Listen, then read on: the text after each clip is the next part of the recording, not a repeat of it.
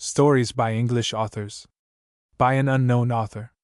Stories by English authors. The Mystery of Sasassa Valley, by A. Conan Doyle. Do I know why Tom Donahue is called Lucky Tom? Yes, I do, and that is more than 1 in 10 of those who call him so can say. I have knocked about a deal in my time, and seen some strange sights, but none stranger than the way in which Tom gained that sobriquet, and his fortune with it. For I was with him at the time. Tell it? Oh, certainly, but it is a longish story and a very strange one, so fill up your glass again, and light another cigar, while I try to reel it off. Yes, a very strange one, beats some fairy stories I have heard, but it's true, sir, every word of it. There are men alive at Cape Colony now who'll remember it, and confirm what I say. Many a time has the tale been told round the fire in Boers' cabins from Orange State to Griqualand, yes, and out in the bush and at the diamond fields too. I'm roughish now, sir, but I was entered at the Middle Temple once, and studied for the bar. Tom, worse luck, was one of my fellow students, and a wildish time we had of it, until at last our finances ran short, and we were compelled to give up our so-called studies, and look about for some part of the world where 2 young fellows with strong arms and sound constitutions might make their mark. In those days the tide of emigration had scarcely begun to set in toward Africa, and so we thought our best chance would be down at Cape Colony. Well, to make a long story short, we set sail, and were deposited in Cape Town with less than £5 in our pockets, and there we parted. We each tried our hands at many things, and had ups and downs, but when, at the end of 3 years, chance led each of us up country and we met again, we were, I regret to say, in almost as bad a plight as when we started. Well, this was not much of a commencement, and very disheartened we were, so disheartened that Tom spoke of going back to England and getting a clerkship. For you see we didn't know that we had played out all our small cards, and that the trumps were going to turn up. No, we thought our hands were bad all through. It was a very lonely part of the country that we were in, inhabited by a few scattered farms, whose houses were stockaded and fenced in to defend them against the Kaffirs. Tom Donahue and I had a little hut right out in the bush, but we were known to possess nothing, and to be handy with our revolvers, so we had little to fear. There we waited, doing odd jobs, and hoping that something would turn up. Well, after we had been there about a month something did turn up upon a certain night, something which was the making of both of us, and it's about that night, sir, that I'm going to tell you. I remember it well. The wind was howling past our cabin, and the rain threatened to burst in our rude window. We had a great wood fire crackling and sputtering on the hearth, by which I was sitting mending a whip, while Tom was lying in his bunk groaning disconsolately at the chance which had led him to such a place. "Cheer up, Tom, cheer up," said I. "No man ever knows what may be awaiting him." Ill luck, Jack," he answered. "I always was an unlucky dog. Here have I been 3 years in this abominable country, and I see lads fresh from England jingling the money in their pockets, while I am as poor as when I landed. Ah, Jack, if you want to keep your head above water, old friend, you must try your fortune away from me." "Nonsense, Tom, you're down in your luck tonight. But hark! Here's someone coming outside. Dick Wharton by the tread, he'll rouse you, if any man can." Even as I spoke the door was flung open, and honest Dick Wharton, with the water pouring from him, stepped in, his hearty red face looming through the haze like a harvest moon.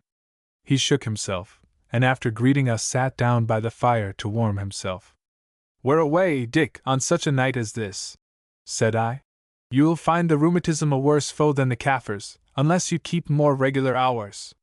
Dick was looking unusually serious, almost frightened, one would say, if one did not know the man. "Had to go," he replied. "Had to go.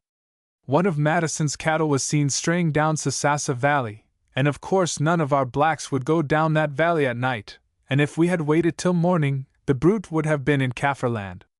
"Why wouldn't they go down Sasassa Valley at night?" asked Tom. "Kaffirs, I suppose," said I. "Ghosts," said Dick. We both laughed. "I suppose they didn't give such a matter-of-fact fellow as you a sight of their charms?" said Tom from the bunk. "Yes," said Dick seriously. Yes, I saw what the niggers talk about, and I promise you, lads, I don't want ever to see it again. Tom sat up in his bed. Nonsense, Dick, you're joking, man. Come, tell us all about it, the legend first, and your own experience afterward. Pass him over the bottle, Jack. Well, as to the legend, began Dick. It seems that the niggers have had it handed down to them that Sasassa Valley is haunted by a frightful fiend. Hunters and wanderers passing down the defile have seen its glowing eyes under the shadows of the cliff, and the story goes that whoever has chanced to encounter that baleful glare has had his afterlife blighted by the malignant power of this creature. Whether that be true or not, continued Dick ruefully, I may have an opportunity of judging for myself. Go on, Dick, go on, cried Tom. Let's hear about what you saw. Well, I was groping down the valley, looking for that cow of Madison's, and I had, I suppose, got halfway down, where a black craggy cliff juts into the ravine on the right, when I halted to have a pull at my flask. I had my eye fixed at the time upon the projecting cliff I have mentioned, and noticed nothing unusual about it. I then put up my flask and took a step or two forward, when in a moment there burst, apparently from the base of the rock, about 8 feet from the ground and 100 yards from me, a strange, lurid glare, flickering and oscillating, gradually dying away and then reappearing again. No, I've seen many a glowworm and firefly, nothing of that sort. There it was, burning away, and I suppose I gazed at it, trembling in every limb, for fully 10 minutes. Then I took a step forward, when instantly it vanished like a candle blown out. I stepped back again, but it was some time before I could find the exact spot and position from which it was visible. At last there it was, the weird reddish light, flickering away as before. Then I screwed up my courage and made for the rock, but the ground was so uneven that it was impossible to steer straight, and though I walked along the whole base of the cliff, I could see nothing. Then I made tracks for home, and I can tell you, boys, that, until you remarked it, I never knew it was raining the whole way along. But hollow! What's the matter with Tom? What indeed? Tom was now sitting with his legs over the side of the bunk, and his whole face betraying excitement so intense as to be almost painful. The fiend would have 2 eyes. How many lights did you see, Dick? Speak out. Only one. Hurrah! Cried Tom. That's better. Whereupon he kicked the blankets into the middle of the room, and began pacing up and down with long, feverish strides. Suddenly he stopped opposite Dick, and laid his hand upon his shoulder. I say, Dick, could we get to Sasassa Valley before sunrise? Scarcely, said Dick. Well, look here, we are old friends, Dick Wharton, you and I. Now don't you tell any other man what you have told us for a week. You'll promise that, won't you? I could see by the look on Dick's face as he acquiesced that he considered poor Tom to be mad, and indeed I was myself completely mystified by his conduct. I had, however, seen so many proofs of my friend's good sense and quickness of apprehension that I thought it quite possible that Wharton's story had had a meaning in his eyes which I was too obtuse to take in. All night Tom Donahue was greatly excited, and when Wharton left he begged him to remember his promise, and also elicited from him a description of the exact spot at which he had seen the apparition, as well as the hour at which it appeared. After his departure, which must have been about 4 in the morning, I turned into my bunk and watched Tom sitting by the fire splicing 2 sticks together, until I fell asleep. I suppose I must have slept about 2 hours, but when I awoke Tom was still sitting working away in almost the same position. He had fixed the one stick across the top of the other so as to form a rough T, and was now busy in fitting a smaller stick into the angle between them, by manipulating which, the cross one could be either cocked up or depressed to any extent. He had cut notches, too, in the perpendicular stick so that, by the aid of the small prop, the cross one could be kept in any position for an indefinite time. Look here, Jack! He cried, when he saw that I was awake. Come and give me your opinion. Suppose I put this cross stick pointing straight at a thing, and arranged this small one so as to keep it so, and left it, I could find that thing again if I wanted it. Don't you think I could, Jack? Don't you think so? He continued nervously, clutching me by the arm. Well, I answered, it would depend on how far off the thing was, and how accurately it was pointed. If it were any distance, I'd cut sights on your cross stick, then a string tied to the end of it, and held in a plumb line forward, would lend you pretty near what you wanted. But surely, Tom, you don't intend to localize the ghost in that way? You'll see tonight, old friend, you'll see tonight. I'll carry this to the Sasassa Valley. You get the loan of Madison's crowbar, and come with me, but mind you tell no man where you are going, or what you want it for. All day Tom was walking up and down the room, or working hard at the apparatus. His eyes were glistening, his cheeks hectic, and he had all the symptoms of high fever.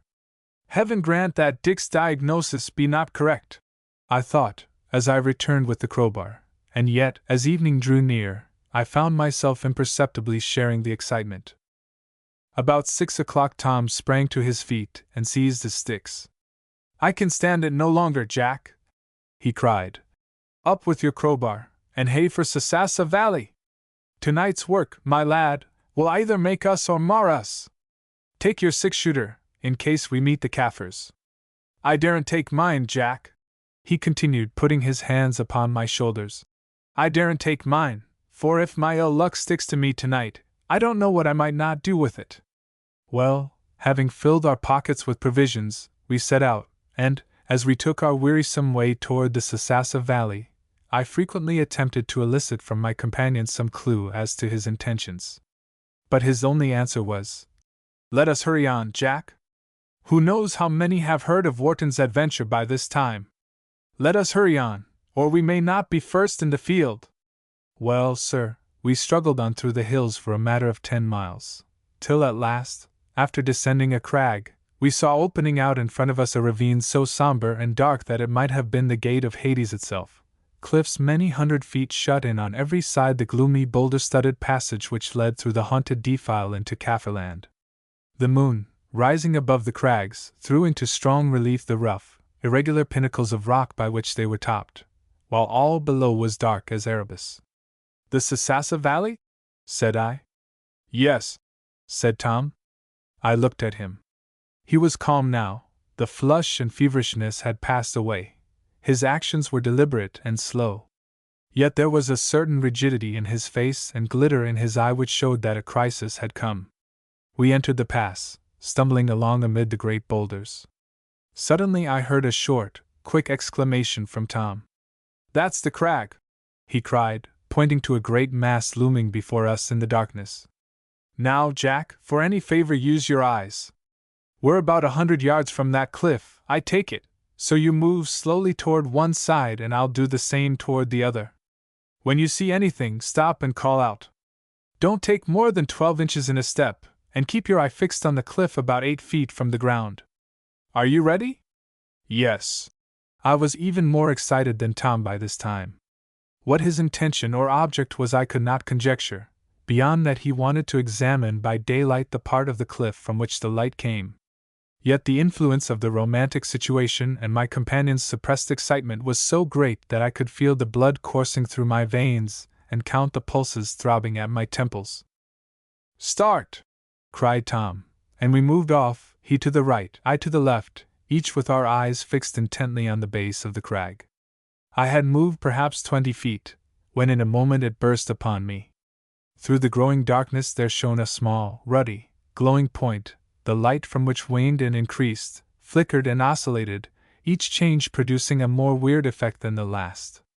The old Kaffir superstition came into my mind, and I felt a cold shudder pass over me. In my excitement I stepped a pace backward, when instantly the light went out, leaving utter darkness in its place.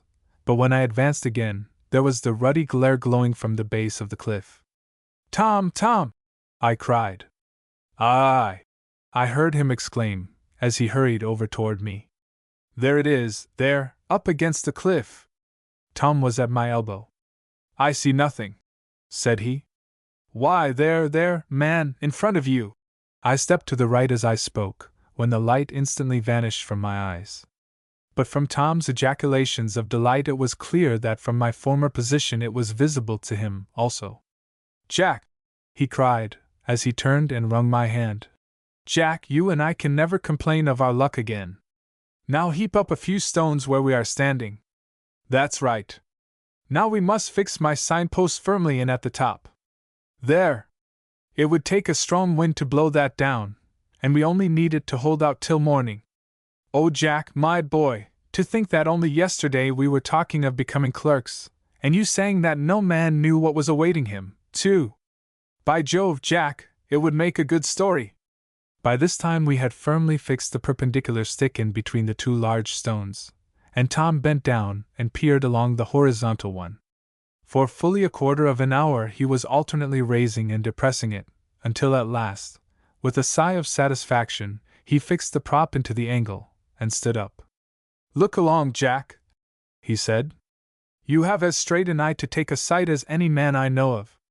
I looked along. There beyond the farther sight was the ruddy, scintillating speck, apparently at the end of the stick itself, so accurately had it been adjusted. And now, my boy, said Tom, let's have some supper and a sleep. There's nothing more to be done tonight, but we'll need all our wits and strength tomorrow.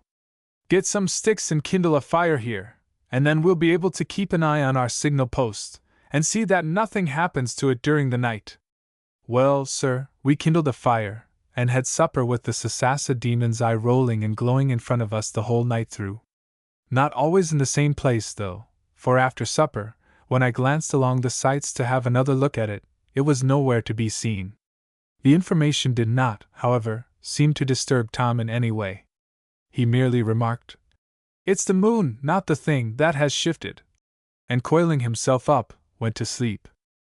By early dawn we were both up, and gazing along our pointer at the cliff, but we could make out nothing save the one dead, monotonous, slaty surface, rougher perhaps at the part we were examining than elsewhere, but otherwise presenting nothing remarkable.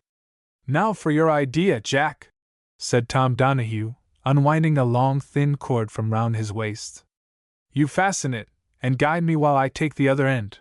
So saying, he walked off to the base of the cliff, holding one end of the cord, while I drew the other taut, and wound it round the middle of the horizontal stick, passing it through the sight at the end. By this means I could direct Tom to the right or left, until we had our string stretching from the point of attachment, through the sight, and on to the rock, which it struck about 8 feet from the ground. Tom drew a chalk circle of about 3 feet diameter round the spot, and then called to me to come and join him. We've managed this business together, Jack, he said, and we'll find what we are to find together. The circle he had drawn embraced a part of the rock smoother than the rest, save that about the center there were a few rough protuberances or knobs. One of these Tom pointed to with a cry of delight. It was a roughish, brownish mass about the size of a man's closed fist, and looking like a bit of dirty glass let into the wall of the cliff. That's it, he cried. That's it. That's what?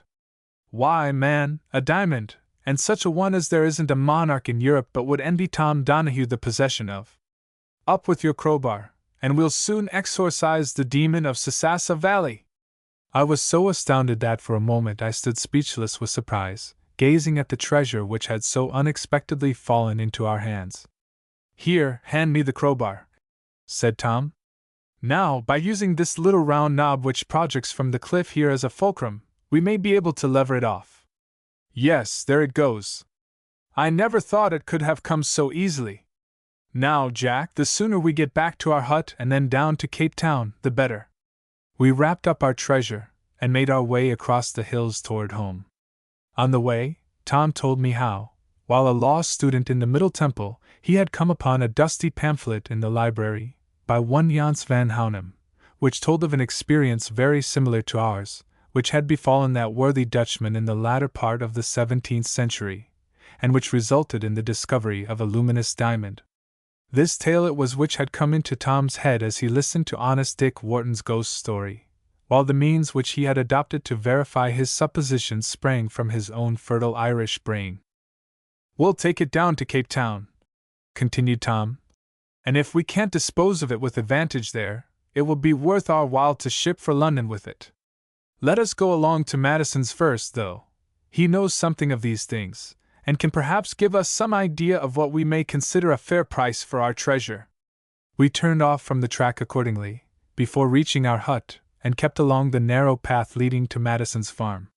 He was at lunch when we entered, and in a minute we were seated at each side of him, enjoying South African hospitality. "Well," he said, after the servants were gone, "what's in the wind now? I see you have something to say to me. What is it?" Tom produced his packet, and solemnly untied the handkerchiefs which enveloped it. "There," he said, putting his crystal on the table. "What would you say was a fair price for that?" Madison took it up and examined it critically. "Well," he said, laying it down again, "in its crude state about 12 shillings per ton." 12 shillings! Cried Tom, starting to his feet. "Don't you see what it is? Rock salt! Rock salt B.D.D. A diamond? Taste it," said Madison. Tom put it to his lips, dashed it down with a dreadful exclamation, and rushed out of the room. I felt sad and disappointed enough myself, but presently, remembering what Tom had said about the pistol, I, too, left the house, and made for the hut, leaving Madison open-mouthed with astonishment. When I got in, I found Tom lying in his bunk with his face to the wall, too dispirited apparently to answer my consolations. Anathematizing Dick and Madison, the Sasassa demon, and everything else, I strolled out of the hut, and refreshed myself with a pipe after our wearisome adventure. I was about 50 yards from the hut, when I heard issuing from it the sound which of all others I least expected to hear. Had it been a groan or an oath, I should have taken it as a matter of course, but the sound which caused me to stop and take the pipe out of my mouth was a hearty roar of laughter. Next moment Tom himself emerged from the door, his whole face radiant with delight. "Game for another 10-mile walk, old fellow?" "What? For another lump of rock salt, at 12 shillings a ton? No more of that, Hal, and you love me," grinned Tom. "Now look here, Jack. What blessed fools we are to be so floored by a trifle. Just sit on this stump for 5 minutes, and I'll make it as clear as daylight. You've seen many a lump of rock salt stuck in a crag, and so have I, but we did make such a mull of this one. Now, Jack, did any of the pieces you have ever seen shine in the darkness brighter than any firefly? Well, I can't say they ever did. I'd venture to prophesy that if we waited until night, which we won't do, we would see that light still glimmering among the rocks. Therefore, Jack, when we took away this worthless salt, we took the wrong crystal. It is no very strange thing in these hills that a piece of rock salt should be lying within a foot of a diamond. It caught our eyes, and we were excited, and so we made fools of ourselves, and left the real stone behind. Depend upon it, Jack, the Sasassa gem is lying within that magic circle of chalk upon the face of yonder cliff. Come, old fellow, light your pipe and stow your revolver, and we'll be off before that fellow Madison has time to put 2 and 2 together."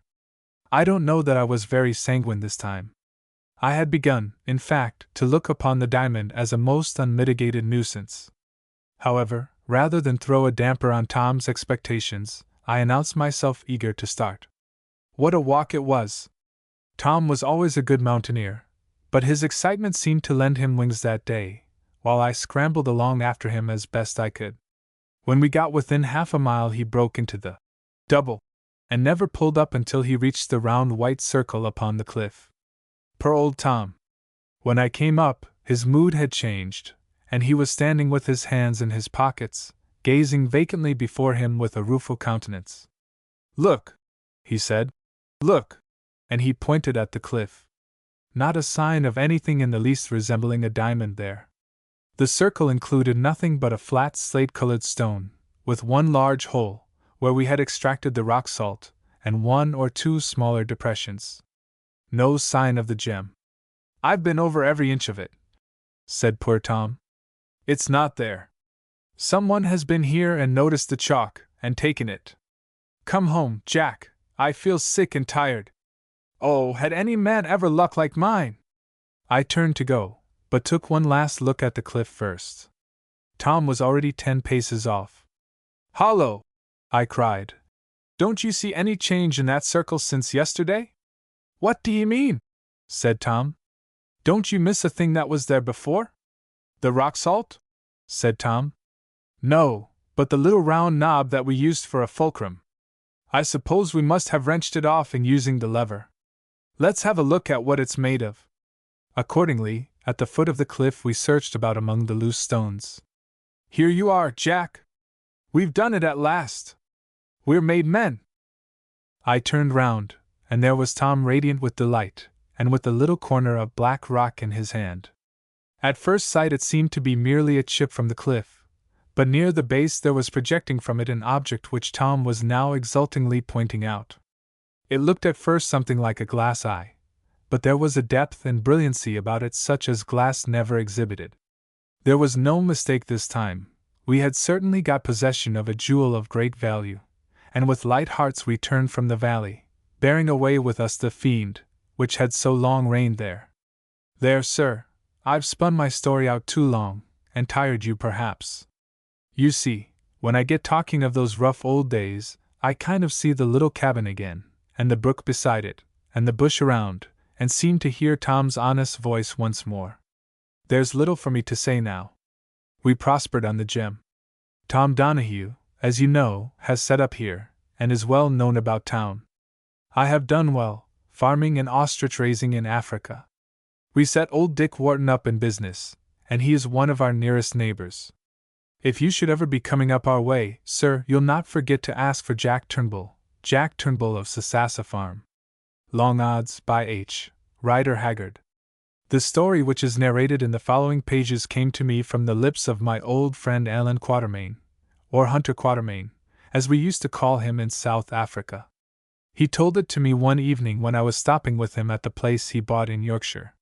Shortly after that, the death of his only son so unsettled him that he immediately left England, accompanied by two companions, his old fellow voyagers, Sir Henry Curtis and Captain Good, and has now utterly vanished into the dark heart of Africa. He is persuaded that a white people, of which he has heard rumors all his life, exists somewhere on the highlands in the vast, still unexplored interior, and his great ambition is to find them before he dies. This is the wild quest upon which he and his companions have departed, and from which I shrewdly suspect they never will return. One letter only have I received from the old gentleman, dated from a mission station high up the Tana, a river on the east coast, about 300 miles north of Zanzibar. In it he says that they have gone through many hardships and adventures, but are alive and well, and have found traces which go far toward making him hope that the results of their wild quest may be a magnificent and unexampled discovery. I greatly fear, however, that all he has discovered is death, for this letter came a long while ago, and nobody has heard a single word of the party since. They have totally vanished. It was on the last evening of my stay at his house that he told the ensuing story to me and Captain Good, who was dining with him. He had eaten his dinner and drunk 2 or 3 glasses of old port, just to help Good and myself to the end of the second bottle. It was an unusual thing for him to do, for he was a most abstemious man, having conceived, as he used to say, a great horror of drink from observing its effects upon the class of colonists, hunters, transport riders and others, amongst whom he had passed so many years of his life. Consequently the good wine took more effect on him than it would have done on most men, sending a little flush into his wrinkled cheeks, and making him talk more freely than usual. Dear old man! I can see him now, as he went limping up and down the vestibule, with his grey hair sticking up in scrubbing brush fashion, his shriveled yellow face, and his large dark eyes, that were as keen as any hawk's, and yet soft as a buck's. The whole room was hung with trophies of his numerous hunting expeditions, and he had some story about every one of them, if only he could be got to tell it. Generally he would not, for he was not very fond of narrating his own adventures, but tonight the port wine made him more communicative. "Ah, you brute!" he said, stopping beneath an unusually large skull of a lion, which was fixed just over the mantelpiece, beneath a long row of guns, its jaws distended to their utmost width. "Ah, you brute! You have given me a lot of trouble for the last dozen years, and will, I suppose, to my dying day." "Tell us the yarn, Quatermain," said Good. "You have often promised to tell me, and you never have." "You had better not ask me to," he answered, "for it is a longish one." "All right," I said. "The evening is young, and there is some more port." Thus adjured, he filled his pipe from a jar of coarse-cut Boer tobacco that was always standing on the mantelpiece, and still walking up and down the room, began. It was, I think, in the March of '69 that I was up in Sekukuni's country. It was just after old Sequati's time, and Sekukuni had got into power. I forget how. Anyway, I was there. I had heard that the Bapedi people had brought down an enormous quantity of ivory from the interior, and so I started with a wagon load of goods, and came straight away from Middelburg to try and trade some of it. It was a risky thing to go into the country so early, on account of the fever, but I knew that there were one or two others after that lot of ivory, so I determined to have a try for it, and take my chance of fever. I had become so tough from continual knocking about that I did not set it down at much. Well, I got on all right for a while. It is a wonderfully beautiful piece of bush veldt, with great ranges of mountains running through it, and round granite kopjes starting up here and there, looking out like sentinels over the rolling waste of bush. But it is very hot, hot as a stewpan, and when I was there that March, which, of course, is autumn in this part of Africa, the whole place reeked of fever. Every morning, as I trekked along down by the Oliphant River, I used to creep from the wagon at dawn and look out. But there was no river to be seen, only a long line of billows of what looked like the finest cotton wool tossed up lightly with a pitchfork. It was the fever mist. Out from among the scrub, too, came little spirals of vapor, as though there were hundreds of tiny fires alight in it, reek rising from thousands of tons of rotting vegetation. It was a beautiful place, but the beauty was the beauty of death, and all those lines and blots of vapor wrote one great word across the surface of the country, and that word was fever. It was a dreadful year of illness that. I came, I remember, to one little kraal of knob-noses, and went up to it to see if I could get some maas, curdled buttermilk, and a few mealies. As I got near, I was struck with the silence of the place. No children began to chatter, and no dogs barked. Nor could I see any native sheep or cattle. The place, though it had evidently been recently inhabited, was as still as the bush round it, and some guinea fowl got up out of the prickly pear bushes right at the kraal gate. I remember that I hesitated a little before going in, there was such an air of desolation about the spot. Nature never looks desolate when man has not yet laid his hand upon her breast, she is only lovely. But when man has been, and has passed away, then she looks desolate. Well, I passed into the kraal, and went up to the principal hut. In front of the hut was something with an old sheepskin kaross, rug thrown over it. I stooped down and drew off the rug, and then shrank back amazed, for under it was the body of a young woman recently dead. For a moment I thought of turning back, but my curiosity overcame me, so going past the dead woman, I went down on my hands and knees and crept into the hut. It was so dark that I could not see anything, though I could smell a great deal, so I lit a match. It was a tandsticker match, and burnt slowly and dimly, and as the light gradually increased I made out what I took to be a family of people, men, women, and children, fast asleep. Presently it burned up brightly, and I saw that they too, 5 of them altogether, were quite dead. One was a baby. I dropped the match in a hurry, and was making my way out of the hut as hard as I could go, when I caught sight of 2 bright eyes staring out of a corner. Thinking it was a wild cat, or some such animal, I redoubled my haste, when suddenly a voice near the eyes began first to mutter, and then to send up a succession of awful yells. Hastily I lit another match, and perceived that the eyes belonged to an old woman, wrapped up in a greasy leather garment. Taking her by the arm, I dragged her out, for she could not, or would not, come by herself, and the stench was overpowering me. Such a sight as she was, a bag of bones, covered over with black, shriveled parchment. The only white thing about her was her wool, and she seemed to be pretty well dead except for her eyes and her voice. She thought that I was a devil come to take her, and that is why she yelled so. Well, I got her down to the wagon, and gave her a tot of Cape smoke, and then, as soon as it was ready, poured about a pint of beef tea down her throat, made from the flesh of a blue wildebeest I had killed the day before, and after that she brightened up wonderfully. She could talk Zulu, indeed. It turned out that she had run away from Zululand in Tishaka's time, and she told me that all the people whom I had seen had died of fever. When they had died, the other inhabitants of the kraal had taken the cattle and gone away, leaving the poor old woman, who was helpless from age and infirmity, to perish of starvation or disease, as the case might be. She had been sitting there for 3 days among the bodies when I found her. I took her on to the next kraal, and gave the headman a blanket to look after her, promising him another if I found her well when I came back. I remember that he was much astonished at my parting with 2 blankets for the sake of such a worthless old creature. Why did I not leave her in the bush? He asked. Those people carried the doctrine of the survival of the fittest to its extreme, you see. It was the night after I had got rid of the old woman that I made my first acquaintance with my friend yonder. And he nodded toward the skull that seemed to be grinning down at us in the shadow of the wide mantelshelf. I had trekked from dawn till 11 o'clock, a long trek, but I wanted to get on, and then had turned the oxen out to graze, sending the voorlooper to look after them, meaning to inspan again about 6 o'clock, and trek with the moon till 10.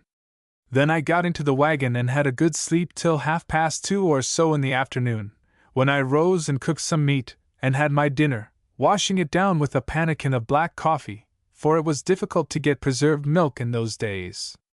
Just as I had finished, and the driver, a man called Tom, was washing up the things, in comes the young scoundrel of a voorlooper driving 1 ox before him. Where are the other oxen? I asked. Coos, he said, coos. Chief, the other oxen have gone away. I turned my back for a minute, and when I looked round again they were all gone except Captain, here, who was rubbing his back against a tree. You mean that you have been asleep, and let them stray, you villain. I will rub your back against a stick, I answered, feeling very angry, for it was not a pleasant prospect to be stuck up in that fever trap for a week or so while we were hunting for the oxen. Off you go, and you too, Tom, and mind you don't come back till you have found them. They have trekked back along the Middleburg road, and are a dozen miles off by now, I'll be bound. Now, no words, go, both of you. Tom, the driver, swore and caught the lad a hearty kick, which he richly deserved, and then, having tied old Captain up to the disselboom with a reim, they took their assegais and sticks, and started. I would have gone too, only I knew that somebody must look after the wagon, and I did not like to leave either of the boys with it at night. I was in a very bad temper, indeed, although I was pretty well used to these sort of occurrences, and soothed myself by taking a rifle and going to kill something. For a couple of hours I poked about without seeing anything that I could get a shot at, but at last, just as I was again within 70 yards of the wagon, I put up an old impala ram from behind a mimosa thorn. He ran straight for the wagon, and it was not till he was passing within a few feet of it that I could get a decent shot at him. Then I pulled, and caught him halfway down the spine. Over he went, dead as a doornail, and a pretty shot it was, though I ought not to say it. This little incident put me into rather a better temper, especially as the buck had rolled right against the after part of the wagon, so I had only to gut him, fix a reim round his legs, and haul him up. By the time I had done this the sun was down, and the full moon was up, and a beautiful moon it was.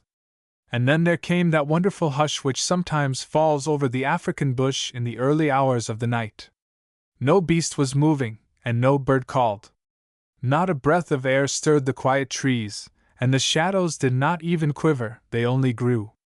It was very oppressive and very lonely, for there was not a sign of the cattle or the boys. I was quite thankful for the society of old Captain, who was lying down contentedly against the disselboom, chewing the cud with a good conscience. Presently, however, Captain began to get restless. First he snorted, then he got up and snorted again. I could not make it out, so like a fool I got down off the wagon box to have a look round, thinking it might be the lost oxen coming. Next instant I regretted it, for all of a sudden I heard a roar and saw something yellow flash past me and light on poor Captain. Then came a bellow of agony from the ox, and a crunch as the lion put his teeth through the poor brute's neck, and I began to understand what had happened. My rifle was in the wagon, and my first thought was to get hold of it, and I turned and made a bolt for it. I got my foot on the wheel and flung my body forward onto the wagon, and there I stopped as if I were frozen, and no wonder, for as I was about to spring up I heard the lion behind me, and next second I felt the brute, aye, as plainly as I can feel this table. I felt him, I say, sniffing at my left leg that was hanging down. My word! I did feel queer. I don't think that I ever felt so queer before. I dared not move for the life of me, and the odd thing was that I seemed to lose power over my leg, which developed an insane sort of inclination to kick out of its own mere motion, just as hysterical people want to laugh when they ought to be particularly solemn. Well, the lion sniffed and sniffed, beginning at my ankle and slowly nosing away up to my thigh. I thought that he was going to get hold then, but he did not. He only growled softly, and went back to the ox. Shifting my head a little, I got a full view of him. He was about the biggest lion I ever saw, and I have seen a great many, and he had a most tremendous black mane. What his teeth were like you can see, look there, pretty big ones, ain't they? Altogether he was a magnificent animal, and as I lay sprawling on the fore-tongue of the wagon, it occurred to me that he would look uncommonly well in a cage. He stood there by the carcass of poor Captain, and deliberately disemboweled him as neatly as a butcher could have done. All this while I dared not move, for he kept lifting his head and keeping an eye on me as he licked his bloody chops. When he had cleaned Captain out, he opened his mouth and roared, and I am not exaggerating when I say that the sound shook the wagon. Instantly there came back an answering roar. Heavens, I thought, there is his mate. Hardly was the thought out of my head when I caught sight in the moonlight of the lioness bounding along through the long grass, and after her a couple of cubs about the size of mastiffs. She stopped within a few feet of my head, and stood, and waved her tail, and fixed me with her glowing yellow eyes. But just as I thought that it was all over, she turned and began to feed on Captain, and so did the cubs. There were the 4 of them within 8 feet of me, growling and quarreling, rending and tearing, and crunching poor Captain's bones, and there I lay shaking with terror, and the cold perspiration pouring out of me, feeling like another Daniel come to judgment in a new sense of the phrase. Presently the cubs had eaten their fill, and began to get restless. One went round to the back of the wagon and pulled at the impala buck that hung there, and the other came round my way and commenced the sniffing game at my leg. Indeed, he did more than that, for, my trouser being hitched up a little, he began to lick the bare skin with his rough tongue. The more he licked, the more he liked it, to judge from his increased vigor and the loud purring noise he made. Then I knew that the end had come, for in another second his file-like tongue would have rasped through the skin of my leg, which was luckily pretty tough, and have drawn the blood, and then there would be no chance for me. So I just lay there and thought of my sins, and prayed to the Almighty, and thought that, after all, life was a very enjoyable thing. And then all of a sudden I heard a crashing of bushes and the shouting and whistling of men, and there were the 2 boys coming back with the cattle, which they had found trekking along all together. The lions lifted their heads and listened, then without a sound bounded off, and I fainted. The lions came back no more that night, and by the next morning my nerves had got pretty straight again, but I was full of wrath when I thought of all that I had gone through at the hands, or rather noses, of those 4 lions, and of the fate of my after-ox Captain. He was a splendid ox, and I was very fond of him. So wroth was I that, like a fool, I determined to attack the whole family of them. It was worthy of a greenhorn out on his first hunting trip, but I did it nevertheless. Accordingly, after breakfast, having rubbed some oil upon my leg, which was very sore from the cub's tongue, I took the driver, Tom, who did not half like the job, and having armed myself with an ordinary double No. 12 smooth-bore, the first breech-loader I ever had, I started. I took the smooth-bore because it shot a bullet very well, and my experience has been that a round ball from a smooth-bore is quite as effective against a lion as an express bullet. The lion is soft, and not a difficult animal to finish if you hit him anywhere in the body. A buck takes far more killing. Well, I started, and the first thing I set to work to do was to try to make out whereabouts the brutes lay up for the day. About 300 yards from the wagon was the crest of a rise covered with single mimosa trees, dotted about in a park-like fashion, and beyond this was a stretch of open plain running down to a dry pan, or waterhole, which covered about an acre of ground, and was densely clothed with reeds, now in the sere and yellow leaf. From the farther edge of this pan the ground sloped up again to a great cleft, or nullah, which had been cut out by the action of the water, and was pretty thickly sprinkled with bush, among which grew some large trees, I forget of what sort. It at once struck me that the dry pen would be a likely place to find my friends in, as there is nothing a lion is fonder of than lying up in reeds, through which he can see things without being seen himself. Accordingly, thither I went and prospected. Before I had got halfway round the pen, I found the remains of a blue wildebeest that had evidently been killed within the last 3 or 4 days and partially devoured by lions, and from other indications about I was soon assured that if the family were not in the pen that day they spent a good deal of their spare time there. But if there, the question was how to get them out, for it was clearly impossible to think of going in after them unless one was quite determined to commit suicide. Now there was a strong wind blowing from the direction of the wagon, across the reedy pan toward the bush-clad kloof or donga, and this first gave me the idea of firing the reeds, which, as I think I told you, were pretty dry. Accordingly Tom took some matches and began starting little fires to the left, and I did the same to the right. But the reeds were still green at the bottom, and we should never have got them well alight had it not been for the wind, which grew stronger and stronger as the sun climbed higher, and forced the fire into them. At last, after half an hour's trouble, the flames got a hold, and began to spread out like a fan, whereupon I went round to the farther side of the pan to wait for the lions, standing well out in the open, as we stood at the copse today where you shot the woodcock. It was a rather risky thing to do, but I used to be so sure of my shooting in those days that I did not so much mind the risk. Scarcely had I got round when I heard the reeds parting before the onward rush of some animal. Now for it, said I. On it came. I could see that it was yellow, and prepared for action, when instead of a lion out bounded a beautiful riot-bok which had been lying in the shelter of the pan. It must, by the way, have been a riot-bok of a peculiarly confiding nature to lay itself down with the lion, like the lamb of prophecy, but I suppose the reeds were thick, and that it kept a long way off. Well, I let the riot-bok go, and it went like the wind, and kept my eyes fixed upon the reeds. The fire was burning like a furnace now, the flames crackling and roaring as they bit into the reeds, sending spouts of fire 20 feet and more into the air, and making the hot air dance above it in a way that was perfectly dazzling. But the reeds were still half green, and created an enormous quantity of smoke, which came rolling toward me like a curtain, lying very low on account of the wind. Presently, above the crackling of the fire, I heard a startled roar, then another and another. So the lions were at home.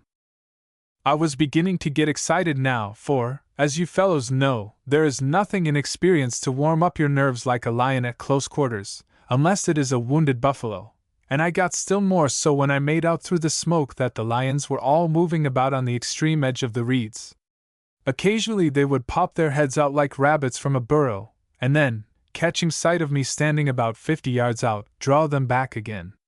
I knew that it must be getting pretty warm behind them, and that they could not keep the game up for long, and I was not mistaken, for suddenly all 4 of them broke cover together, the old black-maned lion leading by a few yards.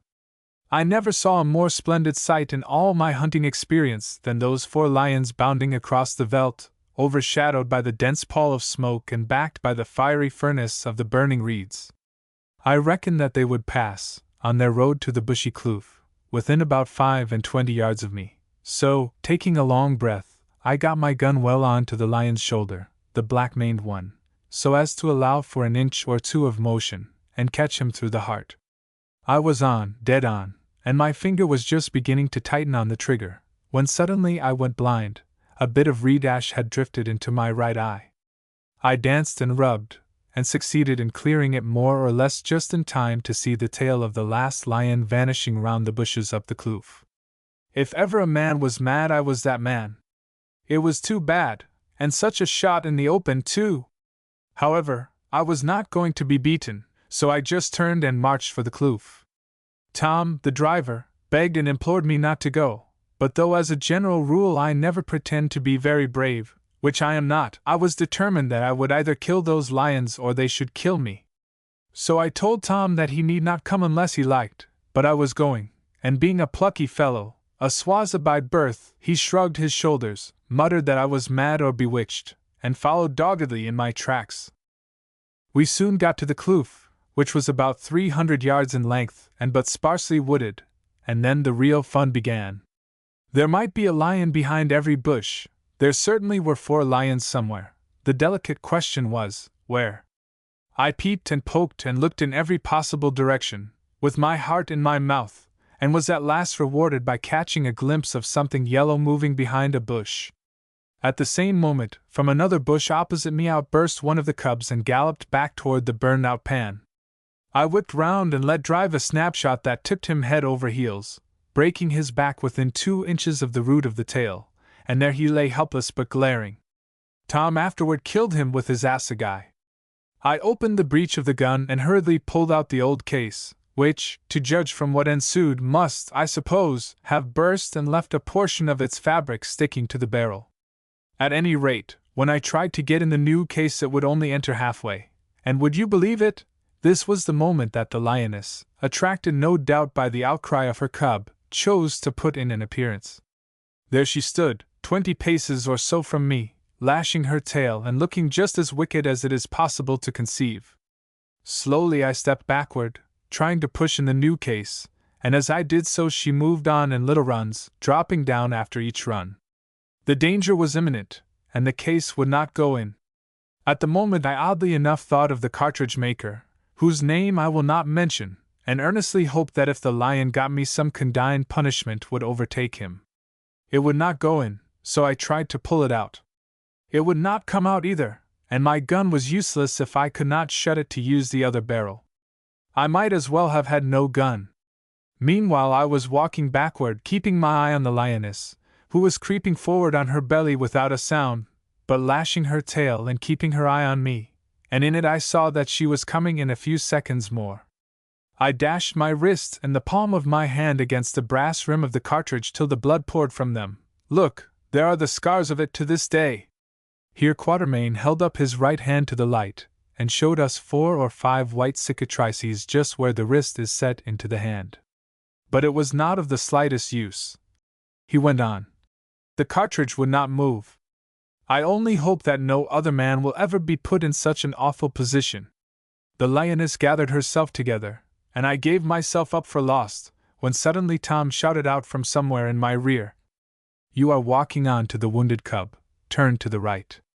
I had the sense, dazed as I was, to take the hint, and slewing round at right angles, but still keeping my eyes on the lioness, I continued my backward walk.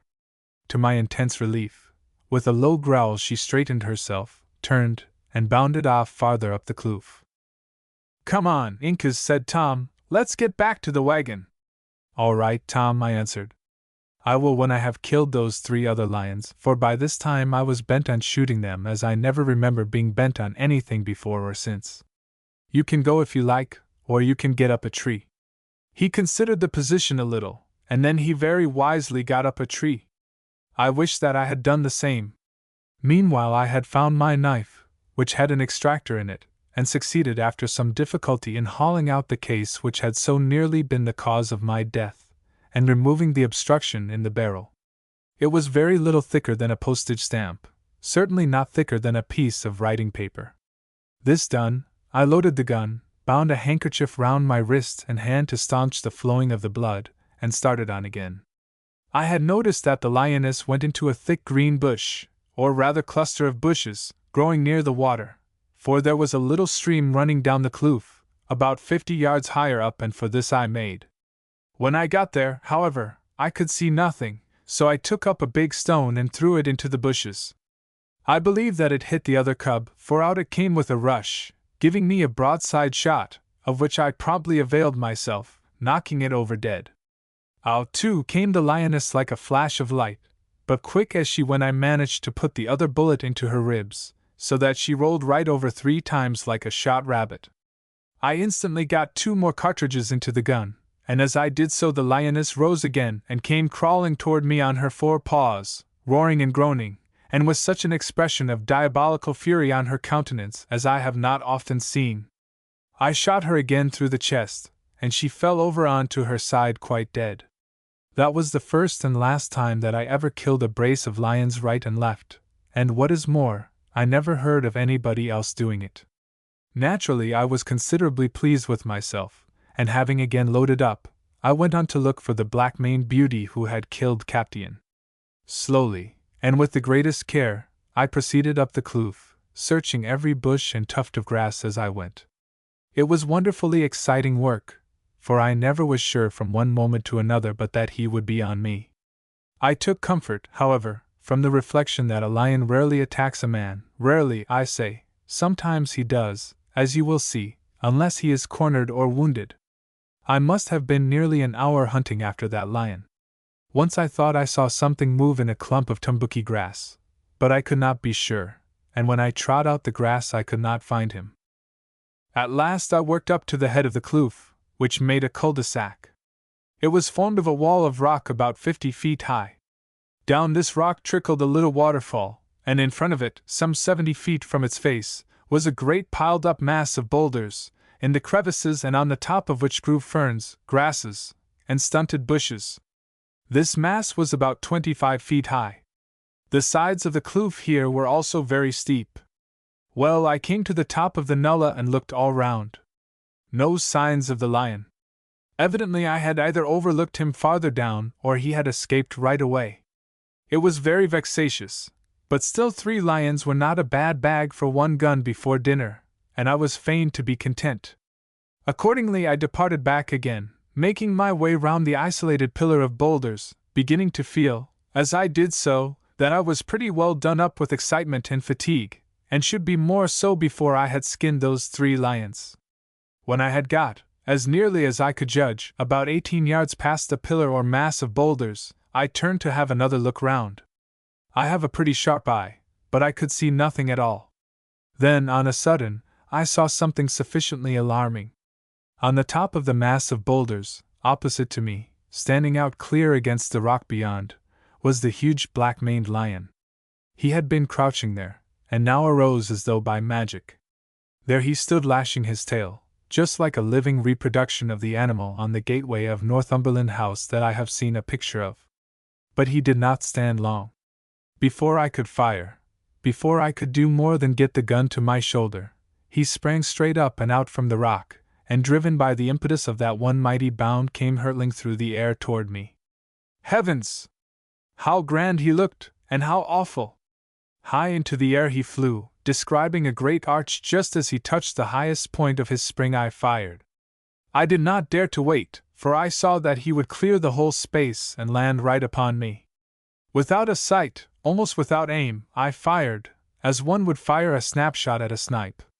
The bullet told, for I distinctly heard its thud above the rushing sound caused by the passage of the lion through the air.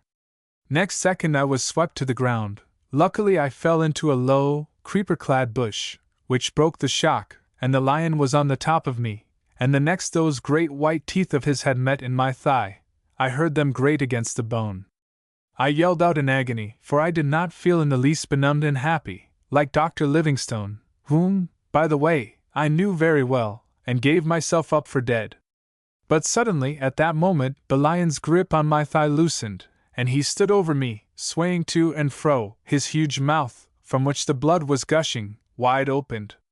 Then he roared, and the sound shook the rocks. To and fro he swung, and then the great head dropped on me, knocking all the breath from my body, and he was dead. My bullet had entered in the center of his chest and passed out on the right side of the spine about halfway down the back. The pain of my wound kept me from fainting, and as soon as I got my breath I managed to drag myself from under him. Thank heavens, his great teeth had not crushed my thigh bone, but I was losing a great deal of blood, and had it not been for the timely arrival of Tom, with whose aid I got the handkerchief from my wrist and tied it round my leg, twisting it tight with a stick, I think that I should have bled to death. Well, it was a just reward for my folly in trying to tackle a family of lions single-handed. The odds were too long. I have been lame ever since, and shall be to my dying day. In the month of March the wound always troubles me a great deal, and every 3 years it breaks out raw. I need scarcely add that I never traded the lot of ivory at Sekukuni's.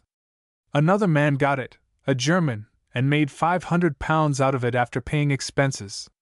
I spent the next month on the broad of my back, and was a cripple for 6 months after that. And now I've told you the yarn, so I will have a drop of Hollands and go to bed. King Bemba's Point, a West African story by J. Landers. We were for the most part a queer lot out on that desolate southwest African coast, in charge of the various trading stations that were scattered along the coast, from the Gaboon River, past the mouth of the mighty Congo, to the Portuguese city of St. Paul de Luanda. A mixture of all sorts, especially bad sorts, broken-down clerks, men who could not succeed anywhere else, sailors, youths, and some whose characters would not have borne any investigation, and we very nearly all drank hard, and those who didn't drink hard took more than was good for them. I don't know exactly what induced me to go out there. I was young for one thing, the country was unknown, the berth was vacant, and the conditions of it easy. Imagine a high rocky point or headland, stretching out sideways into the sea, and at its base a small river winding into a country that was seemingly a blank in regard to inhabitants or cultivation, a land continuing for miles and miles, as far as the eye could see, one expanse of long yellow grass, dotted here and there with groups of bastard palms. In front of the headland rolled the lonely South Atlantic, and, as if such conditions were not dispiriting enough to existence upon the point, there was yet another feature which at times gave the place a still more ghastly look. A long way off the shore, the heaving surface of the ocean began, in anything like bad weather, to break upon the shoals of the coast. Viewed from the top of the rock, the sea at such times looked, for at least 2 miles out, as if it were scored over with lines of white foam. But lower down, near the beach, each roller could be distinctly seen, and each roller had a curve of many feet, and was an enormous mass of water that hurled itself shoreward until it curled and broke. When I first arrived on the point there was, I may say, only one house upon it, and that belonged to Messrs. Flint Brothers, of Liverpool. It was occupied by one solitary man named Jackson. He had had an assistant, but the assistant had died of fever, and I was sent to replace him.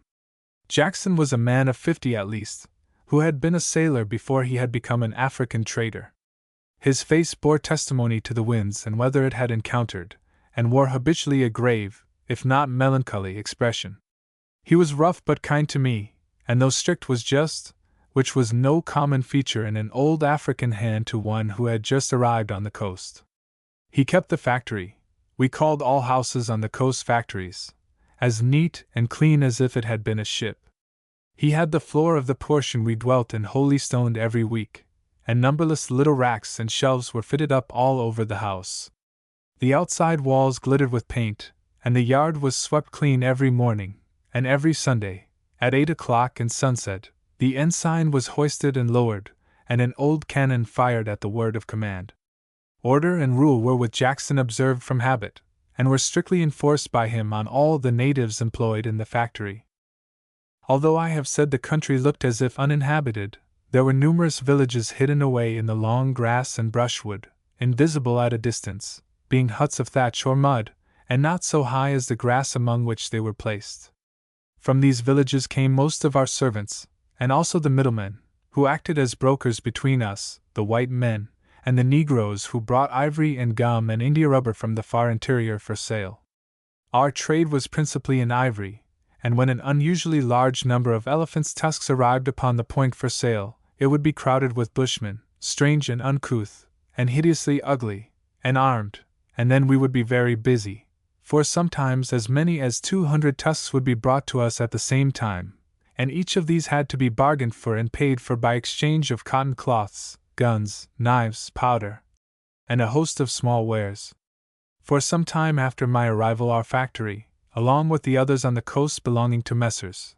Flint Brothers, was very well supplied by them with goods for the trade, but by degrees their shipments became less frequent, and small when they did come. In spite of repeated letters we could gain no reason from the firm for this fact, nor could the other factories, and gradually we found ourselves with an empty storehouse, and nearly all our goods gone. Then followed a weary interval, during which we had nothing whatever to do, and day succeeded day through the long hot season. It was now that I began to feel that Jackson had become of late more silent and reserved with me than ever he had been. I noticed, too, that he had contracted a habit of wandering out to the extreme end of the point, where he would sit for hours gazing upon the ocean before him. In addition to this, he grew morose and uncertain in his temper toward the natives, and sometimes he would fall asleep in the evenings on a sofa, and talked to himself at such a rate while asleep that I would grow frightened and wake him, when he would stare about him for a little until he gathered consciousness, and then he would stagger off to bed to fall asleep again almost immediately. Also, his hands trembled much, and he began to lose flesh. All this troubled me, for his own sake as well as my own, and I resolved to ask him to see the doctor of the next mail steamer that came. With this idea I went one day to the end of the point, and found him in his usual attitude, seated on the long grass, looking seaward. He did not hear me approach, and when I spoke he started to his feet, and demanded fiercely why I disturbed him. I replied, as mildly as I could, for I was rather afraid of the glittering look that was in his eyes, that I wished to ask him if he did not feel ill. He regarded me with a steady but softened glance for a little, and then said, "My lad, I thank you for your trouble, but I want no doctor. Do you think I'm looking ill?" "Indeed you are," I answered, "ill and thin, and do you know, I hear you talk to yourself in your sleep nearly every night." "What do I say?" he asked eagerly. "That I cannot tell," I replied. "It is all rambling talk, the same things over and over again, and nearly all about one person, Lucy." "Boy!" he cried out, as if in pain, or as if something had touched him to the quick. "Sit you down, and I'll tell you why I think of her. She was my wife." He moved nearer to the edge of the cliff, and we sat down, almost over the restless sea beneath us. "She lives in my memory," he continued, speaking more to himself than to me, and looking far out to the horizon, beneath which the setting sun had begun to sink. "In spite of all I can do or think of to make her appear base in my eyes. For she left me to go with another man, a scoundrel. This was how it was," he added quickly. "I married her, and thought her as pure as a flower, but I could not take her to sea with me because I was only the mate of a vessel, so I left her among her own friends, in the village where she was born.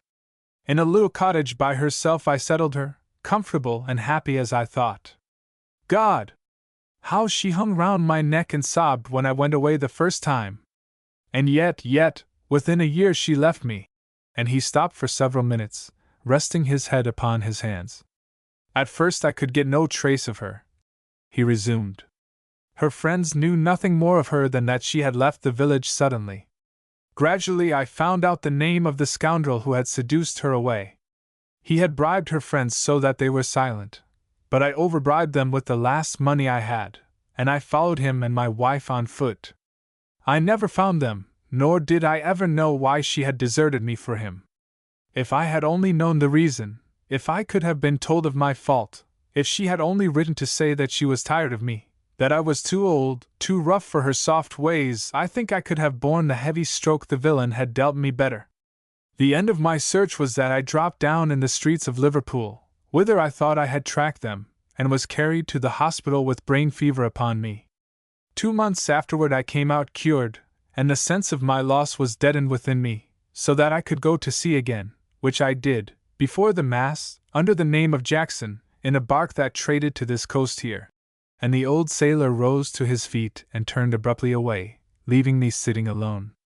I saw that he did not wish to be followed, so I stayed where I was and watched the grey twilight creep over the face of the sea, and the night quickly succeed to it. Not a cloud had been in the sky all day long, and as the darkness increased the stars came out, until the whole heavens were studded with glittering gems. Suddenly, low down, close to the sea, a point of light flickered and disappeared, shone again for a moment, wavered and went out, only to reappear and shine steadily. A steamer's masthead light, I thought, and ran to the house to give the news, but Jackson had already seen the light, and pronounced that she had anchored until the morning. At daybreak there she was, dipping her sides to the swell of the sea as it rolled beneath her.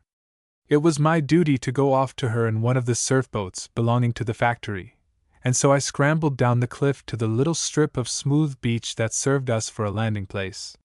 When I arrived there I found that the white-crested breakers were heavier than I had thought they would be. However, there was the boat lying on the beach with its prow toward the waves, and round it were the boat boys with their loincloths girded, ready to start, so I clambered into the stern, or rather, for the boat was shaped alike at stem and stern, the end from which the steersman, or patrow, used his long oar. With a shout the boys laid hold of the sides of the boat, and the next moment it was dancing on the spent waves next to the beach. The patrol kept its head steady, and the boys jumped in and seized the oars, and began pulling with a will, standing up to their stroke. Slowly the heavy craft gathered way, and approached a dark and unbroken roller that hastened toward the beach. Then the patrol shouted to the crew, and they lay on their oars, and the wave with a roar burst right in front of the boat, sending the spray of its crest high above our heads. "Rema! Rema forca! Row strongly!" now shouted the patrol, speaking Portuguese, as mostly all African coast natives do, and the crew gave way. The next roller we had to meet in its strength, and save for the steady force of the patrao's oar, I believe it would have tossed us aside and we would have been swept under its curving wall of water. As it was, the good boat gave a mighty bound as it felt its force, and its stem pitched high into the air as it slid down its broad back into the deep. Another and yet another wave were passed, and we could now see them breaking behind us, shutting out the beach from view. Then the last roller was overcome, and there was nothing but the long heave of the deep sea to contend against. Presently we arrived at the steamer, whose side towered above us, an iron wall. A shout came to me, pitching and lurching with the boat far below. "Come on board at once!" But to come on board was only to be done by watching a chance as the boat rose on the top of a roller. Taking such a one, I seized the side ropes, swung a moment in midair, and the next was on the steamer's clean white deck. Before me stood a tall man with black hair and whiskers and dark piercing eyes, who asked me if I was the agent for Flint Brothers. I answered that the agent was on shore, and that I was his assistant. Whereupon he informed me that he had been appointed by the firm to liquidate all their stations and businesses on the coast, and he would be obliged by my getting his luggage into the boat. This was said in a peremptory sort of way, as if he had spoken to a servant, and very much against the grain I obeyed his orders. That the man was new to the coast was evident, and my consolation was that he would be very soon sick of it, and pretty well frightened before he even got on shore, for the weather was freshening rapidly, a fact of which he appeared to take no heed. Not so the boat boys, who were anxious to be off. At last we started, and I soon had my revenge. As we drew near the shore the rollers became higher and higher, and I perceived that my gentleman clutched the gunwale of the boat very tightly, and when the first wave that showed signs of breaking overtook us, he grew very white in the face until it had passed. The next one or two breakers were small. Much to his relief I could see, though he said nothing. Before he had well recovered his equanimity, however, a tremendous wave approached us somewhat suddenly. Appalled by its threatening aspect, he sprang from his seat and seized the arm of the patrol, who roughly shook him off. "My God!" he cried. "We are swamped!"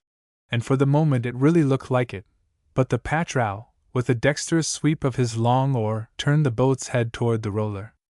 It broke just as it reached us, and gave us the benefit of its crest, which came in over the topsides of the boat as it passed by, and deluged every one of us.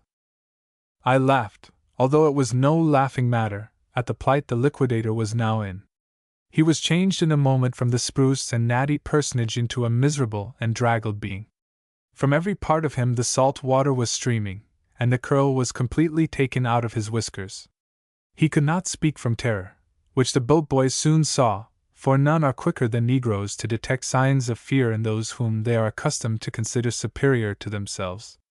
Familiar with the surf, and full of mischievous fun, they began to shout and gesticulate with the settled purpose of making matters appear worse than they were, and of enjoying the white man's discomfiture, all but the patrol, who was an old hand, and on whom depended the safety of us all. He kept a steady lookout seaward, and stood upright and firm, grasping his oar with both hands. With him it was a point of honor to bring the white men entrusted to his care safely through the surf. We waited for more than half an hour, bow on, meeting each roller as it came to us, and by the end of that time the unfortunate liquidator had evidently given up all hope of ever reaching the shore. Luckily, the worst was soon to pass. After one last tremendous wave there was a lull for a few moments, and the patrol, who had watched for such a chance, swiftly turned the boat round, and giving the word to the crew, they pulled lustily toward the shore. In a few minutes we were again in safety. The boat grounded on the beach, the oars were tossed into the sea, the crew sprang overboard, some of them seized the new arrival. I clambered on the back of the patrao. A crowd of Negroes, who had been waiting on the beach, laid hold of the tow rope of the boat, and we were landed simultaneously on the dry sand. Once on shore, Mr. Bransom, for that was the new man's name, rapidly recovered his presence of mind and manner, and by way of covering his past confusion, remarked that he supposed the surf was seldom so bad as it then was. I replied in an offhand way, meaning to make fun of him, that what he had passed through was nothing, and appealed to the patrao to confirm what I had said. That Negro, seeing the joke, grinned all over his black face, and Mr. Bransom, perceiving that he was being laughed at, snatched a good-sized stick from a native standing near, and struck the patrao repeatedly over the back. In vain Suka, for that was the patrao's name, protested, and demanded to know what wrong thing he had done. The agent was furious, and showered his blows upon the black. Equally in vain I shouted that Suka had done well by us, and that he, Mr. Bransom, was making an enemy of a man who would have him now and then in his power. At length Suka took to his heels, and sure enough, when he had got a little way off, he began to threaten vengeance for what he had received. I sympathized with him, for I knew what a loss to his dignity it was to be beaten without cause before his fellows, and I feared that Mr. Bransom would indeed be sorry, sooner or later, for what he had done. I now suggested to him, by way of diverting his thoughts from poor Suka, that standing on the beach in wet clothes was the very way to catch the coast fever straight off, and he instantly suffered himself to be carried up the factory. There Jackson received him in a sort of "Who on earth are you?" manner, and Mr. Bransom, clearing his throat, announced himself and his authority, adding that he intended to make the factory a point of departure to all the others on the coast. Then, very abruptly, he requested Jackson to prepare quarters for him without delay. The change that came over Jackson's face as he learned the quality of the stranger and his requests was great. The old salt, who had been king of his house and of the Point for so long a time, had evidently never even thought of the probability of such an intrusion as was now presented to him, and he was amazed at what he considered to be the unwarrantable assurance of the stranger. However, he recovered himself smartly, and asked the new man if he had any written credentials. "Certainly," replied he, pulling out a document all wet with salt water. "Here is a letter from Messrs. Flint Brothers, of which, no doubt, you will have a copy in your mail-bag." Jackson took the letter and opened it, and seemed to read it slowly to himself. All at once he started, looked at the new agent, advanced a step or two toward him, muttering, "Bransom, Bransom," then stopped and asked him in a strange constrained voice, "Is your name Bransom?" "Yes," replied the latter, astonished at the old man's question.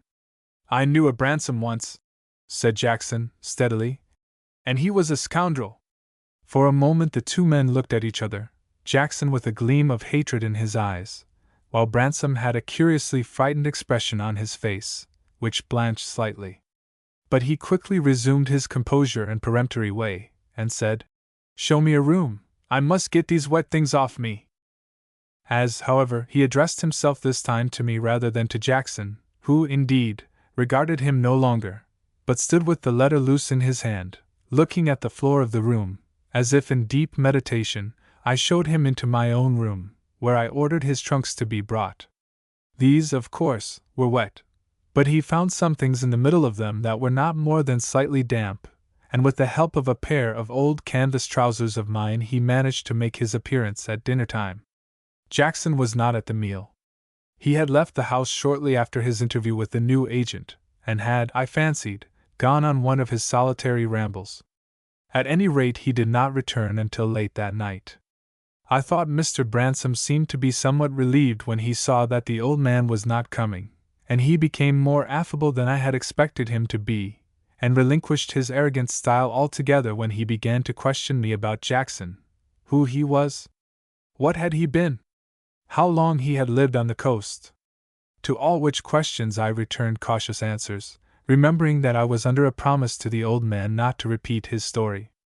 By the next morning, to my surprise, Jackson appeared to have become reconciled to the fact that he had been superseded by a man who knew nothing of the coast, and of his own accord he offered to tell Mr. Bransom the clues to the letter locks on the doors of the various storerooms, for we on the coast use none but letter locks, which are locks that do not require a key to open them.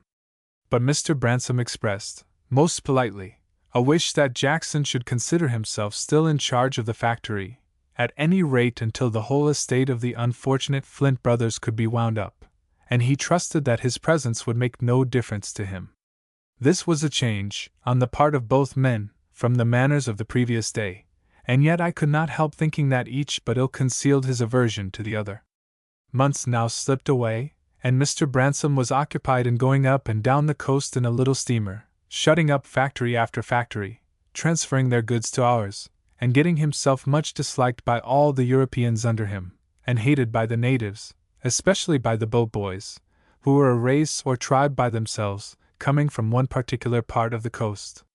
He had, of course, been obliged to order the dismissal of many of them, and this was one reason why they hated him. But the chief cause was his treatment of Suka, the patrao. That man never forgave Mr. Bransom for beating him so unjustly, and the news of the deed had traveled very quickly, as news does in savage countries, so that I think nearly all of Suka's countrymen knew of the act and resented it.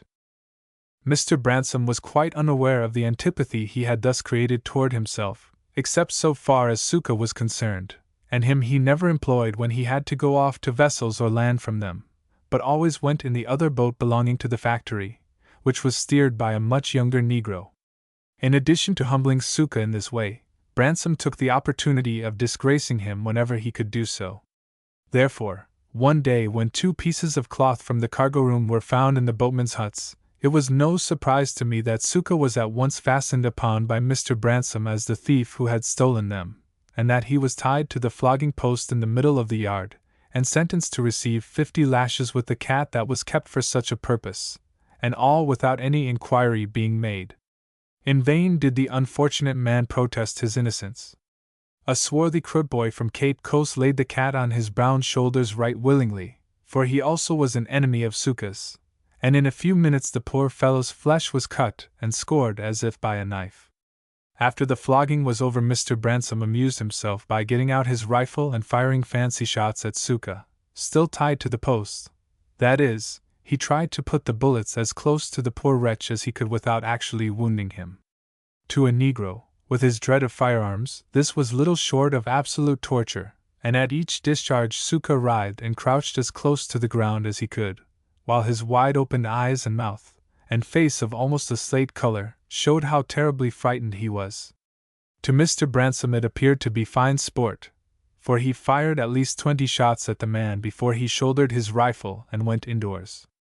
Jackson said nothing to this stupid exhibition of temper, but as soon as it was over he had Suka released, and I knew he attended to his wounds himself, and poured friar's balsam into them, and covered his back with a soft shirt, for all which, no doubt, the Negro was afterward grateful. Whether Mr. Bransom got to know of this, and was offended at it, I do not know, but shortly afterward he ceased to live with us. There was between the factory and the sea, and a little to the right of the former, a small wooden cottage which had been allowed to fall into a dilapidated state from want of someone to live in it. This Mr. Bransom gave orders to the native carpenters to repair and make weathertight, and when they had done so, he caused a quantity of furniture to be brought from St. Paul de Loanda and placed within it. Then he transferred himself and his baggage to the cottage. Jackson displayed complete indifference to this change on the part of the agent. In fact, there had been, ever since the arrival of the latter upon the point, and in spite of apparent friendliness, a perceptible breach, widening daily, between the 2 men. As to the reason of this I had my own suspicions, for I had made the discovery that Jackson had for some time past been drinking very heavily.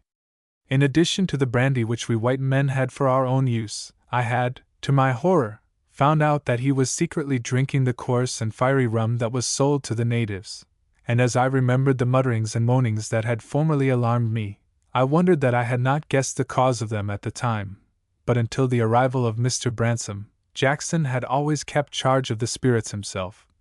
And he was such a secret old fellow that there was no knowing what he had then taken. Now that I was aware of his failing, I was very sorry for the old sailor, for on such a coast and in such a climate there was only one end to it, and although I could not actually prevent him from taking the liquor, I resolved to watch him, and if such symptoms as I had seen before again appeared, to tell Mr. Bransom of them at all hazards.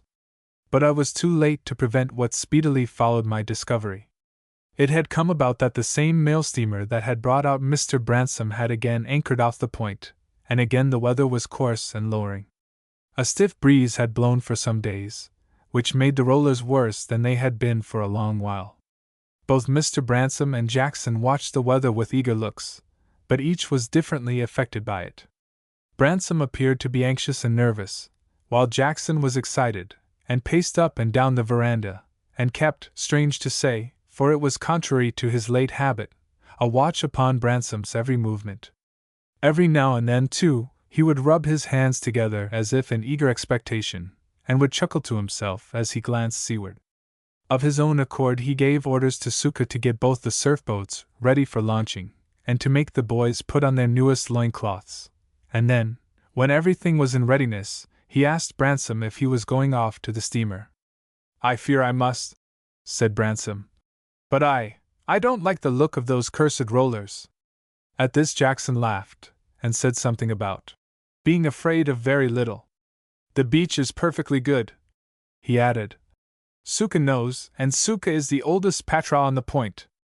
And Suka, who was standing by, made a low obeisance to the agent, and said that the beach lived for well, which was his way of expressing in English that the sea was not heavy. At that moment a gun was fired from the steamer as a signal to be quick, and Bransom said, "I will go, but not in that black blackguard's boat, it need not come," and he went down to the beach. It was one of Jackson's rules that when a boat went through the surf there should be someone to watch it, so I walked to the end of the point to see the agent put off. He got away safely, and I, seeing Suka's boat lying on the beach, and thinking that it would be as well to have it hauled up under the boat shed, was on the point of returning to the factory to give the necessary order, when, to my surprise, I saw the boat's crew rush down the beach to the boat and begin to push it toward the sea. I waved my arms as a signal to them to stop, but they paid no attention to me, and I saw them run the boat into the water, jump into her, and pull off, all singing a song to their stroke in their own language, the sound of which came faintly up to the top of the point. "Stupid fellows!" I muttered to myself. "They might have known that the boat was not wanted." And I was again about to turn away, when I was suddenly seized from behind, and carried to the very edge of the cliff, and then as suddenly released. I sprang to one side, and turning round saw Jackson, with a look of such savage fury on his face that I retreated a step or two in astonishment at him. He perceived my alarm, and burst out into a fit of laughter, which, instead of reassuring me, had the opposite effect, it was so demoniacal in character. "Ha! Ha!" he laughed again. "Are you frightened?" And advancing toward me, he put his face close to mine, peering into it with bloodshot eyes, while his breath, reeking of spirits, poured into my nostrils. Involuntarily I put up my arm to keep him off.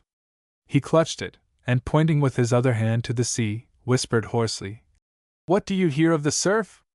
Will the breakers be heavier before sundown? See how they begin to curve. Listen how they already thunder, thunder, on the beach. I tell you they are impatient, they seek someone," he shouted. "Do you know," he continued, lowering his voice again, and speaking almost confidentially, "sooner or later someone is drowned upon that bar?" And even as he spoke a fresh line of breakers arose from the deep, farther out than any had been before. This much I observed, but I was too greatly unnerved by the strange manner of Jackson to pay further heed to the sea. It had flashed across my mind that he was on the verge of an attack of delirium tremens, from the effects of the liquor he had been consuming for so long, and the problem was to get him back to the house quietly. Suddenly a thought struck me. Putting my arm within his, I said, as coolly as I could, "Never mind the sea, Jackson, let us have a matabicho," our local expression for a drink. He took the bait, and came away quietly enough to the house. Once there, I enticed him into the dining room, and shutting to the door quickly, I locked it on the outside, resolving to keep him there until Mr. Bransome should return, for, being alone, I was afraid of him. Then I went back to the end of the point to look for the return of the two boats. When I reached it, I saw that the rollers had increased in size in the short time that I had been absent, and that they were breaking, one after another, as fast as they could come shoreward, not pygmy waves, but great walls of water along their huge length before they fell. A surf such as I had never yet seen had arisen. I stood and anxiously watched through a glass the boats at the steamer's side, and at length, to my relief, I saw one of them leave her. But as it came near, I saw, to my surprise, that Mr. Bransome was not in the boat, and that it was not the one that Suka steered. Quickly it was overtaken by the breakers, but escaped their power, and came inshore on the back of a majestic roller that did not break until it was close to the beach, where the boat was in safety. Not without vague apprehension at his imprudence, but still not anticipating any actual harm from it, I thought that Mr. Bransome had chosen to come back in Suka's boat, and I waited and waited to see it return, although the daylight had now so waned that I could no longer distinguish what was going on alongside the steamer. At last I caught sight of the boat, a white speck upon the waters, and just as it entered upon the dangerous part of the bar, I discerned to my infinite amazement that two figures were seated in the stern, a man and a woman, a white woman. I could see her dress fluttering in the wind, and Suka's black figure standing behind her. On came the boat, impelled by the swift-flowing seas. For a quarter of an hour it was tossed on the crests of the waves. Again and again it rose and sank with them as they came rolling in, but somehow, after a little further time, it seemed to me that it did not make such way toward the shore as it should have done.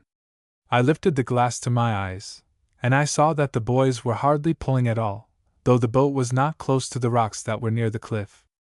Nor did Suka seem to be conscious of a huge roller that was swiftly approaching him. In my excitement I was just on the point of shouting to warn those in the boat of their danger, although I knew that they could not understand what I might say, when I saw Jackson standing on the edge of the cliff, a little way off, dressed in his shirt and trousers only.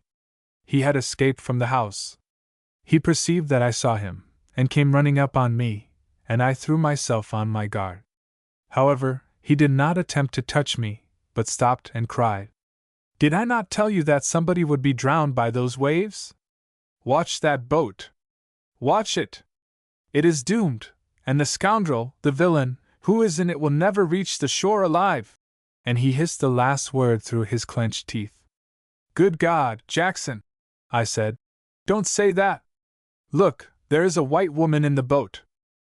At the words his jaw dropped, his form, which a moment before had swayed with excitement, became rigid, and his eyes stared at me as if he knew, but comprehended not, what I had said. Then he slowly turned his face toward the sea, and, as he did so, the mighty breaker that had been coming up astern of the boat curled over it. For a moment or two it rushed forward, a solid body of water carrying the boat with it, and in those moments I saw, to my horror, Suka give one sweep with his oar, which threw the boat's side toward the roller. I saw the boat boys leap clear of the boat into the surf. I saw the agonized faces of the man and the woman upturned to the wave above them, and then the billow broke, and nothing was seen but a sheet of frothy water. The boat and those in it had disappeared. For the crew I had little concern. I knew they would come ashore safely enough, but for Mr. Bransome and the woman, whoever she was, there was little hope.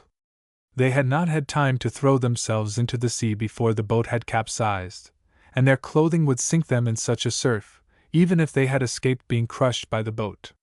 Besides, I feared there had been some foul play on the part of Suka. Quickly as he had done it, I had seen him with his oar put the boat beyond the possibility of escaping from the wave, and I remembered how he had been treated by Bransome.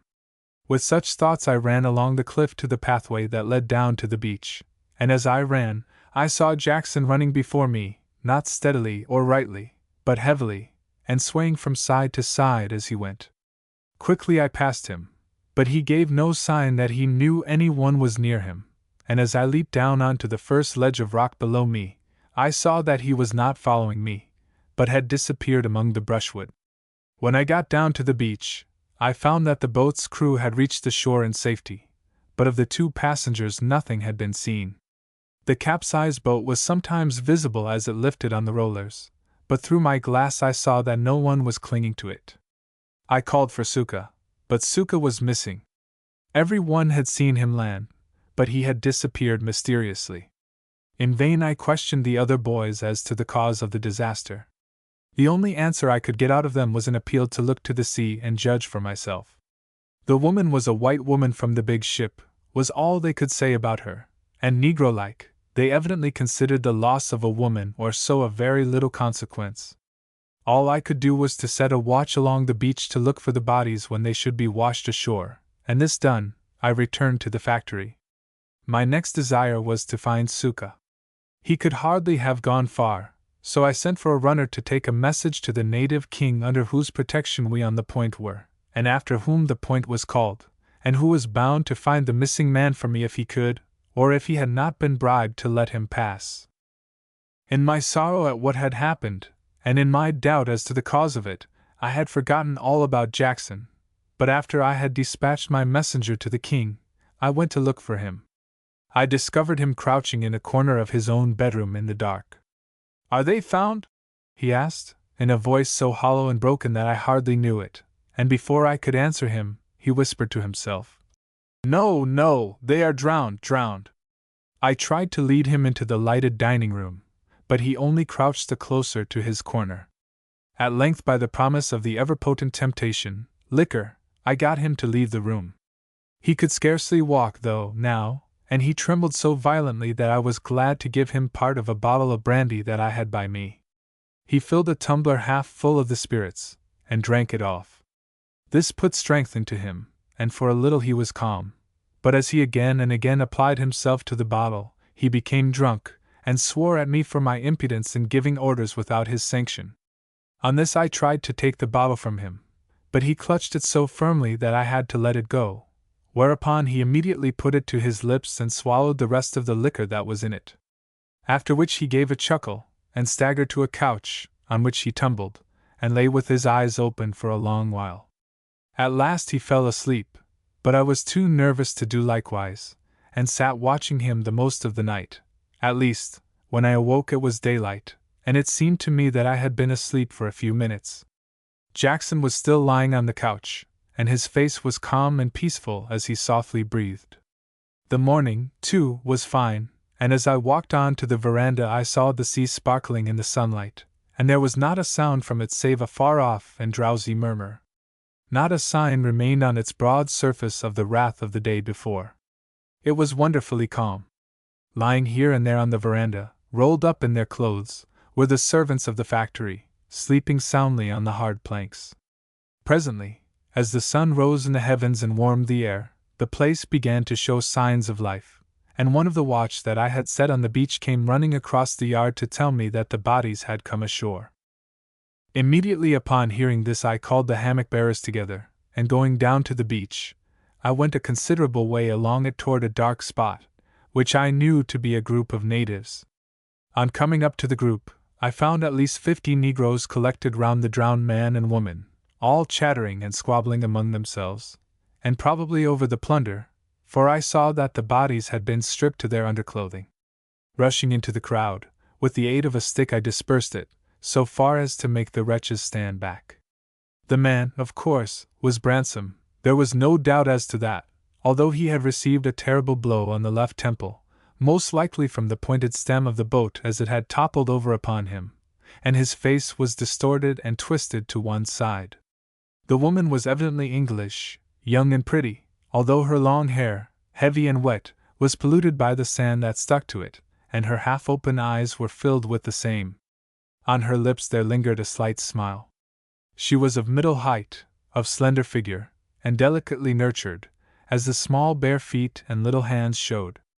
As I looked at the latter I saw a wedding ring on her finger, and I thought, "It is Bransom's wife." I tried to take the ring away, but it would not come off her finger, which I might have known, because the natives would not have left it there had they been able to remove it. I then ordered the bearers to lay the bodies in the hammocks, and that done, our little party wended its way along the shore homeward, while the natives I had dispersed followed one after another in African fashion. Arrived at the factory, I bade the boys place the bodies side by side on a spare bed in an empty room, and then I sent them to dig a grave in the little burial ground on the point, where 2 or 3 worm-eaten wooden crosses marked the resting places of former agents of Messrs. Flint Brothers. As quick interment was necessary in such a climate, even on that very day, I went to call Jackson in order that he might perform the duty that was his, that of reading the burial service over the dead, and of sealing up the desk and effects of Mr. Bransom.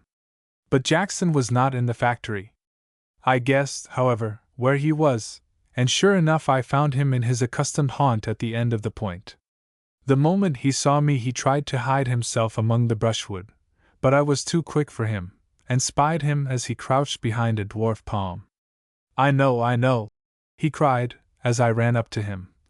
I saw you come along the beach. Bury them out of sight. Come, Mr. Jackson, I replied. It isn't fair to put all the trouble on to me. I am sure I have had enough of the weariness and anxiety of this sad business. You must take your share of it. I want you to read the service for the dead over them. No, he almost shrieked. Bury them quick, never mind me. Put them out of sight. I will not, I said resolutely. For your own sake you must, at any rate, view the bodies. They have not been murdered, he replied. But the startled look with which I received the suggestion his words implied seemed to make him recollect himself, for he rose and took my arm without saying more. As he did so, I felt for the first time a sort of repugnance toward him. Up to that moment my feeling had been one of pity and anxiety on his account, but now I loathed him. This he seemed instinctively to feel, and he clung closely to me. Once at the factory I determined that there should be no more delay on his part, and I took him to the door of the room where the bodies had been laid, but at it he made a sudden halt, and would not enter. Covering his face with his hands, he trembled violently as I pushed the door open and advanced to the bedside. The room, hushed and in semi-darkness, the white sheet, whose surface showed too plainly the forms beneath it, and the scared, terrified face of the man who, with brain afire, stood watching, with staring eyes, the bed, made a scene I have never forgotten. Slowly I turned down the upper part of the sheet, and Jackson, as if fascinated by the act, advanced a step or 2 into the room, but with face averted. Gradually he turned it toward the bodies, and for a moment his gaze rested upon them.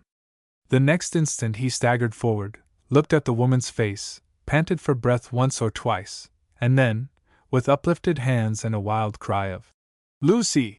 fell his length upon the floor. When I stooped over him he was in convulsions, and dark matter was oozing out of his mouth. The climax had come. I shouted for the servants, and they carried him to his own room, and placed him on his own bed. How I got through that day I hardly know. Alone I buried Bransom and his wife, and alone I returned from the hurried task to watch by Jackson's bedside. None of the natives would stay near him. For 2 days he lay unconscious. At the end of that time he seemed to have some idea of the outside world, for his eyes met mine with intelligence in their look, and on bending over him I heard him whisper, "Forgive me!" Then he relapsed into unconsciousness again. Through the long hours his eyes remained ever open and restless. He could not eat, nor did he sleep, and I was afraid he would pass away through weakness without a sign, being an old man. On the 3rd day he became delirious, and commenced chattering and talking to himself, and imagining that all kinds of horrid shapes and creatures were around and near him. I had to watch him narrowly in order to prevent him stealing out of his bed, which he was ready to do at any moment to avoid the tortures which he fearfully imagined awaited him. By these signs I knew that he was in the middle of an attack of delirium tremens, and I tried to quiet him by means of laudanum, but it had no effect upon him. I got him, however, to swallow a little soup, which sustained him. My own boy was the only Negro I had been able to induce to stay in the room, and he would only remain in it while I was there. I had sent a messenger to the nearest station, where I remembered there was a Portuguese doctor, but he had not returned by the evening of the 4th day. That night, worn out with watching, I had dozed off to sleep on a chair placed by the sick man's bed, when all at once I was awakened by a loud report, and I jumped up to find the room filled with smoke. As it cleared away, I saw that Jackson was standing in the middle of the room with a revolver in his hand. As I confronted him, he laughed a devilish laugh and cocked the weapon, crying as he did so, "It was you who tempted me with your smooth face and unsuspicious way, and you shall die, though I suffer doubly in hell for it." Hist! And he stopped suddenly and listened. "Don't you hear the breakers? Hark, how they roar! They say they are ready, always ready." And staring in front of him, he advanced, as if following the sign of an invisible hand, to the door, unconsciously placing, to my infinite relief, the revolver on the top of a chest of drawers as he passed by it. I did not dare to move, and he opened the door and walked into the front room. Then I followed him. For a little he remained in the room, glaring vacantly about him, and muttering to himself, but seeing the outer door open he made a rush toward it, and disappeared into the darkness of the night. Calling to the boy, I ran after him, and easily came up to him, when he turned, and picking up a heavier stone than I thought he could have lifted, threw it at me. I dodged it, and closed with him. Once in my arms I found I could hold him, and my servant, and I carried him back into the factory. We placed him on the floor of the dining room, and he was too exhausted to move for a while. By degrees, however, he recovered sufficiently to stand, and as soon as he could do so by himself, with devilish cunning he made for the lamp, which he struck, quick as lightning, with a stick that had been lying on the table. In an instant the great round globe fell to pieces, but luckily the chimney was not broken, and the lamp remained alight, and before he could strike another blow at it I had grappled with him again. This time he struggled violently for a few moments, and seemed to think that he was dealing with Bransom, for he shrieked, "What? Have you come back from the sea? You are wet! You are wet!" And shuddering, he tried to free himself from my hold, and I, not liking to hurt him, let him go, taking care to keep myself between him and the lamp. "Back from me, you villain of hell!" he cried, as soon as he was free. "What have you done with her? What have you done with her?" And then, in a tone of weird and pathetic sorrow, "Where is my little one that I loved? I have sought her many a year. Oh, why did she forsake me? Aha, Asuka! We were right to send him to the hell whence he came, the lying, false-hearted scoundrel, to steal away my white dove." After which he drew from his finger a solid gold ring which he always wore, and threw it from him, saying, with a wild laugh, "There! That's for anyone that likes it. I'm a dead man." He then staggered toward his own room, and I, remembering the loaded revolver which still lay on the chest of drawers, tried to intercept him. In his rage, for I verily believe that he also remembered that the weapon was there, he spat in my face, and struck me with all his force between the eyes. But I stuck to him, and with the help of the boy, who had been all this time in hiding, but who came forward at my call, I laid him for the last time upon his bed. There he lay exhausted for the remainder of the night. But there was no rest for me. I felt that I had to watch him now for my own safety. Toward morning, however, his breathing became, all at once, very heavy and slow, and I bent over him in alarm. As I did so, I heard him sigh faintly, "Lucy!" And at that moment the native boy softly placed something upon the bed. I took it up. It was the ring the sick man had thrown away in the night, and as I looked at it I saw "James from Lucy" engraved on its inside surface, and I knew that the dead woman was his wife. As the first faint streaks of dawn stole into the room, the slow-drawn breathing of the dying man ceased. I listened. It came again, once, twice, and then all was silence. He was dead, and I realized in the sudden stillness that had come upon the room that I was alone. Yet he had passed away so quietly after his fitful fever that I could not bring myself to believe that he was really gone, and I stood looking at the body, fearing to convince myself of the truth by touching it. So entranced was I by that feeling of awe which comes to almost every one in the presence of death, that I did not hear the shouting of the hammock boy outside, or the footsteps of a white man coming into the room, and not until he touched me on the shoulder did I turn and recognize the sallow face of the Portuguese doctor whom I had sent for, and who had thus arrived too late. However, he served to help me to bury the mortal part of Jackson in the little graveyard beside the body of his wife, and that of the man who had come between them when alive. And such was without doubt the fact, for when the doctor had gone, and I was alone again, I collected and made an inventory of the dead men's effects, and in Jackson's desk I found his diary, or, as he himself would have called it, his log, and in that log was noted, on the very day that Bransom had arrived on the Point, his suspicion of the man, and later on his conviction that Bransom was indeed he who had injured him. Suka was never found, but when the mail steamer returned from the south coast, I discovered that the younger Patrow had made his crew row away suddenly from the steamer's side, while Mr. Bransom had been engaged below, and was out of sight. So it was evident that the pair had been in league together to ensure Suka his revenge. What share Jackson had had in the murder of his enemy I did not care to think of, but feared the worst. For myself, I had to remain on the Point for many months, until the factory was finally closed, for no purchaser was ever found for it, and doubtless, by this time, the buildings are in ruins, and long grass hides the graves of those who sleep upon King Bemba's Point. Gamba, by William Charles Scully. When Corporal Francis Dowland and Trooper James Franks, of the Natal Mounted Police, overstayed their 10 days' leave of absence from the camp on the Upper Tugela, in the early part of 1883, everybody was much surprised, they being two of the best conducted and most methodical men in the force. But the weeks and then the months went by without anything whatever being heard of them, so they were officially recorded as deserters.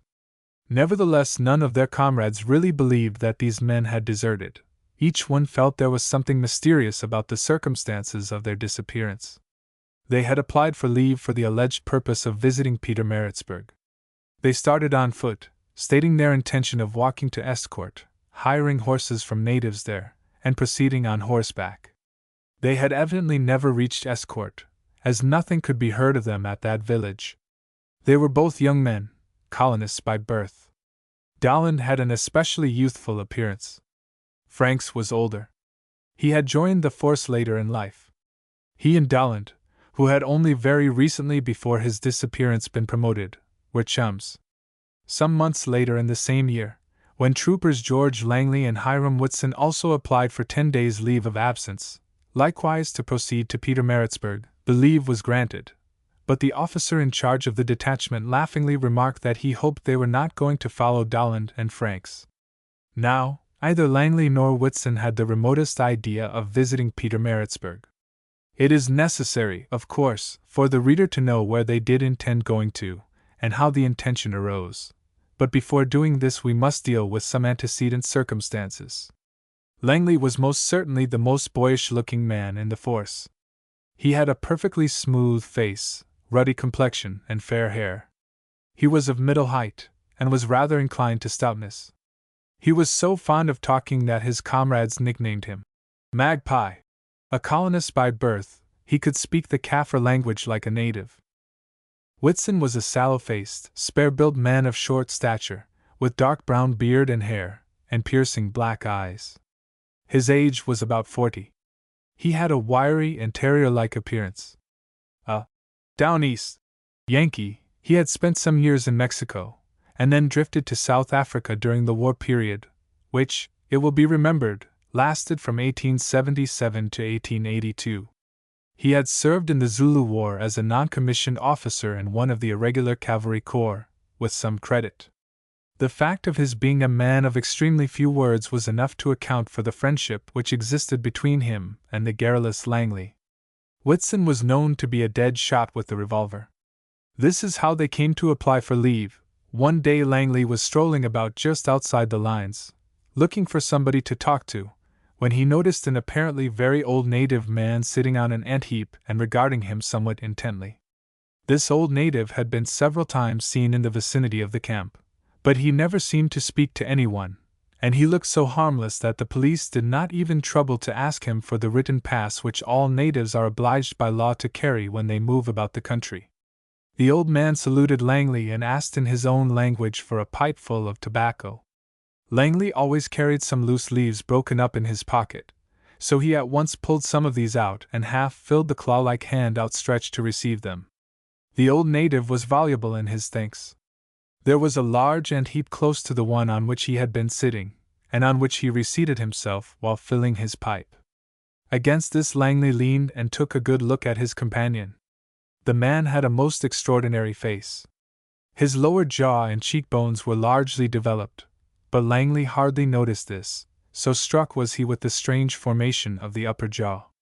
That portion of the superior maxillary bone which lies between the sockets of the eye teeth protruded, with the sockets, to a remarkable degree, and instead of being curved appeared to be quite straight. The incisor teeth were very large and white, but it was the development of the eye teeth that was most startling.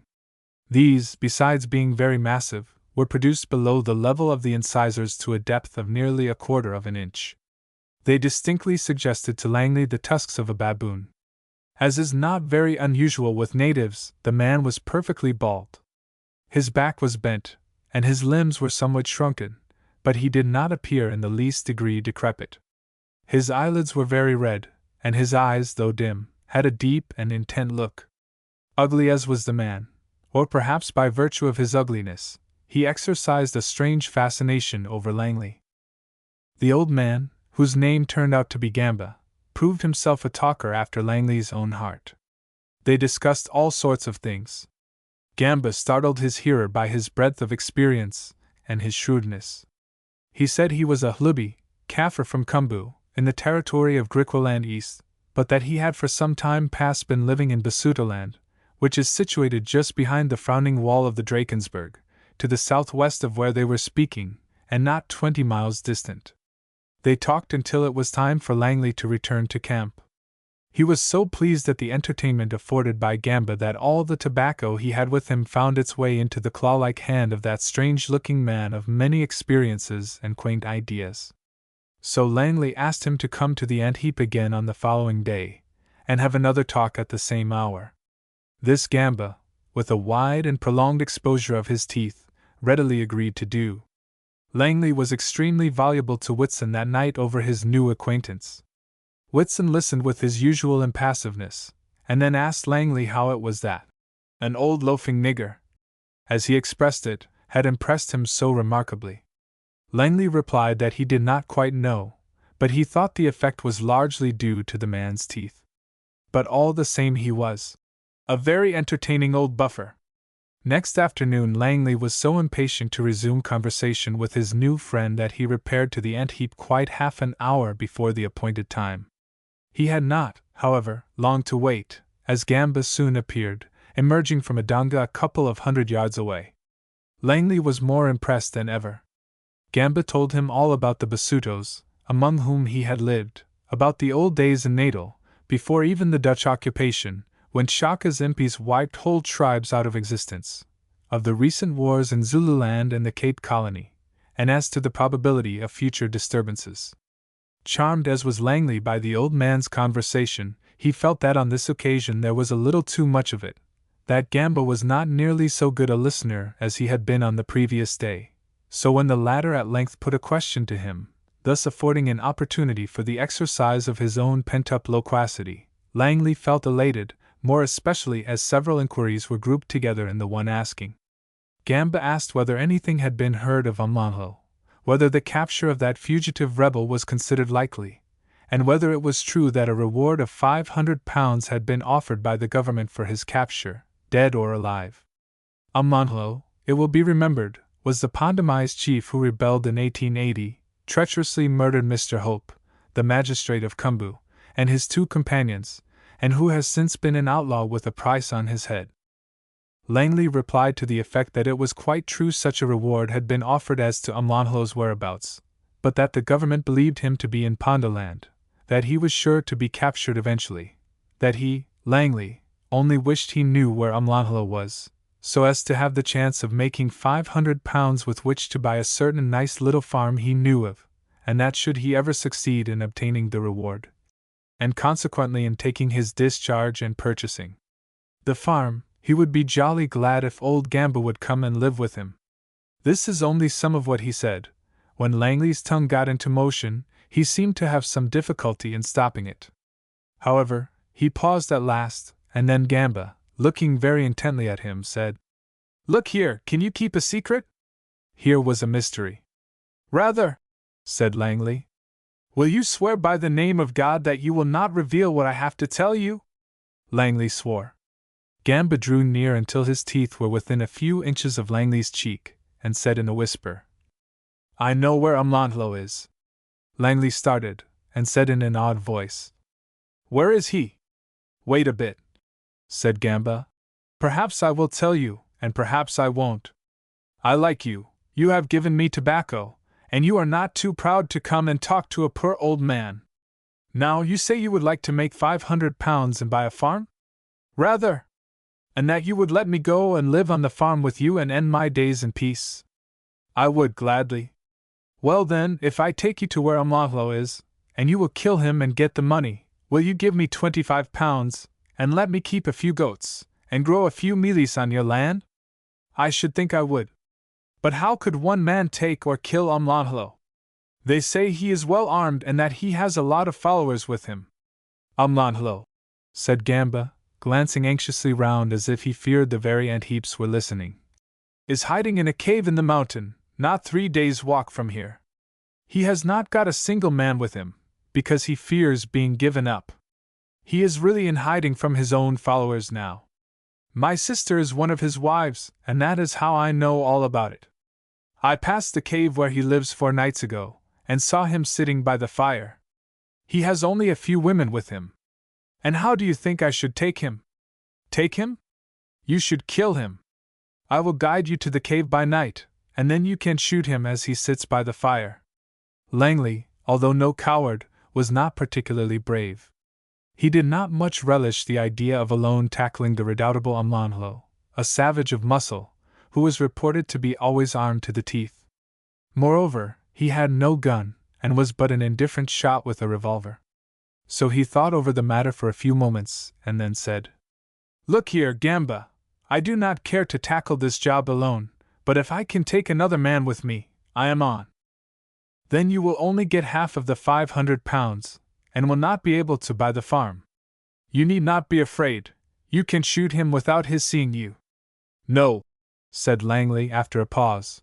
I will not go alone, but if you will let me take another man with me it can be managed. It will make no difference to you, you will get your £25. And how about my going to live on the farm with you? Well, I could not buy the farm for £250. Come, we will give you £50 instead of 25.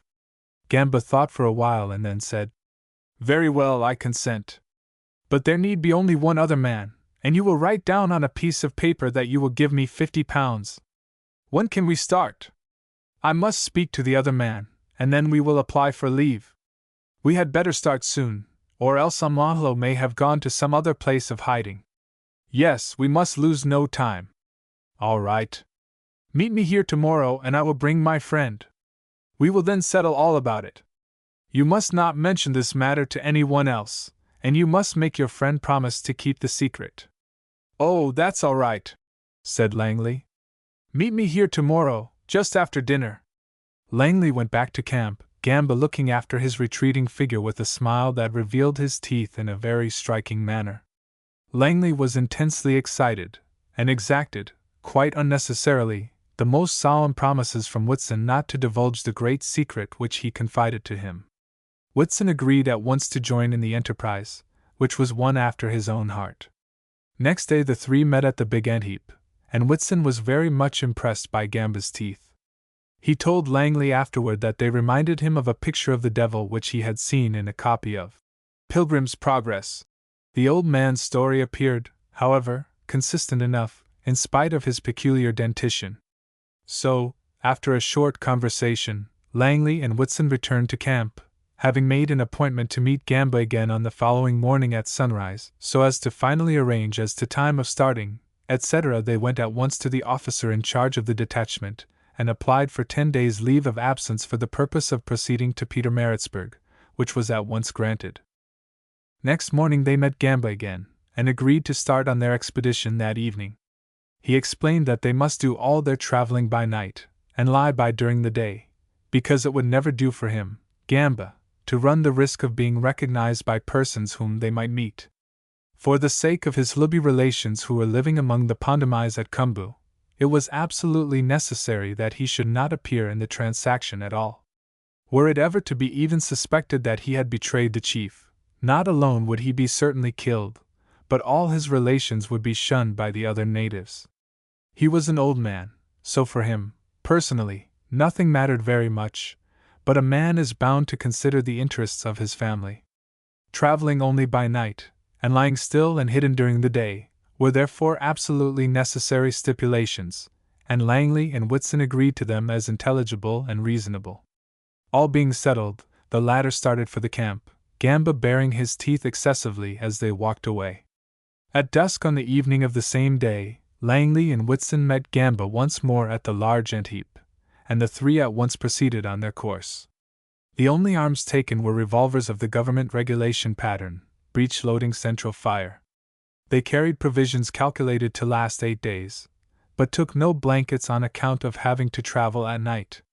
When Gamba volunteered to relieve them of a considerable share of their respective loads, Langley and Whitson were filled with grateful surprise. The plan was as follows. Whitson was to shoot Umlanlo, and then remain in the cave while Langley returned to the camp to report what had been done, and cause persons who could identify the body to be sent for. They seemed to have had no scruples as to the deed they meant to do. Certainly Umlanlo deserved no more mercy than a beast of prey. Nor does it seem to have struck them that possibly they might shoot the wrong man. But there was an air of conviction about the manner in which Gamba showed his teeth when asked whether he was positive as to the identity of the man in the cave, that would have dissipated the doubts of most men. Besides this, he drew out the written undertaking which they had delivered to him, and said, with a profoundly businesslike look, "Do I not want the money? Should I take all this trouble if I did not know what I were doing?" They walked all night, only resting once or twice for a few minutes. It was found that Gamba, in spite of his age, was an extremely good walker, and when they halted at daylight, Langley was so done up that he could not have held out for another half-hour. Whitson, the wiry, had not yet felt the least fatigue. This march had taken them to the very foot of the Drakensberg range, and they rested in a valley between two of its main spurs. Here they remained all day, comfortably located in a sheltered nook where there was plenty of dry grass. Their resting place was encircled by immense rocks. Although the surrounding country was desolate to a degree, and neither a human being nor an animal was to be seen, Gamba would not hear of their lighting a fire, nor leaving the spot where they rested. The weather was clear, and neither too warm nor too cold. They slept at intervals during the day, and at evening felt quite recovered from their fatigue. At nightfall they again started, their course leading steeply up the gorge in which they had rested. Although the pathway became more and more indistinct, Gamba appeared never to be at a loss. Langley several times shuddered, when they passed by the very edge of some immense precipice, or clambered along some steep mountainside, where a false step would have meant destruction. He began to show signs of fatigue soon after midnight, so at Gamba's suggestion a considerable portion of his load was transferred to the shoulders of Whitson, who seemed to be as tireless as Gamba himself. At daybreak they halted in the depths of another tremendous gorge with precipitous sides. The scenery in this particular area of the Drakensberg range, the neighborhood of the Mont Aux sources, is indescribably grand and impressive, and is quite unlike anything else in South Africa. Enormous and fantastically shaped mountains are here huddled together indiscriminately, and between them wind and double deep gloomy gorges, along the bottoms of which mighty boulders are thickly strewn. On dizzy ledge and steep slope dense thickets of wild bamboo grow, and a few stunted trees fill some of the less deep clefts, wherever the sunshine can penetrate. Splendid as is the scenery, its gloom, its stillness, its naked crags and peaks, its dark depths that seem to cleave to the very vitals of the earth, become so oppressive that, after a few days spent among them, the traveler is filled with repulsion and almost horror. Few living things have their home there. You might meet an occasional klipspringer, an antelope, in habits and appearance somewhat like the chamois, a wandering troop of baboons, and now and then a herd of eland in the more grassy areas. There are said to be a few bushmen still haunting the caves, but they are seldom or never seen. In the afternoon the sun shone into the gorge in which the travelers were resting, and for a few hours the heat was very oppressive. Whitson examined his revolver, removing the cartridges and replacing them by others. He then lay down to sleep, asking Langley to remain awake and keep a lookout. He had a vague feeling of uneasiness which he could not overcome. Langley promised to keep awake, but he was too tired to do so. He sat with his back against a rock, and, after some futile efforts to keep his eyes open, fell fast asleep.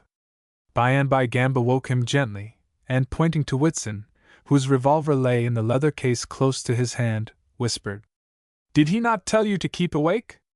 Langley was grateful for this evidence of consideration, but he could not quite make out how Gamba had been able to understand what Whitson had said. However, when the latter awoke, Langley said nothing to him about having disobeyed instructions. Gamba said that about 2 hours' walk would now bring them to Umlamhlo's cave, so they started off briskly at dusk. Their course now led for some distance along a mountain ledge covered with wild bamboo, through which the pathway wound. Then they crossed a steep saddle between two enormous peaks, after which they plunged into another deep and winding gorge. This they followed until they reached a part where it was so narrow that the sides seemed almost to touch over their heads.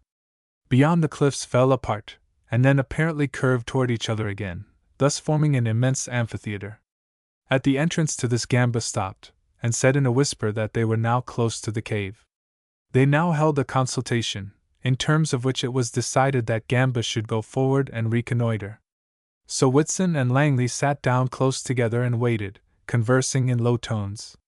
Whitson felt very uneasy, but Langley tried to argue him out of his fears. The more Whitson saw of Gamba, the more he disliked and distrusted him and his teeth.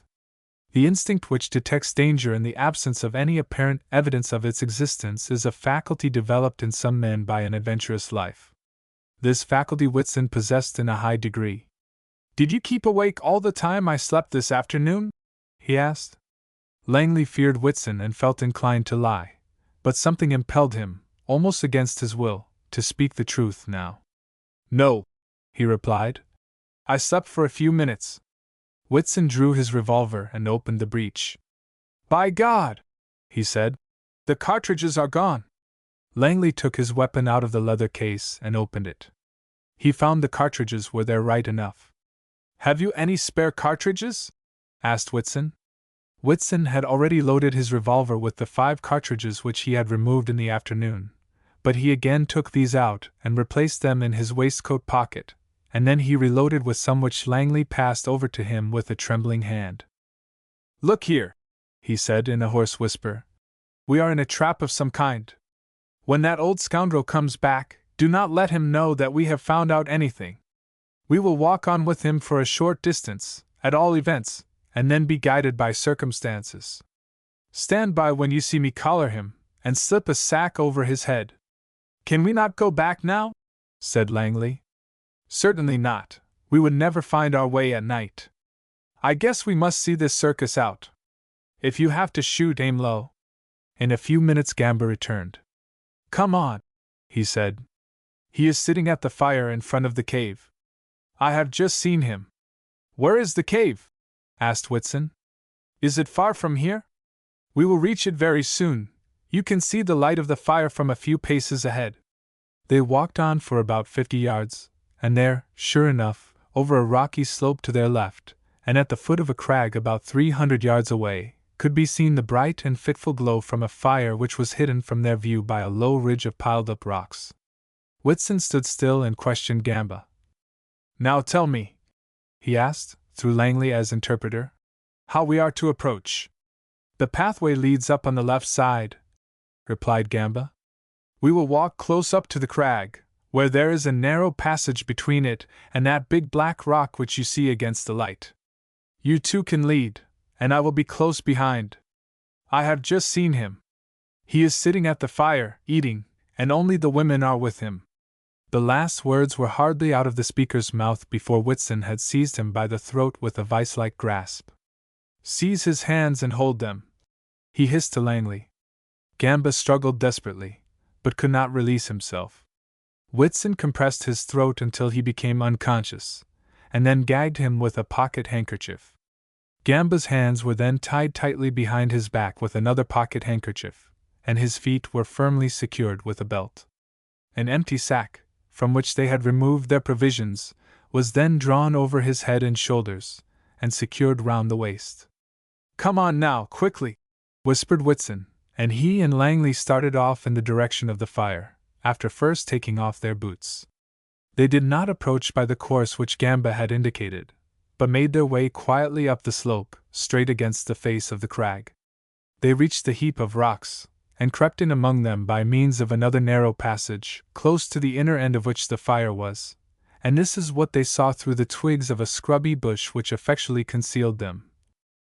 A large cave opened into the side of the mountain, and just before the mouth was an open space about 20 yards in diameter, surrounded on all sides, except that of the mountain itself, by a wall of loosely piled rocks, through which passages led out in different directions. Just in front of the cave burned a bright fire, around which crouched 4 most hideous and filthy-looking old hags, and against which were propped several large earthenware pots of native make, full of water. Standing behind rocks, one at each side of the inner entrance to the passage, which was evidently that communicating with the pathway indicated by Gamba as the one they were to approach by, were 2 powerful-looking men, stark naked, and as black as ebony, their skins shining in the light of the fire. Each man held a coiled thong in his hands, after the manner of a sailor about to heave a line. While they were looking, a woman, somewhat younger in appearance than any of those who sat by the fire, came out of the cave carrying a strong club about 3 feet long. She crouched down close to the man standing on the left side of the passage, who, as well as his companion, stood as still as a marble statue, and in an expectant attitude. Whitson and Langley, with their revolvers drawn, suddenly stepped out of their concealment, and walked toward the fire. This evidently disconcerted the men with the thongs, who apparently did not expect their intended prey to approach by any course except the passage near which they were standing, but after a slight pause of hesitancy the thongs were whirling in the air, and descending, lasso fashion, upon the shoulders of the intruders. The noose caught Langley over his arms, which were instantly drawn close against his body as the thong tightened, so he was thus rendered completely powerless. But Whitson sprang, quick as lightning, to one side, and escaped. 3 shots from his revolver rang out in as many seconds, and the 2 men and the woman, who was in the act of lifting her club to brain Langley, lay rolling on the ground, each with a bullet through the head.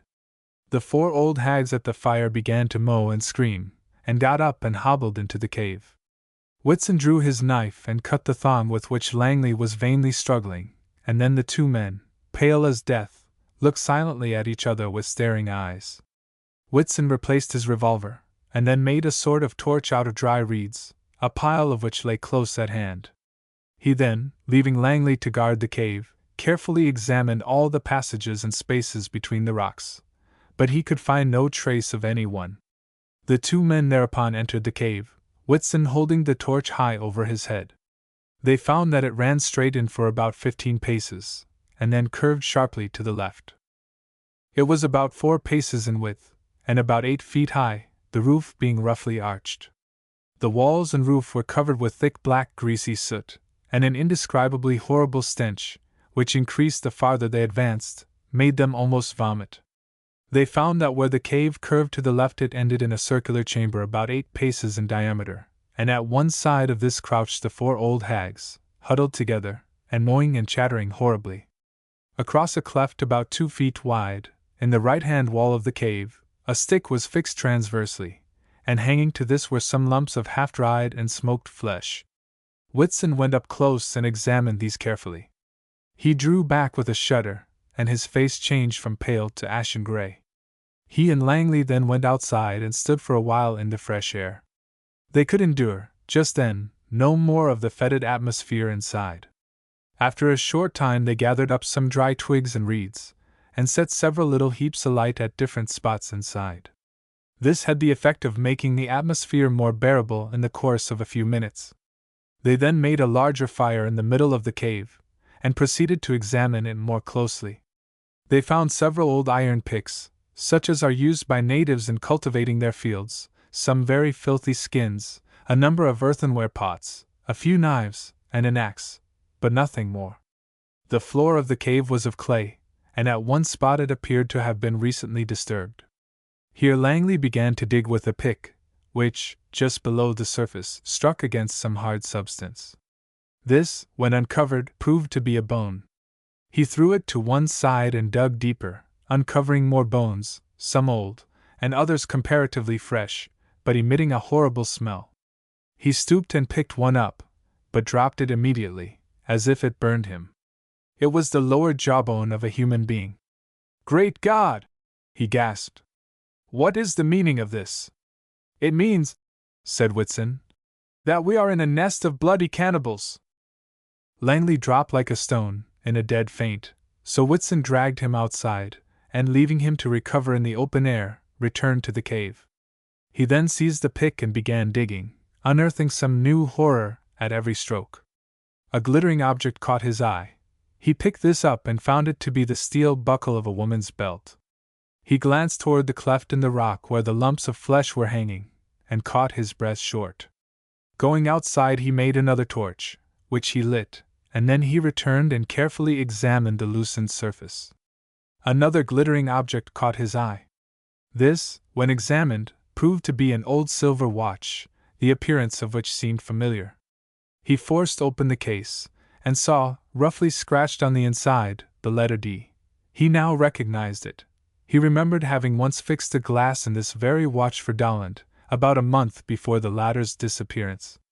Continuing his search, Whitson found the iron heel plate of a boot, and a small bunch of keys.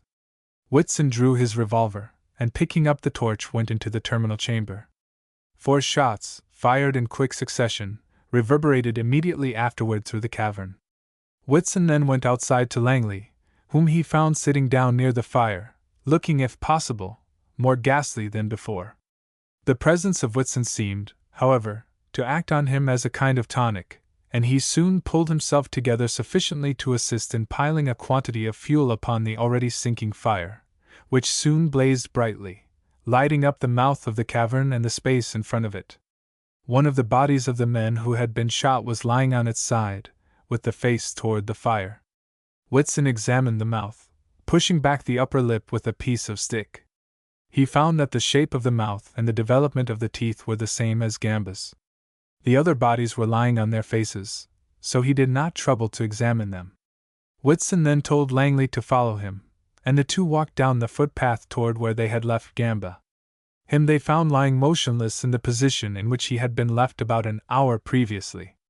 They removed the sack and the gag and untied his feet, first taking the precaution to fasten the belt by one end to his bound hands, Whitson holding the other. They then signed to him to proceed toward the cave, and this he silently did, without making any resistance. He looked calmly at the 3 dead bodies, but said not a word. Langley held him, while Whitson again tied his feet together with the belt, and then they placed him with his back against a rock, facing the fire, which was still blazing brightly. His lips were drawn back in a ghastly, mirthless grin, and the tusks were revealed from point to insertion. Langley questioned Gamba, but he would not speak. After several attempts to force him to answer had been vainly made, Whitson said, "Now tell him that if he speaks and tells the whole truth he will only be shot, but if he does not speak he will be burned alive." This was interpreted, but the threat had no apparent effect. So Whitson seized Gamba and dragged him to the fire, where he flung him down on the very edge of the glowing embers. "Now," said Whitson, holding him down with his foot, so that he got severely scorched, "for the last time, will you speak? Take me away from the fire, and I will speak," said Gamba, in English. So they lifted him, and set him again with his back to the rock. "Now," said Whitson, "go ahead, and no nonsense."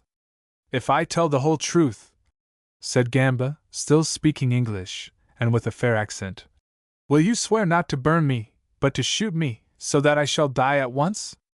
"I will," said Whitson. "You too must swear," said Gamba, looking at Langley. "Yes, I swear." "Very well," said Gamba. "I will tell you everything, but you must both remember what you have sworn to." "Yes, all right," said Whitson. Gamba then looked at Langley, who repeated the words. "I will tell you," said Gamba, "all I can remember, and you can ask questions, which I shall answer truly.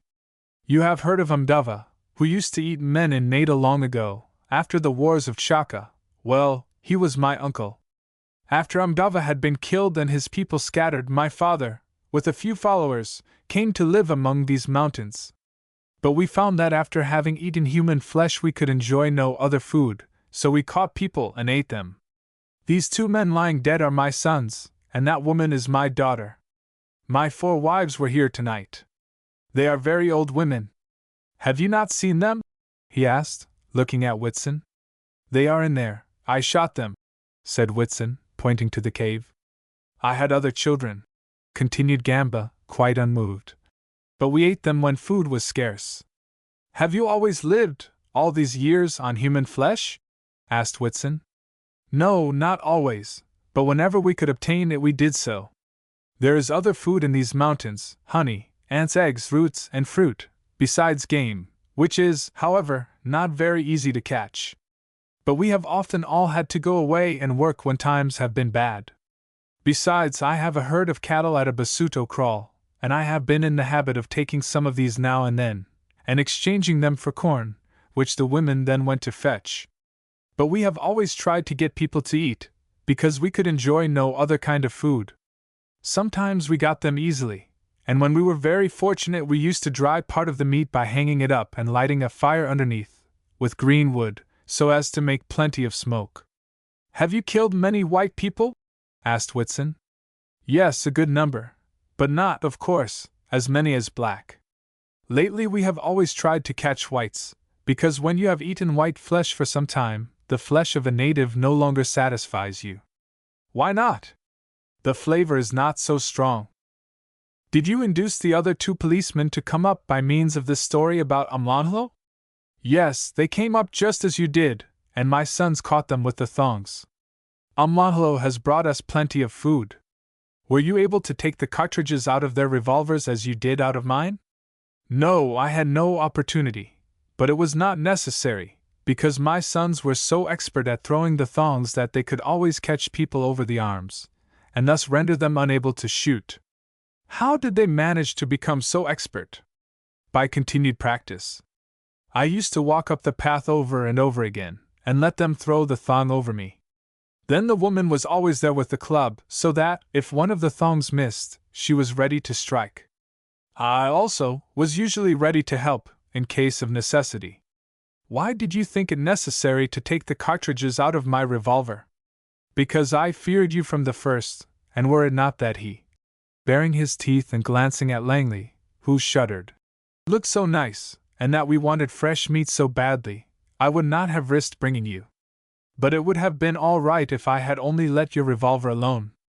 You say Umlanhlo has brought you plenty of food. Did you ever get any one besides ourselves and the other 2 policemen to come up here by telling them that story? Yes, 2 others, one a man who was searching for gold on the Free State side of the mountains, and the other a trader whom I met at Maseru. But these each came alone. I see the buckle of a woman's belt in there. Whom did that belong to? You surely never got a white woman up here? Yes, we did, said Gamba, with a horrible half-smile which bared the gums high above the sockets of his tusks. She was a young girl who had strayed from a wagon passing over the mountain by the Ladysmith Road, only a day's walk from here. I pretended to show her the shortest way to her wagon, and thus brought her as far as she could walk in this direction. I then killed her, and came up here and fetched my sons. We carried her up in the night. She was very young and plump, and I have never eaten anything that I enjoyed so much. Whitson turned cold with horror. He remembered the girl's mysterious disappearance, and the fruitless searches undertaken in consequence. His flesh, glancing again at Langley, looked something like hers did, and I am sure it would taste just as nice. There was still a little of her left when I went away last week. If you will go in there and look where the rock is split on the right-hand side, you will. But he did not finish the sentence, for a bullet from Whitson's revolver crushed through his brain, and he tumbled forward on his face into the fire. It was only after tremendous difficulty that Whitson and Langley succeeded in escaping from the mountains. However, on the evening of the 3rd day after their adventure in the cave, they came in sight of the police camp. Whitson sat down on a stone, and motioned his companion to do the same. See here, Sonny, he said. I want to have a short talk with you. I am a bit cross with you as the cause of my having been sucked in by that murdering old walrus. You ought to know the inhabitants of this country better than a simple stranger like me, and so I took your lead. Now another thing, you nearly bust us both by your blasted foolishness in going to sleep that day, but let that pass, because perhaps it would have been worse if we had not been put on our guard, not but that it would take a smart cannibal to eat Hiram Whitson. But this is what I am coming to. You, my boy, are a darned sight too fond of hearing your own tongue clack. Now, take a warning from me, and don't let a word of what has happened since we left camp for Peter Maritzburg pass your lips. I did all the shooting, and I'm not a bit ashamed of it, but by the eternal God, if you open your lips to a soul, I'll shoot you like a dog or a cannibal. Remember that, sonny, and say it quietly over to yourself the first time you feel that you want to blab. Now, shake hands. This was probably the longest speech that Whitson had ever made. About 2 years after the events narrated, Whitson took his discharge and returned to America. He left behind him a sealed packet addressed to his commanding officer, and which was not to be delivered for 12 months after his departure. Owing, however, to a strange combination of fortuitous circumstances, this packet never reached its proper destination, its wrapper, bearing the address, having been scorched off in a fire which took place in the house where it was left.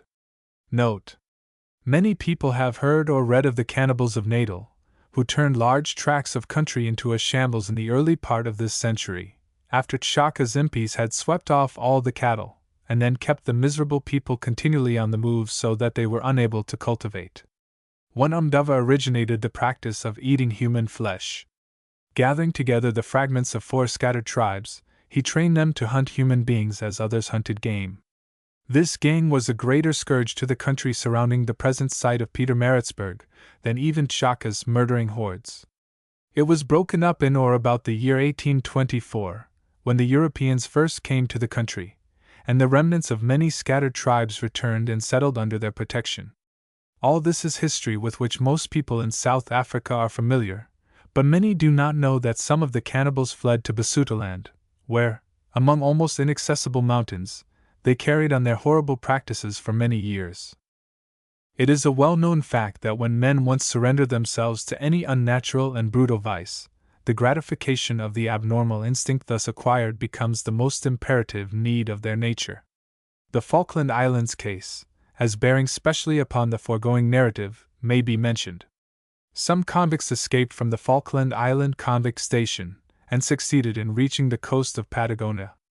They then endeavored to make their way to Montevideo, but having to keep along the shore so as to avoid the natives, who would have killed them had they ventured inland, were easily intercepted by the government cutter, which was always dispatched in cases of the kind to head off fugitives upon their only possible course.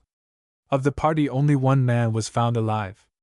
In their dreadful need the men had cast lots as to who should be killed and eaten by the others, and this went on until only the one man remained.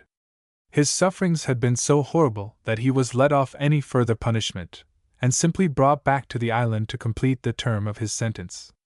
Some months after, this man induced another to escape with him in a boat, and when the boat was overtaken, it was found that he had killed his companion for the purpose of eating the latter's flesh.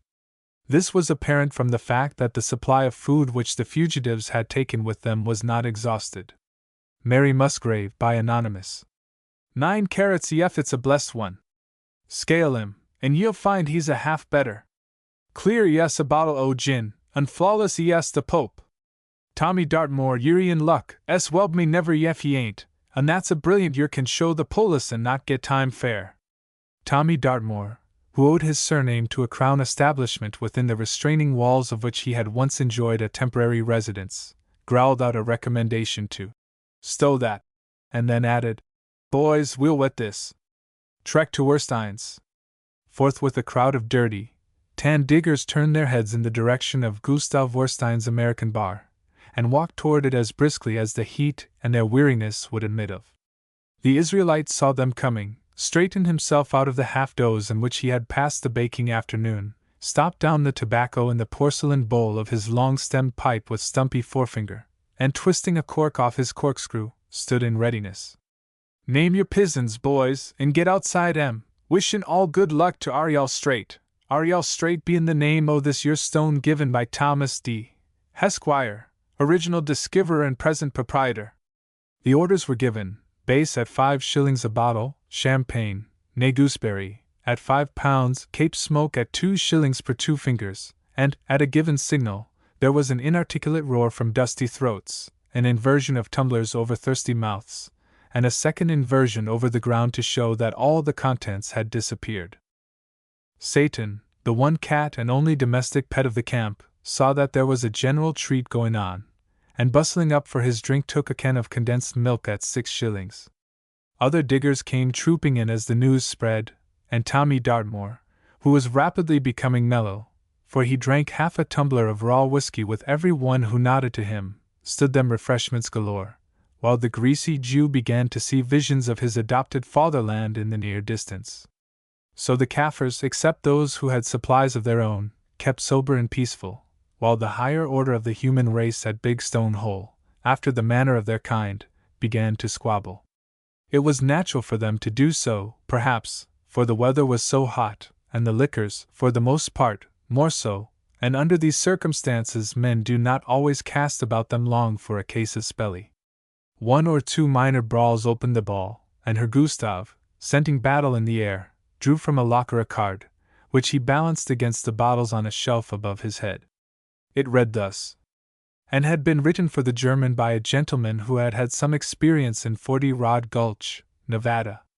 The action elicited a contemptuous laugh from 1 or 2 of the new hands, but the oldsters began shifting sundry articles which depended from their belts into positions from which they might be handled at the shortest notice, and the black cat, more wise than any of them, having drunk his fill, stalked solemnly out into the security of the darkness.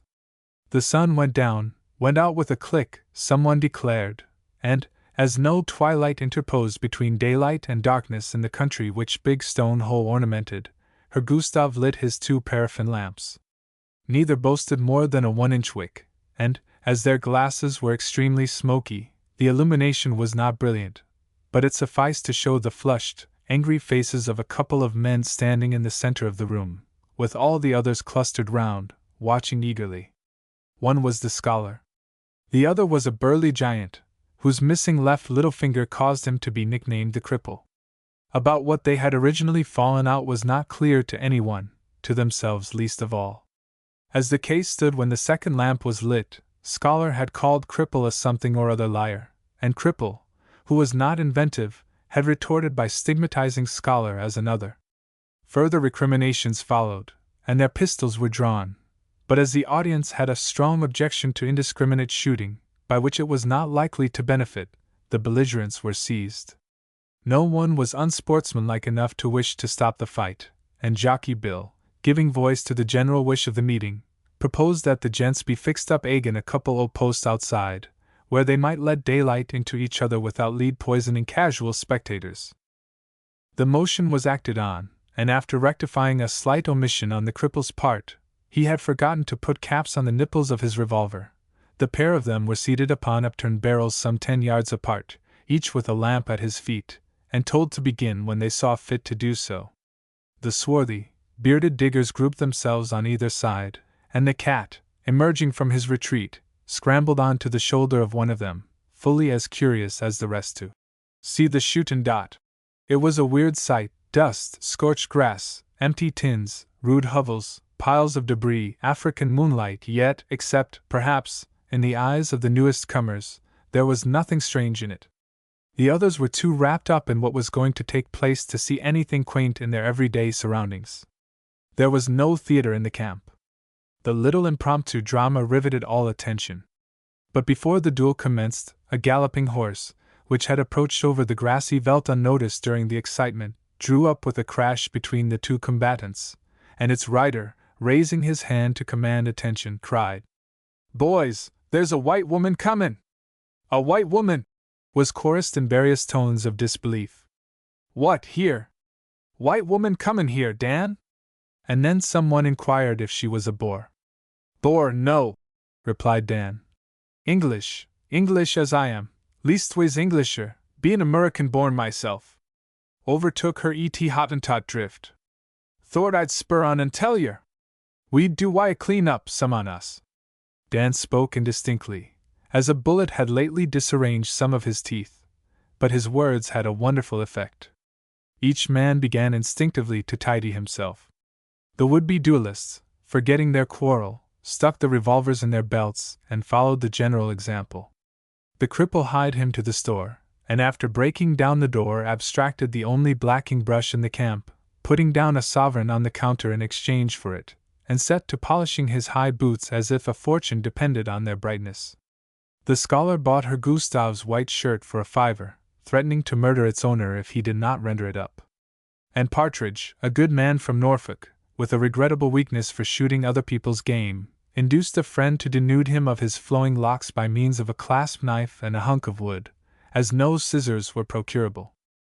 The wardrobes of Big Stone Hole were stocked more with a view to strict utility than variety or ornamentation, and the slender resources of the store utterly gave out under the sudden strain that was put upon them. In every direction grimy, unkempt men might be seen attempting to beautify themselves. Here was one enduring agonies from a razor that would scarcely whittle a stick, here another recalling the feel of a cake of soap, there a great fellow pulling faces as he struggled to get the teeth of a comb into his shock of hair, there another brushing the clay from his moleskin trousers with a tuft of stiff grass. It seemed to these men ages since they had last seen a woman in the flesh. Kaffir women don't count. They are not women, merely Kaffirs, and with the natural instinct of males of every species, they set about pluming their feathers.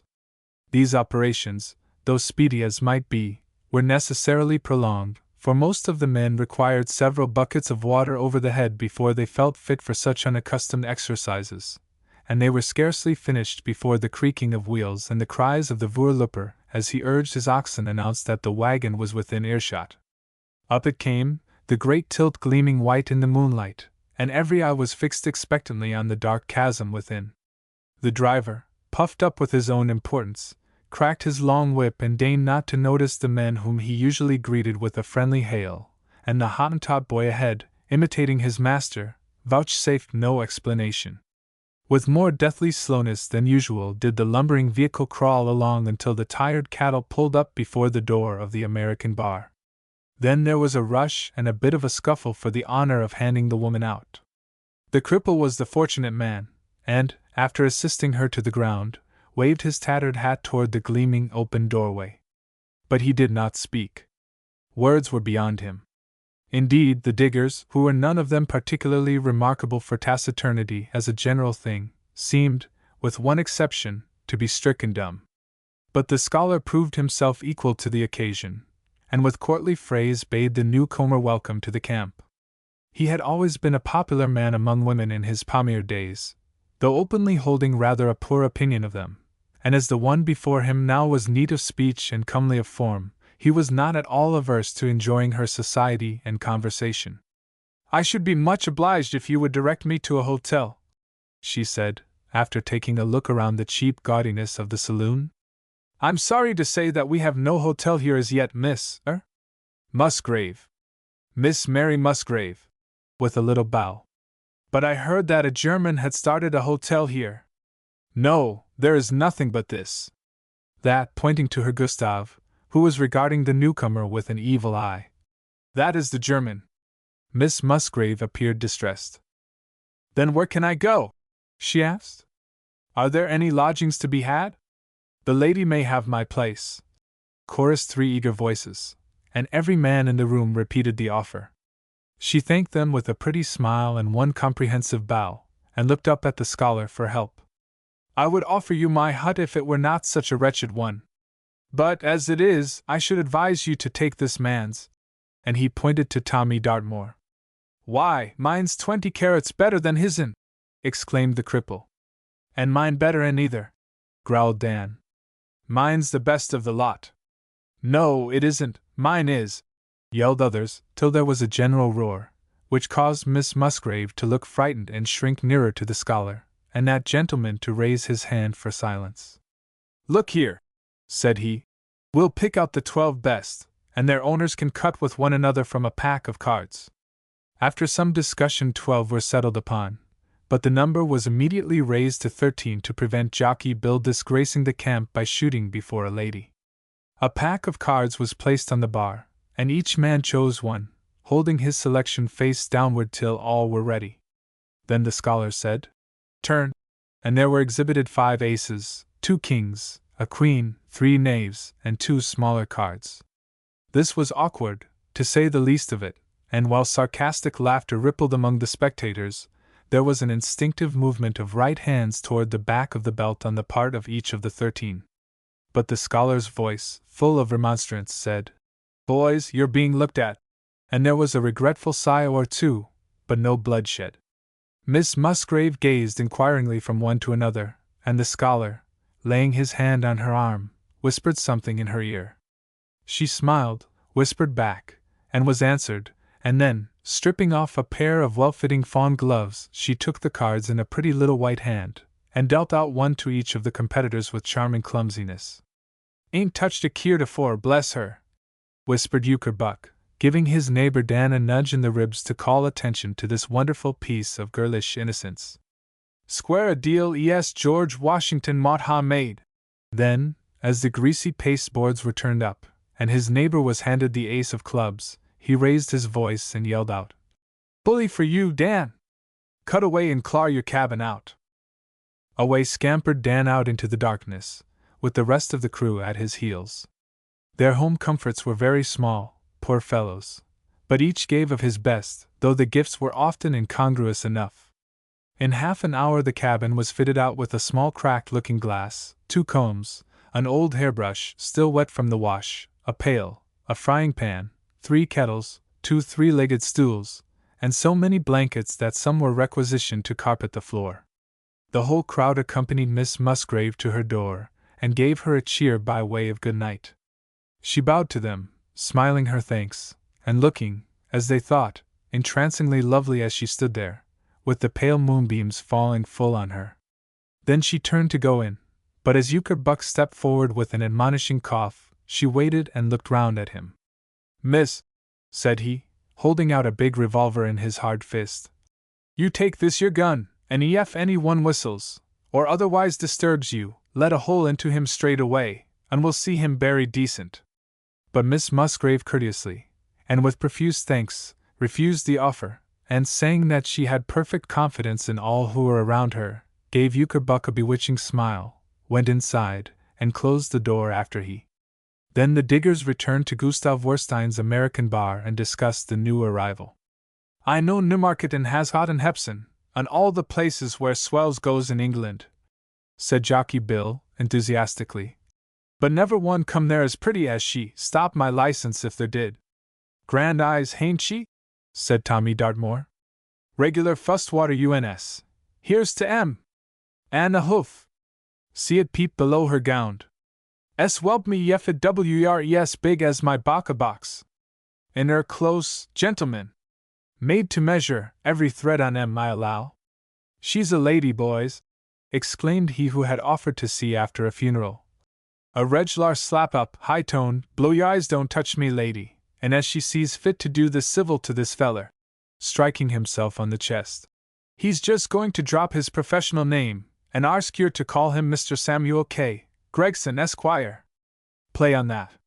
Next morning the inhabitants of Big Stone Hole were startled by reading this announcement outside the cabin which Dan had resigned to Miss Musgrave.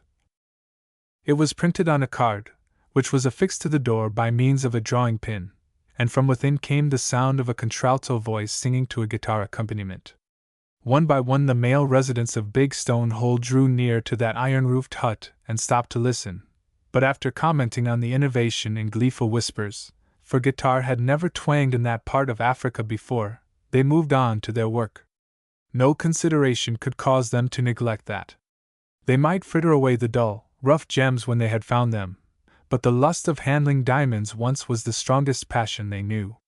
And so the day's toil was not curtailed, but at the conclusion Miss Musgrave had an application for instruction in music from every man in the camp, with one exception. This one defaulter was Euchre Buck. He owned to having no ear for music, thereby exhibiting more honesty than many of the others, and confessed to knowing only 2 tunes, one of which was "Hail Columbia," and the other wasn't, and so he said he wanted some literary work done. He proposed to Miss Musgrave that she should write a history of his life at half a guinea a page, thereby, cute Yankee that he was, thinking to appropriate the whole of her time. But embarrassed by all these calls upon her, and obviously unable to satisfy each of them, Miss Musgrave turned for help to the scholar, whom she appeared to regard as her special adviser, and he, promising a solution of the difficulty in half an hour, drew off the whole crowd to the American bar, where the question was thrashed out in all its points. It was clearly evident that Miss Musgrave could not surrender to each individual the whole of her evening, even if any one had been willing to let his neighbor monopolize it, which no one was, and therefore it was necessary to formulate some scheme by which her talents might be distributed over a larger area. But what the scheme should be was not settled all in a minute. One man wanted to hear her sing, another to hear her talk, another was willing to give £5 an hour for the privilege of talking to her. After a lengthened discussion, which was excited throughout, and at times verged on the warlike, it was decided to effect a compromise, subject, of course, to Miss Musgrave's inclinations, and a deputation was sent to learn her views on the subject. There was no assembly room in the place, excepting Werstein's saloon, which, of course, was not available for such a purpose, and so it was proposed to her, with much humility, that she should take up her position in the evenings on a chair outside her hut, and there discourse such vocal and instrumental music as she saw fit, interlarding the same with friendly conversation. What was she to talk about?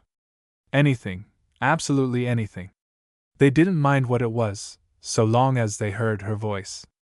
5 shillings, the committee had decided, was to be paid by every man who came within earshot. And anyone who wanted a free list was requested to argue the matter out with Euchre Buck. This call upon her powers seemed to take Miss Musgrave aback. "I have never sung in public," she pleaded, rather nervously. "Indeed, my voice is not good enough for it, really it isn't. Only I thought I could teach a little perhaps, and that is why I came here. You see, Mother is an invalid, and we were so very poor that—" "Miss," broke in Jockey Bill, "call it 10 bob a 80 and just to us." "Oh no, Mr. William, it was not the money that I thought about, indeed, 5 shillings would be far too much. But if you think that I should be able to amuse you at all, I would do my very best, believe me, I would." "Miss," growled Dan, with a clumsy endeavor to chase away her diffidence, "all we asks is for you to sit near us for a spell. Ef you sings or plays, we'd be proud, ef you just looks and talks, we'd be pleased." So in the end Miss Musgrave yielded to the wishes of the community, and the nightly conclave in the American bar became so much a thing of the past that Gustav Werstein was heard to threaten another emigration. The songs were to the diggers new, and yet not new. There was nothing of the music hall type about them. They were nearly all old-fashioned ditties. She sang to them of Barbara Allen and Sally in Our Alley. She gave them "Cheer, boys, cheer," and called for a chorus. She sang "The Message, the Arrow, and the Song," and she brought back memories of other days when Africa was to them a mere geographical expression, of days when that something had not happened which had sent them away from home. Sunday came, the 5th day after her arrival, and it differed from the usual Sabbath of Big Stone Hole. Sunday had been observed before by the biggest drinking bout of the week, and a summary settlement of the previous 6 days' disputes. Now, to the huge surprise of the Kaffirs, and to the still greater surprise of themselves, these diamond diggers sang hymns at intervals during the day, and refrained from indulging in the orthodox carouse till after Miss Musgrave had retired for the night. It was a wonderful change. During the next week a fall of earth took place in Tommy Dartmoor's claim.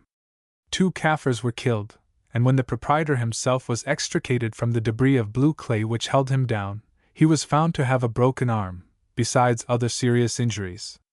"Don't let on to her," he managed to gasp out to his rescuers, wishing to spare Miss Musgrave's nerves a shock. But she saw the men bearing him to his hut, joined them, and insisted on being installed as sole nurse forthwith. 20 other men would willingly have broken an arm for such a reward, and the recklessness displayed during the next few days was something awful. But she saw that too little escaped those big blue eyes, and ascribing it to drink, gave a pretty strong lecture on the bibulous habits of Big Stone Hole at her next concert. There was an earnest meeting in the American bar that night, at which the following motion was put and carried unanimously. On and after this date, any drunken man is liable to be shot at sight unless his friends can prove that he has dug over 3 carats of diamonds during the day. And then, like other reformers, they went on to more sweeping measures. Only knife fighting to take place in the camp. All disputes with pistols, unless of a very pressing nature, to be settled out of earshot of Dan's house. There were even some hints of appointing a closing time for the saloon. It would make the place so much more like home. But the promoter eventually withdrew his suggestion, as it was justly felt that such a motion would interfere with the liberty of the subject too much.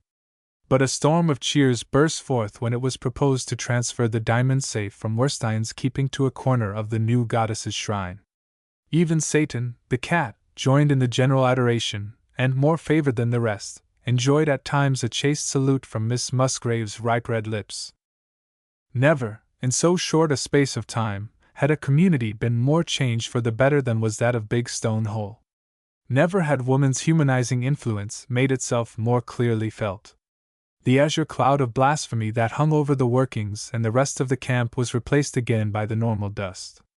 Each man tried to beautify the inside of his shanty to the best of his means and ideas, for there was no knowing when the only she would take it into her pretty, capricious head to pay a call.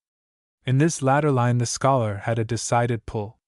Education had taught him taste, necessity, handiness, and by aid of the two he transformed his rude dwelling into something approaching the rooms in which he used to dawdle away the happy hours, time ago. It was partly drawing room, partly curiosity shop.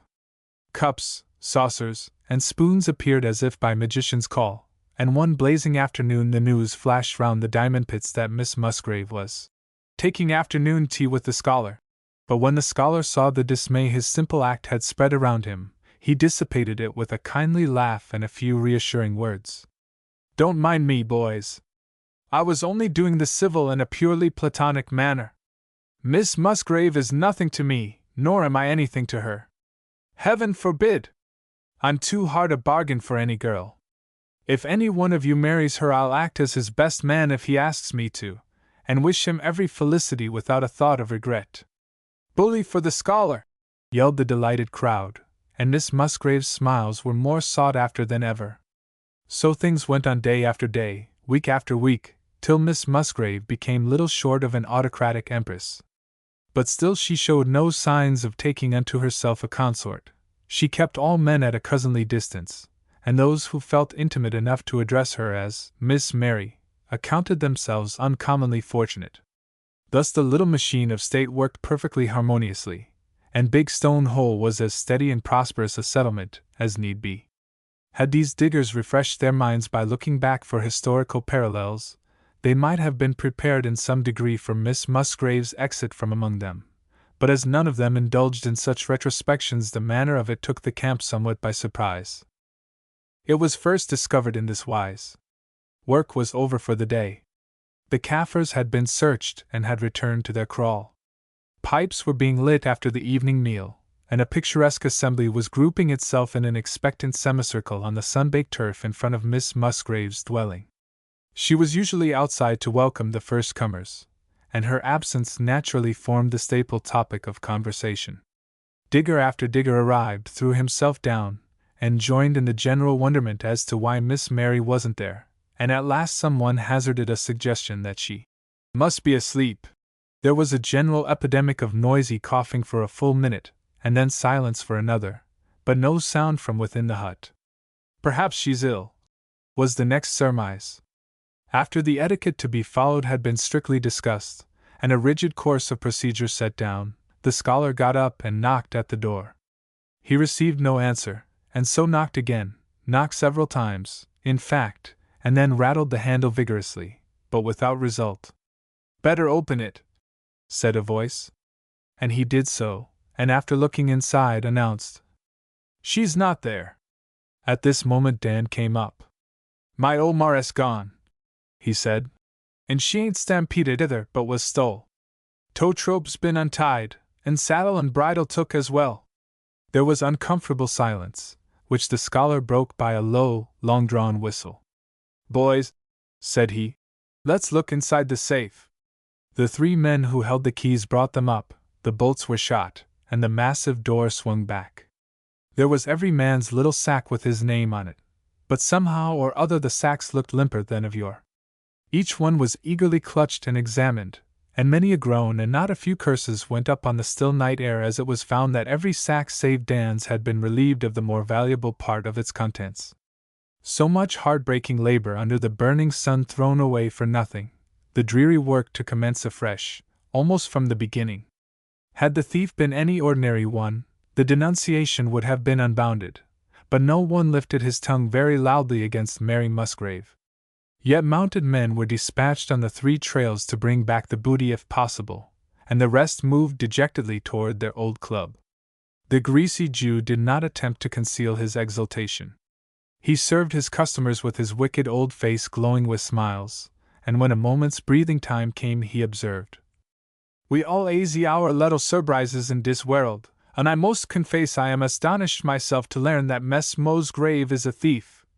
But here a crashing among the glassware announced that Tommy Dartmoor had begun shooting with his left hand, and Herr Gustav sputtered out from behind the fingers he held before his face, "ACH God! I say nothing more." Gregorio, by Percy Hemingway. Aye, at the Paradiso. The Café Paradiso was full of people, for the inhabitants of Alexandria had dined, and the opera season was over. The seats at every table were occupied, and the fumes of smoke from 100 cigars partly hid the ladies of the orchestra. As the waiters pushed aside the swing doors of the buffet and staggered into the salon with whiskey, absinthe, and coffee, the click of billiard balls was heard. The windows facing the sea were wide open, for the heat was intense, and the murmur of the waves mingled with the plaintive voices of the violins.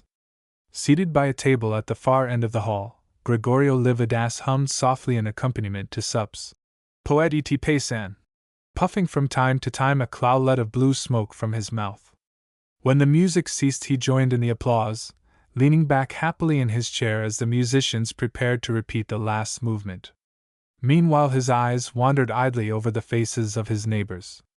When the last chord was struck he saw the women hurry down from the platform and rush toward the tables where their acquaintances Saturday he heard them demand beer and coffee, and they drank eagerly, for fiddling in that heat was thirsty work.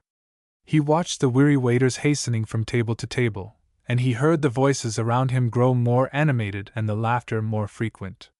One man was fastening a spray of flowers on the ample bosom of the flautiste, while another sipped the brown lager from the glass of the big drum, and the old wife of the conductor left her triangle and cymbals to beg some roses from an Arab flower girl. Truly the world was enjoying itself, and Gregorio smiled dreamily, for the sight of so much gaiety pleased him. He wished one of the women would come and talk to him. He would have liked to chat with the fair-haired girl who played the first violin so well. He began to wonder why she preferred that ugly Englishman with his red face and bald head. He caught snatches of their conversation. Bah! How uninteresting it was! For they could barely understand each other. What pleasure did she find in listening to his bad French? And in her native Hungarian he could not even say, "I love." Why had she not come to him, Gregorio Lividas, who could talk to her well and would not mumble like an idiot and look red and uncomfortable? Then he saw she was drinking champagne, and he sighed. Ah, yes, these English were rich, and women only cared for money. They were unable to give up their luxuries for the sake of a man. But at this thought Gregorio blushed a little. After all, there was one woman, the only woman he ought to think of, who was not afraid of hardship for the sake of her husband. He tried to excuse himself by arguing that the music had excited him, but he felt a little ashamed, and as a sop to his not yet quite murdered conscience got up and left the café. When he turned into the place Mehmet Ali he remembered suddenly that he had wasted his evening. It was 10 o'clock, too late to set about the business he had intended. He was angry with himself now as well as ashamed. He wandered up and down the square, looking at the statue of the great Khedive, silhouetted against the moonlight, and cursed at his misfortunes. Why should he, Gregorio Lividas, be in need of money? He had worked hard, but without success. He could have borne his ill luck had he alone been the sufferer, but he must consider his child, and, of course, his wife too. He was really fond of his wife in a way. But he smiled proudly as he thought of his son, for whom he schemed out a great future. He and Xantep would train the boy so carefully that he would grow up to be a great man, and, what was more, a rich man. How they would laugh, all three, as they sat in the splendid cafes over their wine, at the hardships the father had endured. Still, he must not forget the present, and he sorely needed money. He would go to Amos again. Amos was a rich man, very rich, and a filthy Jew. Amos could easily spare him some money and renew the last loan. He was going to be successful now, and would be able to pay good interest. What better investment could Amos have? Surely none. He was going to set up a cafe with the money at Tanta, or Zagazig, or even Binher. Yes, Binher was the best, where there were few competitors. Then he would make a fortune, as other Greeks had done, and Amos would be paid in full. He was not extravagant, no, he had the business instincts of his race. Half these rich merchants of Alexandria had begun as he would begin. He would succeed as they had succeeded. The future was really hopeful, if he could only borrow a little capital. With these thoughts surging through his brain, Gregorio paced up and down the pavements. At last he turned into the Rue des Sewers and started slowly toward his home.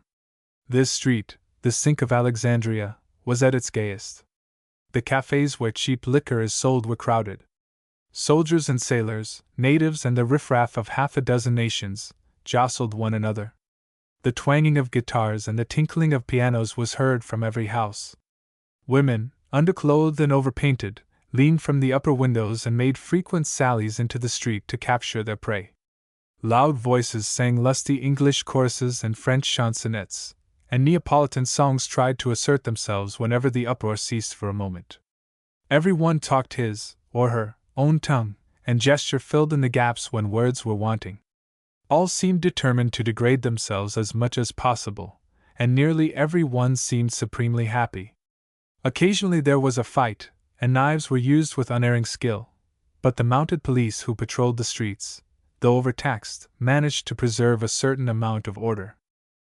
Gregorio took very little notice of the scenes through which he passed. He knew every inch and corner of the quarter that had been his home for years, and was familiar with most of its inhabitants. He sighed a little as he thought of the money being lost and won in the stuffy, ill-lighted rooms at the back of the houses, shut out from view of the authorities. Like most of his race, he was fond of the excitement of gambling. But of what use were regrets and sighs?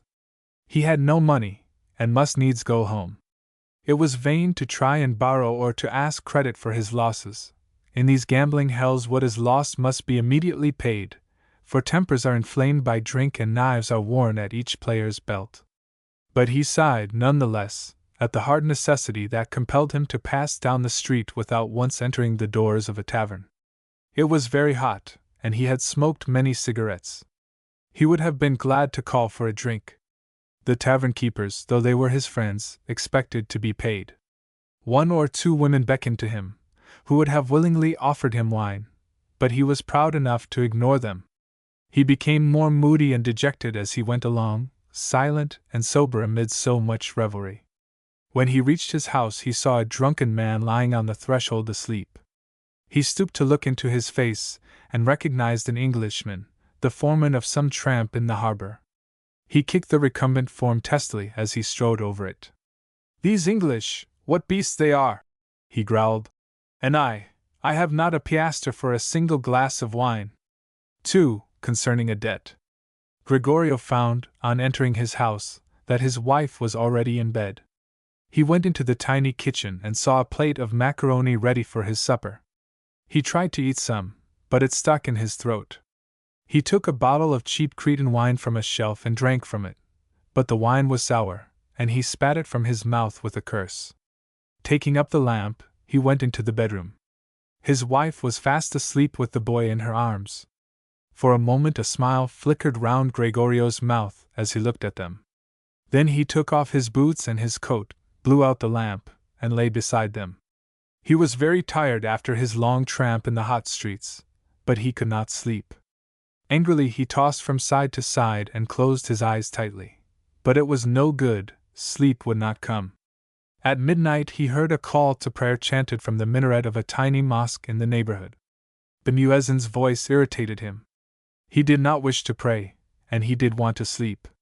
He swore that it was insanity for these fools of Mohammedans to declare that prayer was better than sleep. Then the thoughts that had agitated him during the walk returned to him. The Rue des Sœurs was still noisy with merrymakers, and it seemed to him that if he could only join them he would be happy. But he had no money, and one can do nothing without money. Then there came back to him the face of the Englishman he had seen talking to the violinist of the Paradiso. He hated the man because he was ugly and rich. These English were all rich, and yet they seemed to him a miserable race, mere ignorant bullies. He remembered how often he had come to the help of the English travelers who filled Egypt. Why had he asked himself, for the sake of a miserable reward, prevented them being cheated, when he, with all his talents, was condemned to starve? Even his child, he thought, would grow to hate him if he remained poor. He must get money. Amos would have to lend him some. The Jews were unpopular among the Greeks. It were wise to keep on good terms with them, as Amos would find out. At last he fell asleep. In the morning his troubles began again. There was no coffee, and only a little Arab bread, and when that was done they must starve if they could not get some money. Gregorio tore off a bit of bread and ate it slowly, looking at his wife, who sat weeping beside him. "I shall go to Amos," he said firmly. "Ah, yes, to Amos," Xantip answered quietly. "But it will be no good." "Why no good?" "Because you owe him money, and he will give you no more till he is paid." "But we cannot pay him. He must let us have some. If not," and Gregorio raised threatening. His wife smiled sadly and kissed him. "You will not frighten Amos, my love. When I told him the child had been ill, he only laughed." "When was that?" "Yesterday." "Then he had been here?" "He came last night to ask for his money. I told him we had none, and he laughed and said we must get some. He told me I might get some if I cared to. He said I could make, oh, so much." Gregorio scowled savagely. "The filthy Jew! He said that? Never, never, never! But we must get some money," the woman sobbed. "If only for our son's sake, Gregorio." "But not that way?" "No, not that way," he replied savagely. "When shall you go to him?" "Now." And taking up his hat he rushed into the street. He was terribly angry, not so much at the purport of the Jew's speech as at the man who made it. He loathed the Jews, and felt insulted when spoken to by one. It was a terrible matter to ask this man for help, but it was intolerable that his wife should suffer insult. And yet the child must be fed. Yes, she had said that, and it was true. They must make sacrifices for the child. He soon reached the Jew's house, and was shown by a richly clad servant into the room where Amos Saturday. Amos was an old man, tall and strong, with a long bushy beard, in which his fingers continually played, and his eyes were sharp and brilliant and restless, a strange contrast to his stately bearing and measured movements. He rose from his cushions as Gregorio entered, and saluted him courteously, motioning him to a seat. Then, having resettled himself, he clapped his hands together smartly and ordered the servant who answered the summons to bring in coffee and pipes. Gregorio was rather overawed at the luxury he saw around him, and he felt the stern-looking, polite old man would be a difficult person to deal with. As he puffed at his tube he considered carefully what words he should use. For some time neither spoke, but Amos was the first to break the silence. "You heard I was at your house last night, and so have come to pay me?" "Yes, I heard you were at my house and that you wanted to be paid." "You are a rich man, and I am poor." "Nay, I am not rich, they lie who say I am rich." "It is £20 I owe you, is it not?" "Yes, £20. It is a large sum, and I have dealt generously with you. I am now in need of it myself. I am a poor man." "You have not the money, my friend?" "I have not the money. But I will pay you if you will lend me some more. I shall be successful now, only £20 more." Amos appeared unmoved at the tremor in Gregorio's voice. His eyes rested coldly on the face of his client, while the unfortunate Greek continued to speak rapidly of his troubles and hopes. He smiled sarcastically as Gregorio spoke of the certainty of making his fortune at Ben-Hur, and remained quite unmoved at the story of the sufferings of a woman and child from hunger and want. "Your wife is beautiful," was all he answered when Gregorio paused for a moment. At these words, however, he half rose from his place and clenched his hands savagely. But he sank back again with the remembrance that a show of temper would not advance his cause. "Very beautiful," he answered chokingly. "Would you see her starve?" "She is not my wife," said Amos quietly. Then he continued slowly, pausing at intervals to puff out a cloud of smoke from his mouth. "You have owed me this money a long time. I want it, and I will have it. Even in Egypt there is law. You do not like us Jews, but the law will protect me as long as I am rich enough to buy justice. In 3 days you will pay me this money. I have been generous to you, now I will be generous no longer. If I am not paid, I will take measures to recover my loss. You will sleep in the streets like the Arabs, my friend, but the weather is warm. It is early summer, so you will scarcely feel the exposure. In 3 days you will come and pay me. But how am I to get the money? If you would lend me only a few pounds, I would repay you all I owe. Already you owe me more than you can pay. You can make money. You are married. These Christian women are worse than the Arabs. Do I not see them as I come home in the evening from my business? It is not right to borrow and not repay. I need my money. How can I have my coffee and my pipe unless I have money?" Gregorio listened with growing anger, and finally rose from his seat and shook his fist in the old man's face. "You shall be paid," he shouted. "You shall be paid. Anger is useless, my friend." And as Gregorio left the house, Amos smiled and stroked his beard. "Truly," he thought, "these Christians hate us, but we have them in our power. It is pleasant to be hated and yet to know that it is to us they must cringe when they are in need, and it is very pleasant to refuse. My friend Gregorio is not happy now that he is struggling in my grasp." As for Gregorio, he wandered away toward the harbor, kicking savagely at the refuse scattered along the pavement. He did not know how to set about earning the requisite sum. It was no good applying to the hotels or tourist agencies, for there were few visitors in the city and dragomen were therefore not needed. His friends were too poor to help him, and the consul was unable to do much for him. There were so many poor Greeks who wanted help.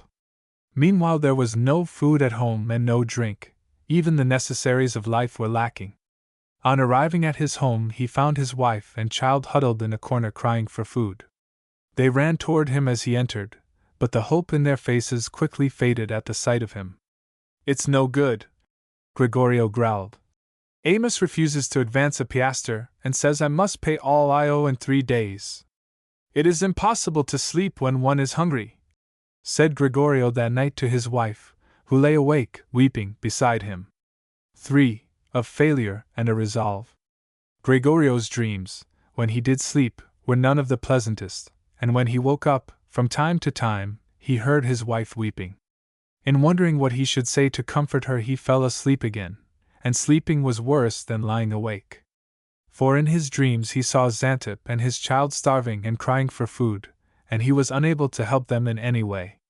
He lived over again the long day he had spent tramping the streets of Alexandria searching for work. He saw the few tourists still left in the town fat and happy. He saw the porters of the hotels who had smiled on him pityingly and yet contemptuously, and he woke, after each representation of the crude comedy, hot and yet cold with perspiration, to feel the bed on which he lay shaking under the sobs of his wife. When at last day dawned, Gregorio raised himself with an oath, and swore to find food for his family and work for himself. The terrible debt he owed to Amos he swore should not trouble him, laughing at his wife's remonstrances.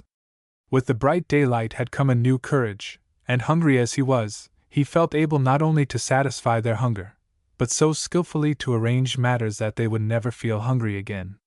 Yet it was a terrible ordeal, that half hour when the family should have sat down to a table laden with food. The poor wife cried, and he had to comfort her tears with promises, unsubstantial nutriment indeed, and they could not satisfy the child, who failed dismally to understand them. Through the green blinds came the noise of life and health and merriment, curses too, sometimes, but only the curses of the well-fed, and therefore meaningless. Already the sun fell hot and indomitable on the room, and the atmosphere at their touch became stifling. Gregorio, swallowing his tears, tore out into the street, shouting up the narrow stairway hysterical words of hope. How long and shadowless the street seemed! Every house had its green blinds closely shut. The wind that stirred the dust of the pavements was hot and biting. Gregorio clenched his hands and strode rapidly onward. What mattered it to him that behind those green blinds women and men slumbered in comparative comfort? He had a work to do, and by sunset must carry good tidings to his little world. For a time his heart was brave as the dry wind scorched the tear upon his cheek. Surely, he thought, weaving his thoughts into a fine marching rhythm, the great God will help me now, will help me now. At midday, after he had tried, with that strange Greek pertinacity that understands no refusals, all the hotels and tourist agencies he had called at the day before, he became weary and disconsolate. The march had become a dirge. No longer it suggested happiness to be, but failure. An Englishman threw him a piastre, and he turned into a café. Calling for a glass of wine, he flung himself down on the wooden bench and tried to think. But really logical thinking was impossible. For in spite of the sorrow at his heart, the same bright dreams of wealth and happiness came back to mock him. The piastre he played with became gold, and he felt the café contained no luxuries that he might not command to be brought before him. But as the effects of the red wine of Lebanon evaporated, he began to take a soberer though still cheerful view of his position. It was only when the waiter carried off his piastre that he suddenly woke to fact and knew himself once more a man with a wife and child starving in Alexandria, an alien city for all its wealthy colony of Greeks. A wave of pity swept over him. Not so much for the woman was he sorry, though he loved her too, but for the baby whose future he had planned. He scowled savagely at the inmates of the café, who only smiled quietly, for they were used to poor Greeks who had drunk away their last coin, and pushed past them into the street. There it was hotter than ever, and he met scarcely anyone. Every one who could be was at home, or in the cool cafés. Only Gregorio was abroad. He determined to make for the quay. He knew that many ships put into the Alexandrian waters, and there was often employment found for those not too proud to work at lading and unloading. Quickly, and burning as the Kempsin, he hurried through the Rue des Seurs, not daring to look up at the house wherein he dwelt. The muffled sounds of voices and guitars from the faraway interiors seemed to mock his footsteps as he passed the wine shops, and all the other houses were silent and asleep. At last he arrived on the quay, and the black lines of the P&O stood out firmly before him against the pitiless blue of sea and sky. He wandered over the hot stone causeway, but found no one. The revenue officers were away, and not a laborer, not a sailor, was visible. Beyond the breakwater little tufts of silvery foam flashed on the rollers, and a solitary steamer steered steadily for the horizon. He could see the Greek flag at her stern, and his eyes filled with tears. Ah, how little his friends in Athens thought of the man who had come to find fame and fortune in the far-off East. He sat down on the parapet and watched the vessel until she became a tiny speck on the horizon, and then he recommenced his search for work. His heart was braver for a moment because of its pangs. He swore he would show these countrymen of his who dwelt at home, and who in 3 days would see the very ship he had been gazing at arrive in Grecian waters, that he was worthy of his country and his kinsfolk. But resolutions were useless, tenacity of purpose was useless. For 2 long hours he wandered by the harbor, but met no one. At last the sun fell behind the western waves, and the windows of the Khedive's palace glowed like 100 flaming eyes. The flags fell from the masts of the vessels. On the city side was a sudden silence, save for the melancholy voices of the muezzins. Then the day died. The bright stars, suddenly piercing the heavens, mocked him with their brilliance, and told him that his useless search for bread was over.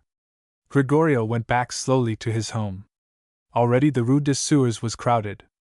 The long street rang with music and laughter, and instead of blinds covering the windows, merry women leaned upon the sills and laughed at the crowds below. Gregorio, when he reached his house, would have liked to go straight to bed. But it was not to be, for as he entered the tiny room he heard his wife trying to persuade the hungry infant into sleep, and his footsteps disturbed her tears. He had to calm them as best he could, and as he soothed her he noticed the child had a crust in his hand which he gnawed half contentedly. At the same moment the dim blue figure of an Arab passed by the opposite wall, and had almost gained the door ere Gregorio found words. "Who are you?" "It is Ahmed," his wife answered gently, placing her trembling hand upon his shoulder. "He too has children." Gregorio scowled and muttered, in Arab, and in that murmur none of the loathing was hidden that the Pseudo-West bears for the East. "The child is starving," said Ahmed. "I have saved the child. Maybe some day I shall save the father." And Ahmed slipped away before Gregorio could answer him. For a while either he nor his wife spoke. They stood silent in the moonlight. At last Gregorio asked huskily, "Have you had food?" "Not today," was the answer, and the sweet voice was almost discordant in its pathos as it continued, "Nor drink, and but for Ahmed the boy had died." Gregorio could not answer. There was a lump in his throat that blocked words, opening the gate for sobs. But he choked down his emotion with an effort and busied himself about the room. Xantep sat watching him anxiously, smoothly with nervous fingers the covering of her son's bed. As the night advanced the heat increased, and all that disturbed the silence of the room was the echo of the streets. Gregorio walked to the window and looked out. Below him he saw the jostling crowd of men and women.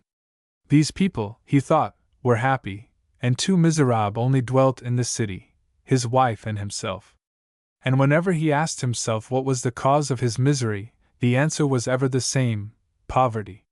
He glanced at his son, tossing uneasily in his bed. He looked at his wife, pale and haggard in the moonlight. He remembered his own sufferings all day long in the hot, cruel streets, and he spoke unsteadily. "Xantep?" "Yes. I have thought over things. And I too. We are starving, you are starving, and I am starving, and all day long I tramp these cursed streets, but gain nothing. So it will go on day in, day out. Not only we ourselves, but our son too must die. We must save him." "Yes," said Xantep quietly, repeating her husband's words as she kissed the forehead of her child. "We must save him. There is only one way." "Only one way," repeated Xantep dreamily. There was a pause, and then, as though the words had grown to have a meaning to her that she could not fathom, she queried, "What way, Gregorio?" "That," he said roughly as he caught her by the wrist, and dragging her to the window, pointed to the women in the street beneath. Xantep hid her face on her husband's breast and cried softly, while she murmured, "No, no, I will never consent." "Then the child will die," answered the Greek curtly, flinging her from him. And the poor woman cast herself upon the bed beside her boy, and when her tears ceased for a moment stammered, "When?" "Tomorrow," was the answer, cruel and peremptory. And as Gregorio closed the lattice, shutting out the noise of song and laughter, the room echoed with the mighty sobbing of a woman who was betrayed, and who repeated hysterically, while kissing the face of her child, "Tomorrow, tomorrow there will be food for you." And Gregorio slept peacefully, for the danger of starvation was over. He would yet live to see his son become rich. And the woman? He kissed her before he slept, and women always cry. For, concerning two women, Gregorio felt a little bit ashamed of himself next morning. The excitement had passed, and the full meaning of his words came back to him and made him shudder. The sun, already risen, sent shafts of light between the lips of the wooden lattice. A faint sound of life and movement stole upward from the street below. But Xantep and the boy still slumbered, though the woman's form shook convulsively at times, for she sobbed in her sleep. Gregorio looked at the two for a minute, and then raised himself with an oath. The woman's heavy breathing irritated him, for, after all, he argued, it was her duty as well as his to sacrifice herself for the lad. Moreover, the Jew must be paid, and today was that appointed by Amos for the settling of their account.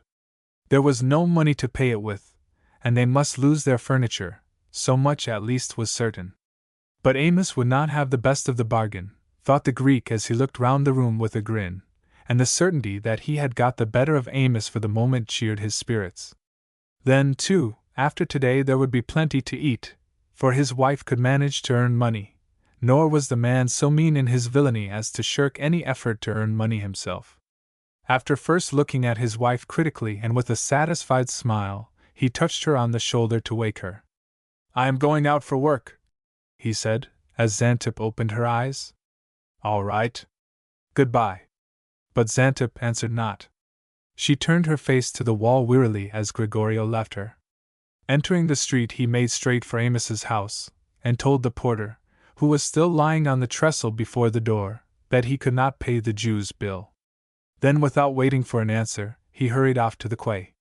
With better luck than on the previous day, he managed to obtain employment for some hours. The Greek mailboat had arrived, and under the blazing sun he toiled good-humoredly and patiently. The work was hard, but it gave him no opportunity of thinking.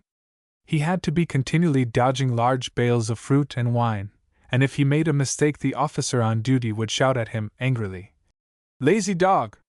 You would not have left Greece were you not an idle fellow."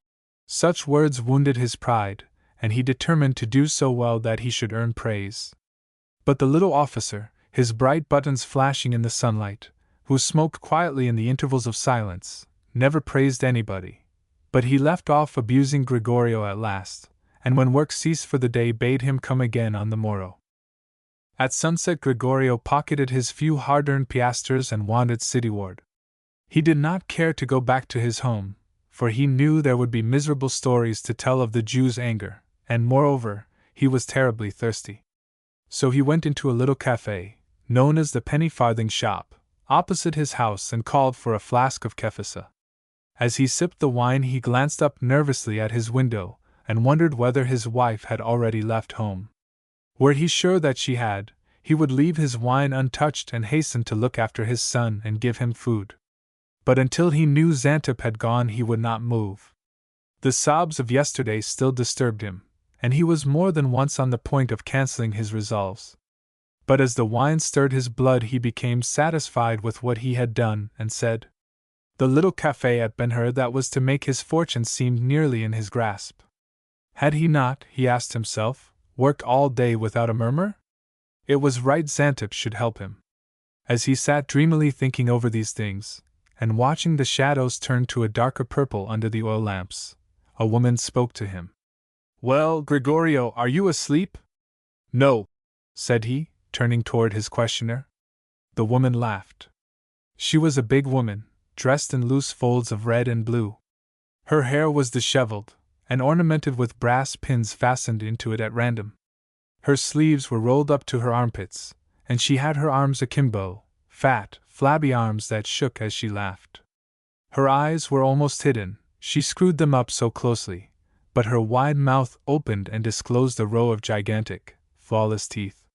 Gregorio frowned as he looked at her. He knew her well and had never liked her. But he dare not quarrel with her, for he owed her money, and, for the love of his black eyes, as she told him, she had ever a bottle of wine ready for him when he wished. "Well, my good woman," he blurted out surlily, "you seem to be amused." "I am, Gregorio." "Tell me," she continued slyly, seating herself beside him and placing her elbows on the table. "How is she?" "Who?" "Xantip. She came to me today, and I saw she had been crying. But I said nothing, because it is not always wise to ask questions. I thought she wept because she was hungry and because the baby was hungry. I offered her food and she took some, but so little, scarcely enough to cover a 10-piastre piece. 'That is for the baby,' I said, 'now some for you,' but she refused. Perhaps she had food for herself," said Gregorio, shifting uneasily in his chair. "Perhaps," said the woman, and laughed again, more loudly than ever, till the table shook. "But she asked me for something else," she continued, when her merriment languished for want of breath. "She asked me to let her have an old dress of mine, a bright yellow and red dress, and she borrowed some ornaments. It is not right of you, Gregorio, to keep an old friend on the doorstep when you have a fantasia. Gregorio scowled savagely. After a pause, he said, I don't know why my wife wanted your dress and ornaments. Oh, yes, you do, friend Gregorio. And she laughed again, this time a suppressed, chuckling laugh that threatened to choke her, and she supported her chin on her hands, while her eyes peered through the enveloping fat at the man who sat opposite to her. Suddenly she stood up, and taking Gregorio by the arm dragged him to the door. See, there she goes. My garments are cleverly altered and suit her finely, don't they? Ah, well, my friend, a man who cannot support a wife should marry a woman who can support him. Gregorio did not stop to answer her, but pushed past her into the street. The woman watched him enter the house opposite, and then returned quietly to her work. But there was a smile hovering round her lips as she murmured to herself, Ah, well, in time. Gregorio meanwhile had run up to his room and entered it breathless with excitement. The first glance told him that Amos had seized all he could, for nothing remained save a wooden bench and one or two coarse, half-disabled cooking utensils. Gregorio swore a little as he realized what had happened. Then he saw in a corner by the window his son and Ahmed. She has gone, said Ahmed, as Gregorio's gaze rested on him. But she might have gone merely to market, or to see a neighbor, for all the imperturbable Arab face disclosed. As soon as he had spoken, the man bent over the child, laughing softly as the youngster played with his beard. For the Arab, as he is miscalled, is fond of children, and there are none to whom children take so readily as to the Egyptian fellahin. Gregorio watched the two for a moment, and then placing his remaining piastres in the man's hand bade him bring food and wine. As soon as he was left alone with his son, he flung himself down on the floor and kissed. You shall be a great man, aye, a rich man, my son. He repeated the sentence over and over again, punctuating it with kisses, while the 2-year-old regarded him wonderingly, until Ahmed returned. When the meal was ended, Gregorio took the boy in his arms and sang to him softly till at last the infant slept. Then he placed him gently on the floor, having first made of his coat a bed, and went to the window and flung back the shutters. He smoked quietly as the minutes went by, waiting impatiently for his wife to return. It seemed to him monstrous that the boy who was to inherit a fortune should be sleeping on the dirty floor wrapped in an old coat, that an Arab, a mere fellah, should amuse his son and play with him, when Greek nurses were to be hired in Alexandria had one only the money. Long after midnight he heard a step on the stairs, and a minute after the door opened.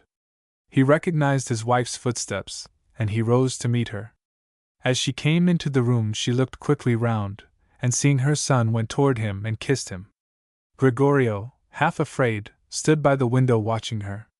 She let her glance rest on him a minute, then she turned round and laid her cloak upon the floor. Xantip! But she did not answer. Xantip, I have fed our son. The good days are coming when we shall be rich and happy. But Xantip was too busy folding out the creases of her cloak to notice him. The moonlight streamed on to her, and her face shone like an angel's. Gregorio made one step toward her, ravished, for she had never appeared so beautiful to him. For the moment he forgot the whole hideous history of the last few days and the brief, horrible conversation of the night before. Fired with a desire to touch her, to kiss her, to whisper into her ear, in the soft Greek speech, all the endearments and tendernesses that had won her when he wooed her, he placed his hand upon her arm. As if stung by a venomous snake, the woman recoiled from his touch. With a quick movement she sprang back and flung at his face a handful of gold and silver coins. Take them, they're yours, she cried, huskily, and retreated into the farthest corner of the room. With a savage curse Gregorio put his hand to his lips and wiped away the blood, for a heavy coin had cut him. Then he ran swiftly downstairs, and Xantip, as she lay down wearily beside her boy, heard a woman laugh. Xantip looks out of the window. The penny-farthing shop was full of customers, and Madame Marx, the fat woman who followed Gregorio to the bar, was for a long time busy attending to her clients. Some English warships had entered the harbor at sunset, and many of the sailors had lost no time in seeking out their favorite haunt. Most of them knew Madame Marx well, as a good-natured woman who gave them plenty to drink for their money, and secreted them from the eyes of the police when the liquor overpowered them. Consequently, there was much laughter and shaking of hands, and many a rough jest, which Madame Marx responded to in broken English. Gregorio watched the sailors gloomily. He hated the English, for even their sailors seemed to have plenty of money, and he recalled the rich Englishmen he had seen at the Café Paradiso, drinking champagne and buying flowers for the Hungarian woman who played the fiddle. The scene he had just left contrasted disagreeably with the fun and jollity that surrounded him. But he felt unable to shake off his gloom and annoyance, and Madame Marx's attentions irritated him. He felt that her eyes continually rested on him, that, however busy she might be, he was never out of her thoughts. Every few minutes she would come toward him with a bottle of wine and fill up his glass, saying, "Come, my friend, wine is good and will drown your troubles." And though he resented her patronage, knowing he could not pay, he nevertheless drank steadily. Every few minutes he heard the sound of horses' hoofs on the hard roadway, and through the windows he saw the military police pass slowly on their rounds. At last the strong drinks so amiably retailed by Madame Marx did their work, and the men lay about the floor asleep and breathing heavily. The silence succeeding the noise startled Gregorio from his sullen humor. Madame Marx came and sat beside him, weary as she was with her long labors, and talked volubly. The wine had mounted to his head, and he answered her in rapid sentences, accompanying his words with gesture and grimace. What he talked about he scarcely knew, but the woman laughed, and he took an insane delight in hearing her. Just before daylight he fell asleep, resting his head on his arms that were spread across the table. Madame Marx kissed him as he slept, murmuring to herself contentedly, "Ah, well, in time." When Gregorio woke, the sun was high in the heavens, blazing out of a brazen sky. Clouds of dust swept past the door from time to time, and cut his neck and face as he stood on the threshold smoking lazily. It was too late to go down to the quay, for his place must have long ago been filled by another. He was not sorry, since he by no means desired to toil again under the hot sun. The heavy drinking of the night had made him lethargic, and he was so thirsty the heat nearly choked him. He called out to a water carrier staggering along in the scanty shade on the opposite side of the street, and took eagerly a draught of water. He touched the pigskin with his hand, and it was hot. The water was warm and made him sick. He spat it from his mouth hastily, and hearing a laugh behind him, turned round and saw Madame Marx. "See, here is some wine, my friend. Leave the water for the Arabs." Gregorio gratefully seized the flagon and let the wine trickle down his throat, while Madame Marx, with arms akimbo, stood patiently before him.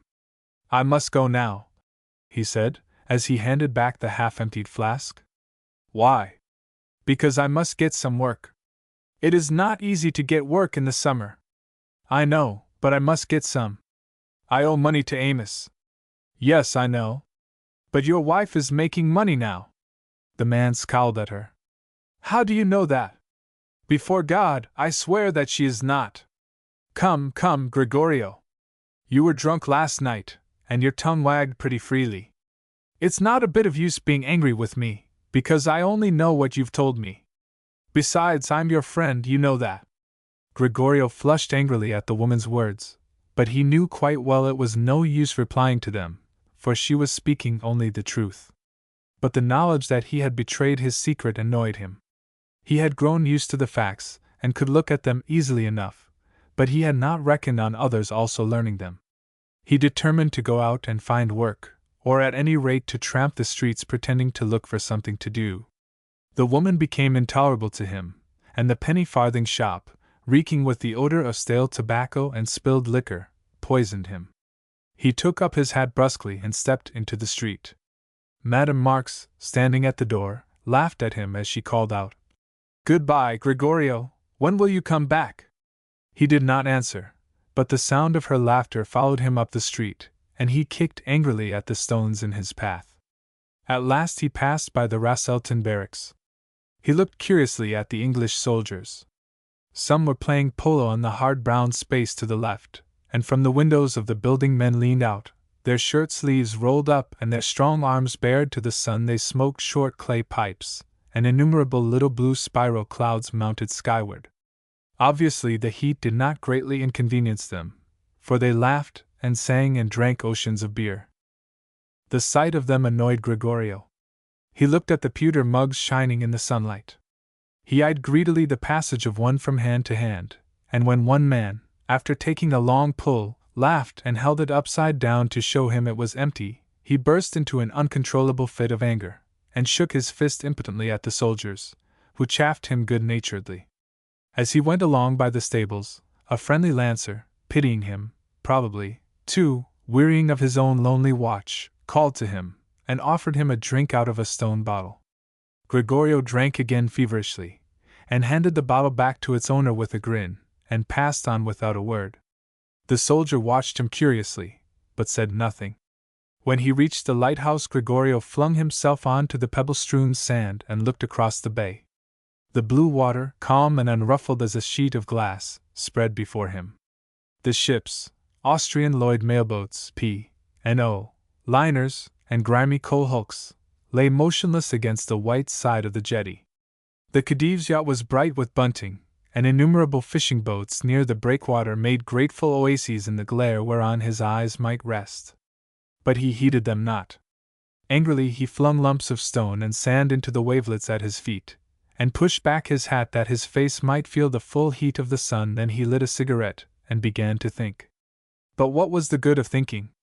The thoughts always formed themselves into the same chain, and reached the same conclusion, and ever on the glassy surface of the Levantine Sea a woman poised herself and laughed at him.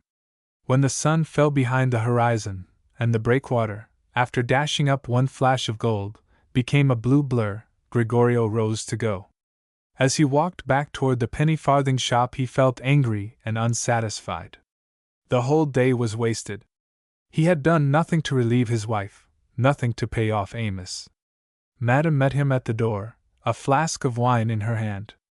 Against his will Gregorio entered her cafe and smiled, but his smile was sour and malevolent. "You want cheering, my friend," said Madame, laughing. "I have found nothing to do," said Gregorio. "Ah, I told you it would be hard. There are no tourists in Alexandria now. And it is foolish of you to tramp the streets looking for work that you will never find, when you have everything you can want here. Except money, and that's everything," put in Gregorio, bluntly. "Even money, my friend. I have enough for two." Madame Marx had played her trump card, and she watched anxiously the effect of her words. For a moment the man did not speak, but trifled with his cigarette tobacco, rolling it gently between his brown fingers.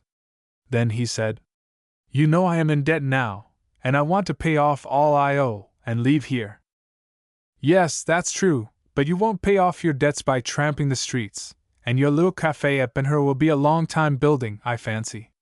Meanwhile there is money to be made at the penny-farthing shop." "What are your terms?" asked Gregorio, roughly. The woman laughed, but did not answer. The stars were shining, and the Kempson that had blown all day was dead. It was cool sitting outside the door of the cafe under the little awning, and pleasant to watch the blue cigarette smoke float upward in the still air. Gregorio sat for a while silent, and the woman came and stood by him. "You know my terms," she whispered, and Gregorio smiled, took her hand, and kissed her. At that moment the blind of the opposite house was flung back. Xantep leaned out of the window and saw them. 6. Baby and Jew. When the penny-farthing shop began to fill, Gregorio disappeared quietly by the back door. He muttered a half-unintelligible answer to the men who were playing cards in the dim parlor through which he had to pass, who called to him to join them. Gaining the street, he wandered along till he reached the bazaars, intending to waste an hour or two until Xantep should have left the house. Then he determined to go back and see the boy in whom all his hopes and ambitions were centered, who was the unconscious cause of his villainy and degradation. There was a large crowd in the bazaars, for a moolid was being celebrated. Jugglers, snake-charmers, mountebanks, gypsies, and dancing girls attracted hundreds of spectators. The old men sat in the shadows of their stalls, smoking and drinking coffee. They smiled gravely at the younger people, who jostled one another good-humoredly, laughing, singing, quarreling like children. Across the roadway hung lamps of colored glass and tiny red flags stamped with a white crescent and a star. Torches blazed at intervals, casting a flickering glow on the excited faces of the crowd. Gregorio watched without much interest. He had seen a great many fantasias since he came to Egypt, and they were no longer a novelty to him. He was annoyed that a race of people whom he despised should be so merry when he himself had so many troubles to worry him.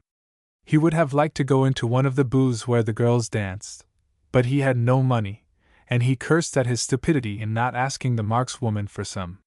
He no longer felt ashamed of himself, for he argued that he was the victim of circumstances. Still, he wished Xantep had not looked out of the window, though of course he could easily explain things to her. And Xantep was really so angry the night before, explanations were better postponed for a time. After all, he thought, it really does not much matter. Once we get over our present difficulties, we shall forget all we have gone through. This comfortable reflection had been doing duty pretty often the last day or two, and though Gregorio did not believe it a bit, he always felt it was a satisfactory conclusion, and one to be encouraged. Meanwhile, he would not meet Xantep. That was a point upon which he had definitely made up his mind. As he strolled through the bazaars, putting into order his vagabond thoughts, in a tall figure a few yards in front of him he recognized Amos. Nervous, he halted, for he had no desire to be interviewed by the Jew, and yet no way of escape seemed possible. Nodding affably to the proprietor, he sat down on the floor of a shop hard by and watched Amos. The old man was evidently interested, for he was laughing pleasantly, and bending down to look at something on the ground. What it was Gregorio could not see. A knot of people, also laughing, surrounded the Jew. Gregorio was curious to see what attracted them, but fearful of being recognized by the old man. However, after a few moments his impatience mastered him, and he stepped up to the group. "What is it?" he asked one of the bystanders. "Only a baby. It's lost, I think." Gregorio pushed his way into the center of the crowd and suddenly became white as death. There, seated on the ground, was his own child, laughing and talking to himself in a queer mixture of Greek and Arabic. Amos was bending kindly over the youngster, giving him cakes and sweets, and making inquiries as to the parents. A chill fear seized on Gregorio's heart. He could not have explained the cause, nor did he stay and try to explain it. Quickly he broke into the midst of the circle and, catching up the boy in his arms, ran swiftly away. Having reached home, he kissed the boy passionately, sent for food to Madame Marx, and wept and laughed hysterically for an hour. After a time the boy slept, and Gregorio then paced up and down the room, smoking, and puffing great clouds of smoke from his mouth, trying to calm himself. But he could not throw off his excitement. He imagined the awful homecoming had he not been to the bazaar, and he wondered what he would have done then. A great joy possessed him to see his son safe, and a fierce desire filled him to know who had taken the child away. He longed for Xantep's return that he might tell her. He forgot completely that he had dreaded seeing her earlier this evening. Then he began to wonder what Amos was doing at the Fantasia, and why he was so interested in the boy. Perhaps Amos would forgive the debt for love of the child. The idea pleased him, but he soon came to understand that it was untenable. Oftener, indeed, he shuddered as he recalled the old man's figure bent over the infant. A sense of danger to come overwhelmed him. In some way he felt that the old man and the child were to be brought together to work his, Gregorio's, ruin. Suddenly he heard a footstep on the stairs. "Thank God!" he cried, as he ran to the door. "Xantep!" But he recoiled as if shot, for as the door opened Amos entered. The Jew bowed politely to the Greek, but there was an unpleasant twinkle in his eyes as he spoke. "You cannot offer me a seat, my friend, so I will stand. We have met already this evening." Gregorio did not answer, but placed himself between the Jew and the child. "I dare say you did not see me," the old man continued quietly, "for you seemed excited. I suppose the child is yours. It was surely careless to let him stray so far from home." "The child is mine." "Ah, well, it is a happy chance that you recovered him so easily. And now to business. I am listening. I have already, as of course you know, been here to see you about the money you owe me." I was sorry you did not see fit to pay me, because I had to sell your furniture, and it was not worth much. I have no money to pay you, or I would have paid you long ago. I told you when I went to your house that I could not pay you. And yet, my friend, it is only fair that a man who borrows money should be prepared to pay it back. I could pay you back if you gave me time. But you have no heart, you Jews. What do you care if we starve, so long as— Hush, said Amos gravely. I have dealt fairly by you. But I will let you go free on one condition. And that is? That you give me the child. Gregorio stood speechless with horror and rage at the window, and the old man walked across the room to where the infant lay. I have no young son, Gregorio Lividas, and I will take yours. Not only will I forgive you the debt, but I will give you money. I want the child. By God, you shall not touch him, cried Gregorio, suddenly finding voice for his passion. He rushed furiously at Amos, gripped him by the throat, and flung him to the far side of the room. Then he stood by his child with his arms folded on his breast, his eyes flashing and his nostrils dilated. Amos quickly recovered himself, and in a voice that scarcely trembled, again demanded his money. Go away, shouted Gregorio. If you come here again, I will kill you. Twice now have I saved my boy from falling into your hands. I wish only to do you a service. You are a beggar, and I am rich enough, ask heaven, to look after the child. Why should you abuse me because I offer to release you from your debts if you will let me take the child? Gregorio answered brusquely that the Jews should not touch the boy. I will not have him made a Jew. Then you will pay me. I will not. I cannot. I shall take measures, my friend, to force you to pay me. I have not dealt harshly with you. I came here to help you, and you have insulted me and beaten me. Because you are a dog of a Jew, and you have tried to steal my son. A nasty look came into the Jew's eyes, a cold, cunning look, and he was about to reply when the door opened and Xantep entered. She was well dressed, and wore some ornaments of gold. Amos turned toward her, asking the man, This is your wife? But Gregorio told Xantep rapidly the history of his adventures with the boy, and the woman, hearing them, moved quietly to the corner where he slept, and took him in her arms. The Jew smiled. I see, he said, that madam has money.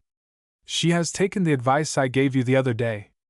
Now I know that you can pay me, and if you do not within 2 days, Gregorio Lividas, you will repent the insults you have heaped on my head this night. He walked quietly to the corner of the room, where Xantep sat nursing the boy, touched the child gently on the forehead with his lips, and then went out. For some minutes neither Xantep nor Gregorio spoke, but the man rubbed the infant's forehead with his finger, as if to wipe out the stain of the Jew's kiss. 7. Xantep speaks out. At last the silence, roused only by the strident buzzing of the mosquitoes, became unendurable. Gregorio gave a preparatory cough and opened his lips to speak, but the words refused to be born. He was unnerved. The odious visitor, the wearying day, the memory of Xantep's face at the window, combined to make him fearful. He watched, under his half-closed lids, his wife crouching on the far side of the boy. Once or twice, as he was rubbing the youngster's forehead, his fingers touched those of his wife as she waved off the mosquitoes, but at each contact with them he shivered and his fears increased. He tried, vainly, to get his thoughts straight, and lit a cigarette with apparent calmness, swaggering to the window, but his legs did not cease to tremble, and the unsteadiness of his gait caused Xantep to smile as she watched him. Resting by the window, Gregorio widened the lips of the lattice and let in a stream of moonbeams that rested on wife and child, illumining the dark corner. Gregorio! Yes. Have you told me all? Is there nothing else to tell him about our son and the Jew? Gregorio felt he must now speak. It was not possible to keep silence longer. He was pleased that his wife had begun the conversation, for it seemed easier to answer questions than to frame them. I have told you the whole story. There is no more to tell. It was by accident I found him in the bazaar, and that devil Amos was bending over him. I could kill that man. What good would that do? Fancy if we had lost the boy. Think of the sacrifices we have made for him, and they would have been useless. Have you made any sacrifices, Gregorio? The question was quietly asked, but there was a ring of irony in the sound of the voice, and Gregorio, to shun his wife's gaze, moved into the friendly shadows. For some minutes he did not answer. At length, with a nervous laugh, he replied, "Of course. We have both made sacrifices, great sacrifices. It is odd," pursued Xantip, gently, as if speaking to herself, "that you should so flatter yourself. You professed to care for me once. You only regard me now as a slave to earn money for you. It is for our son's sake. Is it for our son's sake also that you sit with Madame Marx, that you drink her wine, that you kiss her?" Gregorio could not answer. He felt it were useless to try and explain, though the reason seemed to him clear enough. "I am glad to have the chance," continued Xantip, "of talking to you, for we may now understand each other. I have made the greatest sacrifice, and because it was for our son's sake I forgave you. I wept, but as I wept I said it is hell for Gregorio too, but when I looked from the window this afternoon I knew it was not hell for you. I knew you did not care what became of me. It was pleasant for you to send me away to make money while you drank and kissed at the penny-farthing shop. I came suddenly to know that the man had spoken truth." "What man?" asked Gregorio, huskily. The man you bade me find. Because money is not gathered from the pavements. You know that, and you sent me out to get money. When I first came back to you I flung the gold at you. It burned my fingers, and your eagerness for it stung. But I did not quite hate you, though his words had begun to chime in my ears. In my country such a husband would be horsewhipped. When you were kind I was little more than a dog you liked to pet. I thought that was how all women were treated. I know differently now. You will earn money through me, for it is my duty to my son, but you have earned something else." "Yes?" queried Gregorio.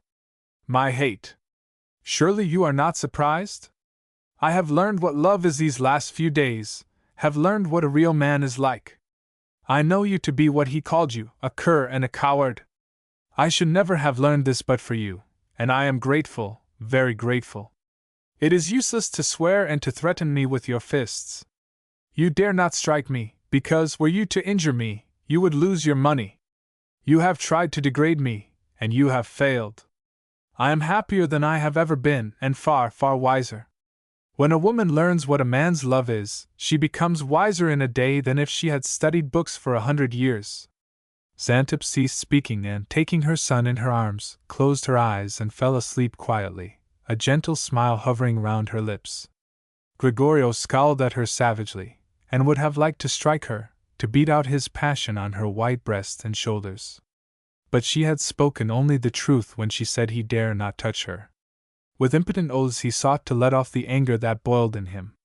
He feared to think, and every word she had uttered made him think in spite of himself. The events of 60 hours had destroyed what little of good there was in the man. Save only the idolatrous love for his child, he scarcely retained one ennobling quality. Little by little his anger cooled, his shame died out of him, and he began to wonder curiously what manner of man this was whose words had so stirred his wife.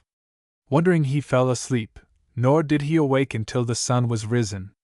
While eating his breakfast he inquired cunningly concerning this wise teacher of the Gospels of love and hate, but Xantip for a time did not answer. "Is he a Greek?" "No." "A Frenchman?" "No." "A German?" "No." Suddenly Gregorio felt a kind of cramp at his heart, and he had to pause before he put the next question. He could scarcely explain why he hesitated, but he called to mind the Paradise Café and the red-faced Englishman. He was ready enough to sacrifice his wife if by so doing money might be gained, but he felt somehow hurt in his vanity at the idea of this ugly, slow-witted northerner usurping his place. With an effort, however, he put the question. "Is he an Englishman?" "Yes." He was seized with a tumult of anger. He spoke volubly, talking of the ignorance of the English, their brutality, their dull brains, their stupid pride. Xantip waited till he had finished speaking and then replied quietly. "It cannot matter to you. It is my concern. You have lost all rights to be angry with me or those connected with me. Gregorio refused to hear reason, and explained how he begrudged them their wealth and fame. For these English are a dull people, and we Greeks are greatly superior. I do not agree with you, Xanthippe replied. I have learned what a man is since I have known him, and I have learned to hate you. You may have more brains, that I know nothing of, nor do I care. He could not behave as you have behaved, nor have sacrificed me as you have sacrificed me. Some of his money comes to you. You want money? Be satisfied. Gregorio felt the justice of her words, and he watched her put on her hat and leave the room. A minute later, looking out of the window, he saw her link her arm in that of the Englishman of the Paradiso, and across the street, at the threshold of the penny-farthing shop, Madame Marx waved her hand to himself and laughed. 8. A desolate homecoming. Toward the evening of a day a fortnight later, Gregorio found himself seated in Madame Marx's café, idly watching the passers-by. He was feeling happier, for that was being amassed which alone could ensure happiness to him. Each day some golden pieces were added to the amount saved, and the café at Ben-Hur seemed almost within his grasp. The feeling of security from want acted as a narcotic and soothed him, so that the things which should have troubled him scarcely interested him at all. He was intoxicated with the sight of gold. When he had first seen Xanthippe and the Englishman together his anger had been violent, but when at last the futility of his rage became certain, his aggressive passion had softened to a smoldering discontent that hardly worried him, unless he heard someone speak a British name. His prosperity had destroyed the last vestiges of shame and soothed his illogical outbursts of fury. He was contented enough now to sit all day with Madame Marx, and return to his home in the evening when Xanthippe was away. He had spoken to her only once since she had told him she hated him. He had strolled out of the café about midday and entered his room. Xanthippe was there, talking to her child, and quietly bade him go away. It's my room as well as yours, Gregorio had answered. It is my money that pays for it, was the reply. A long conversation followed, but Xanthippe met the man's coarse anger with quiet scorn, and told him that if he stayed she would grow to dislike her son since he was the father. Gregorio was wise enough to control his anger then, for he knew that if she were really to lose her love for the boy, all his chances, and the boy's chances, of ease and prosperity would be destroyed. It was, of course, ridiculous to imagine she would supply him with money then. That she thoroughly loathed him, and would always loathe him, was very certain. So great, indeed, seemed her contempt for him that it was quite possible she might come to hate his child. So he did not attempt to remain in the room, but as he closed the door after him he waited a moment and listened. He heard her heave a sigh of relief and then say to the little fellow, "How like your father you grow! My God! I almost think I hate you for being so like him." Gregorio shuddered as he ran noiselessly downstairs. He never ventured to speak to her again. He argued himself out of the disquiet into which her words had thrown him. He knew it was difficult for a woman to hate her child. The birth pains cement a love it requires a harsh wrench to sever. He easily persuaded himself, as he sipped Madame Marx's coffee, that if he kept in the background all cause for hatred would be removed. As for her feelings toward himself, he had ceased, almost, to care. The money was worth the cost paid in the attainment of it, and a woman's laugh was less sweet to him than the chink of gold and silver pieces. On the whole, Gregorio had little reason to be troubled, only unreasoning dislike for the Englishman. Why could not he be of any other nation, or, if an Englishman, any other Englishman, hurt his peace of mind? And for the most part his discontent only smoldered. Madame Marx brought her coffee and sat beside him. Her face betokened satisfaction, and she looked at Gregorio with a possessive smile. She had gained her desire, and asked fortune for no other gift. "You have not seen Xanthippe since she turned you out? Ah, well, it is much better you should keep away. You are welcome here, and it is foolish to go where one is not wanted. I've not seen her, I'm afraid to see her." He spoke openly to Madame now. "Some women are queer. If she had ever really loved you, she would not have thrown you over. I should not have complained had I been in her place. One cannot always choose one's lot. It's that damned Englishman who has spoiled her. Ah, yes, those English. I know them. Did I tell you what she said about the boy? Yes, my friend. But as long as you don't worry her, her words need not worry you. They don't, except sometimes at night. I wake up and remember them, and then I am afraid. Why do you hate the Englishman? To my mind, it is lucky for both of you that this Englishman saw her. There are not men so rich as the English, and he is a rich Englishman. You are lucky. I hate him. Because he has stolen your wife's love. Madame Marx, as she put the question, laid her fat hand upon Gregorio's shoulder and laughed confidently. The movement irritated him, but he never tried to resist her now. No, not quite that. I'm used to it, and the money more than compensates me. But I hated the man when I first saw him in the Paradise. There was a fiddler woman he talked to, and he could scarcely make himself understood. He had money, and he gave her champagne and flowers. And I was starving, and the woman was beautiful. Madame tapped his cheek and smiled. The woman can't interest you now. Also, you have money, his money. Still, I hate him. You Greeks are like children. Your hatred is unreasonable. There is no cause for it. Unreasonable and not to be reasoned away. Well, why worry about him? He won't follow you to Binher, I fancy. It doesn't worry me generally, but when you mention him my hate springs up again. I forget him when I am by myself. Forget him now. And they drank coffee in silence. Darkness came on, and the blue night mist. Gregorio was impatient to see his son. He gazed intently at the door of the opposite house, little heeding Madame, who was busy with preparations for the evening's entertainment of her customers. Suddenly he saw a woman leave the house, hail a passing carriage, and drive rapidly down the street toward the place Mehemet Ali. Gregorio, with a cry of pleasure, rose and left the café. Madame Marx followed him to the door and called a good night to him. Gregorio stood irresolutely in the middle of the road. He had promised the boy a boat, and he blamed himself for having forgotten to buy it. Grumbling at his forgetfulness, he hurried along the street, determined to waste no time. On occasions he could relinquish his lazy, slouching gait, and he would hurry always to obey the commands of the king his son. A pleasant smile at the thought of the pleasure his present would cause softened the sinister mold of his lips, and he sang softly to himself as he moved quickly cityward.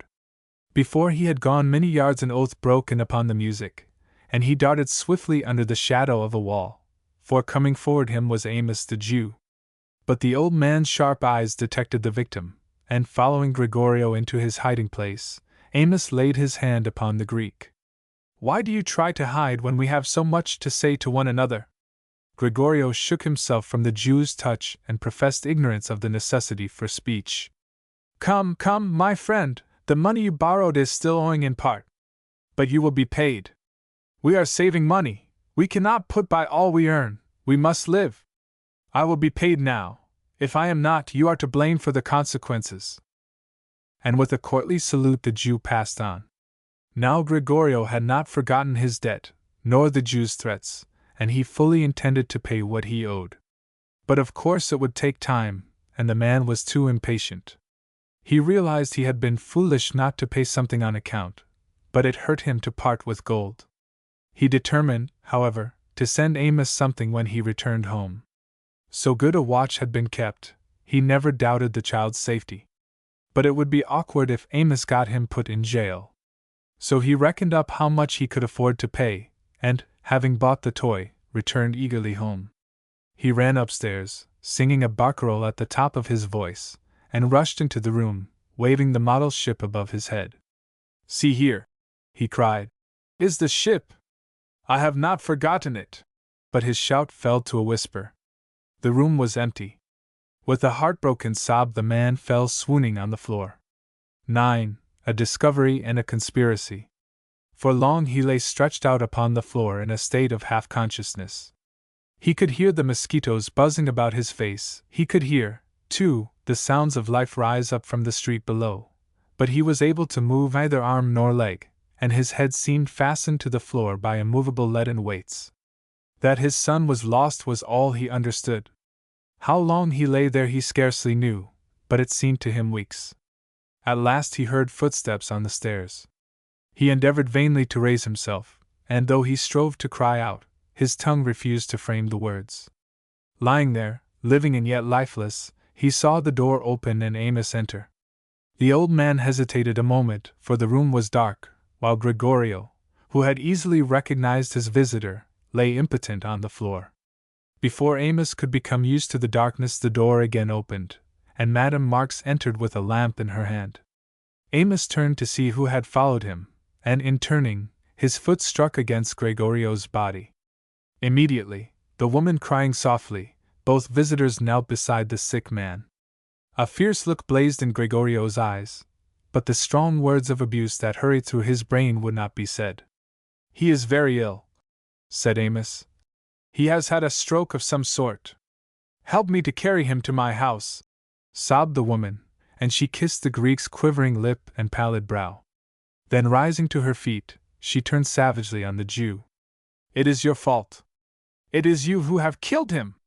"Nay, madam, I had called here for my money, and I had a right to do so. It has been owing for a long time." "No, you have killed him!"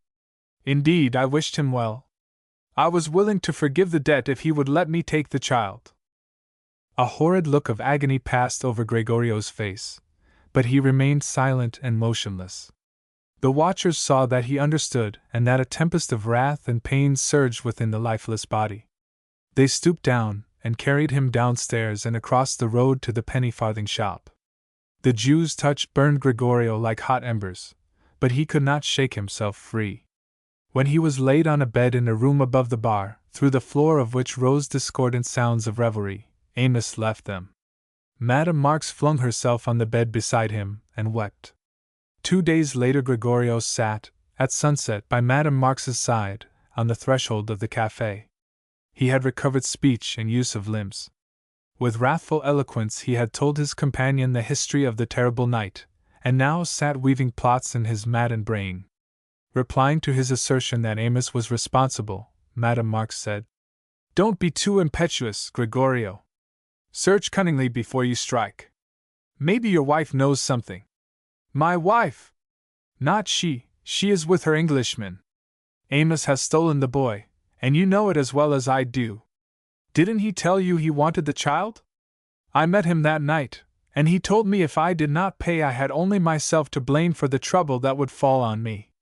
"Come, come, Gregorio, cheer up," said the woman, for the Greek, with head resting on his hands, was sobbing violently. "I tell you, all I cared for in life is taken from me. But I will have my revenge, that I tell you too." For a while they sat silent, looking into the street. At last Gregorio spoke. "My wife has not returned since that night, has she?" "I have not seen her." "Well, I must see her. She can leave the Englishman now." Madame Marx laughed a little, but said nothing. "There is Ahmed!" cried Gregorio, as a blue-clad figure passed on the other side of the street. He beckoned to the Arab, who came across at his summons. "You seem troubled," he said, as he looked into the Greek's face, and Gregorio retold the terrible story. "You know nothing of all this?" he added suspiciously as his narrative ended. "Nothing." "My God! It is so awful I thought all the world knew of it. You often nursed and played with the boy?" "Aye, and fed him. We Arabs love children, even Christian children, and I will help you if I can." "Why should Amos want the boy?" asked Madame Marx, as she put coffee and tobacco before the guests. "Because I owe him money, and he knew the loss of my son would be the deadliest revenge.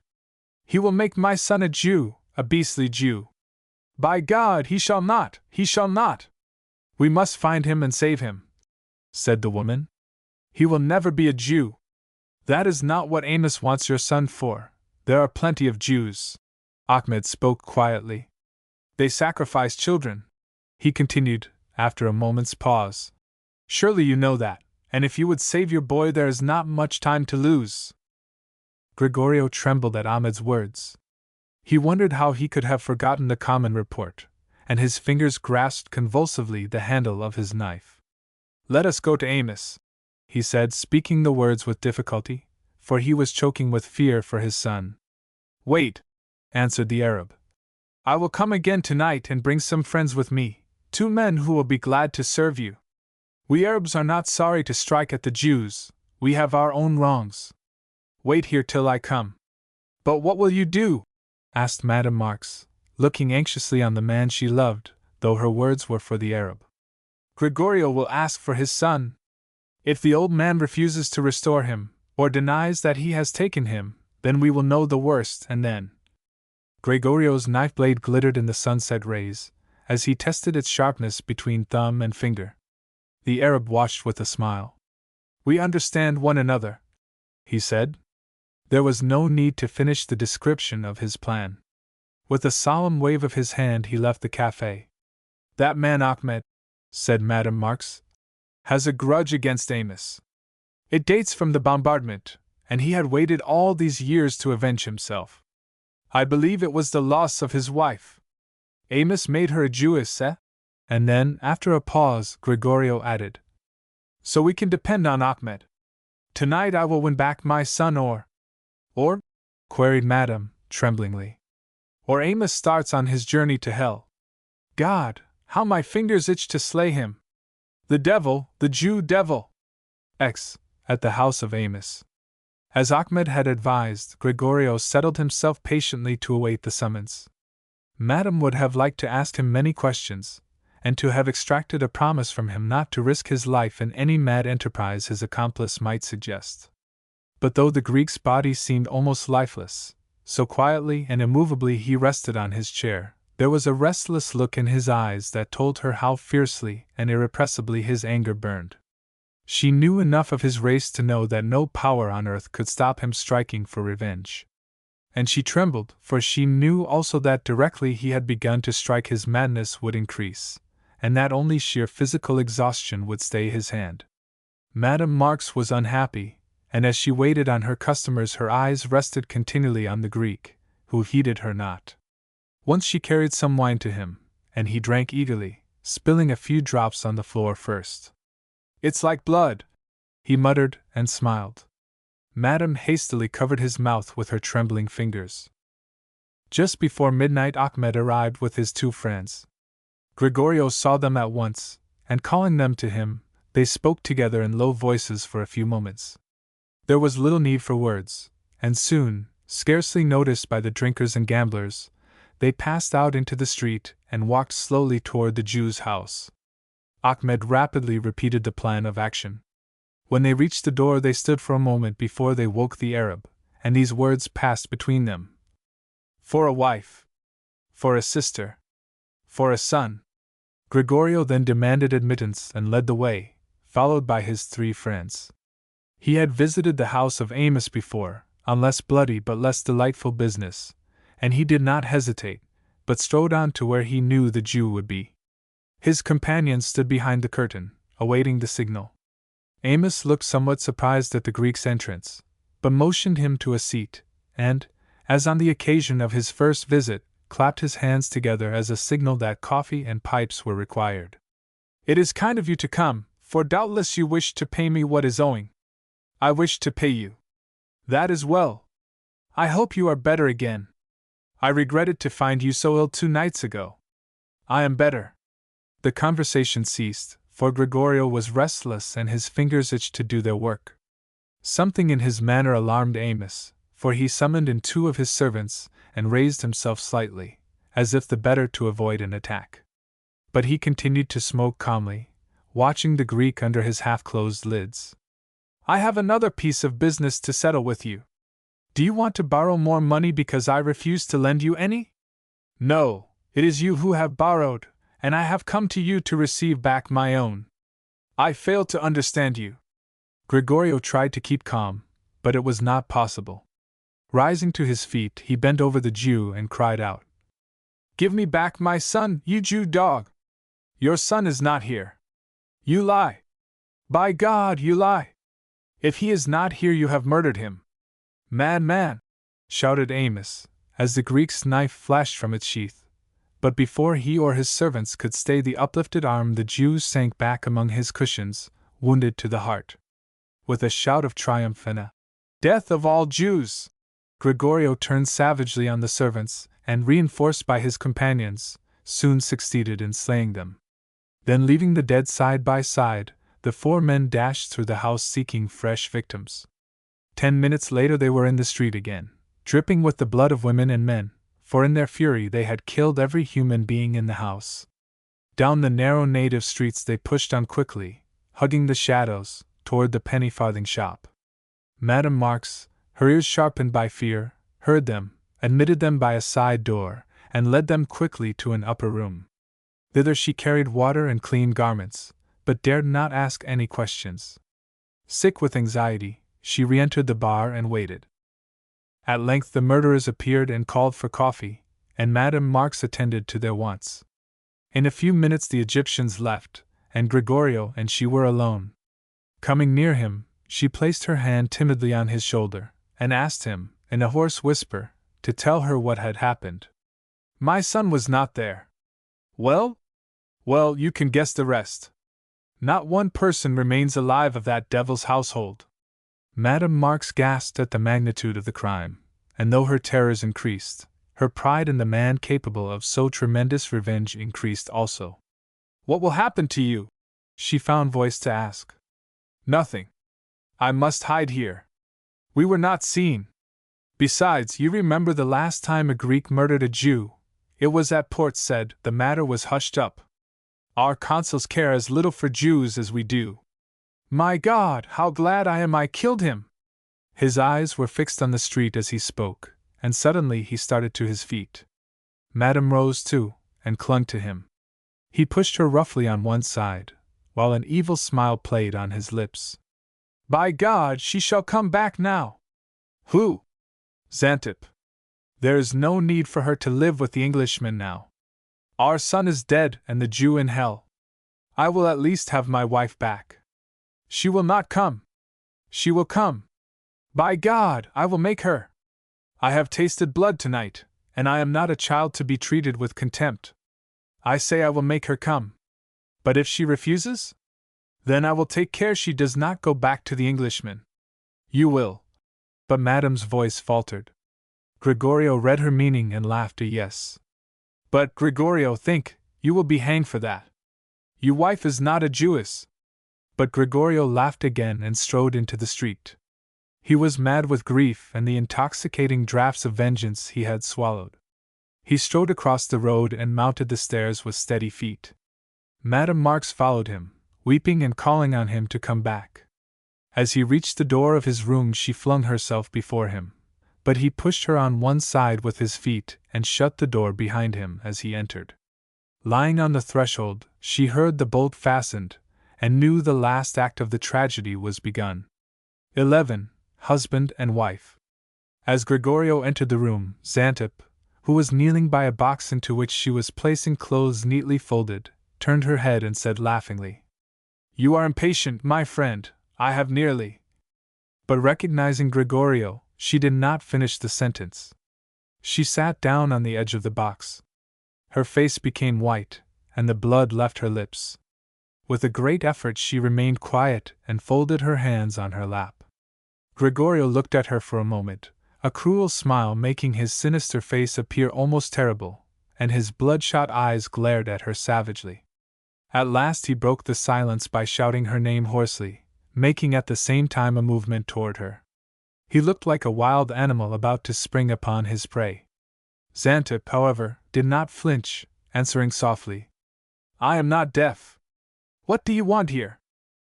"It is my room. I suppose I have a right to be here. I apologize for having intruded. None of your smooth speeches. The Englishman has schooled you carefully, I see. Can you say goodbye in English yet?" "Why should I say goodbye? It is time. You will come back to me now." "Never." Gregorio laughed hysterically and stood beside her. His fingers played with her hair. In spite of her fear lest she should irritate him, Xantep shrank from his touch. Gregorio noticed her aversion and said savagely, "You must get used to me, Xantep. From tonight we live together again. It is not necessary now for you to earn money. I shall not come back to you. I have told you I hate you. It is your own fault that I leave you. It will be my fault if you do leave me. He pushed her on to the mattress and held her there. Let us talk, he said. For a few minutes there was silence, and then he continued. Amos is dead, and our debts are paid. How did you pay them? With this. And as he spoke he touched the handle of his knife. Don't shudder, he deserved it, and I shall be safe in a few days. These affairs are quickly forgotten. Besides, there is another reason why we should not live as we have lately been living. Xantep opened her eyes as she asked. What reason? Gregorio relaxed his hold, for the memory of his loss shook him with sobs. Cat-like, Xantep had waited her opportunity, and sprang away from his grasp. The movement brought the man to his senses. He rushed at her with an oath, waving the knife in his hand. Xantep prepared to defend herself. They stood desperate, before each other, either daring to begin the struggle.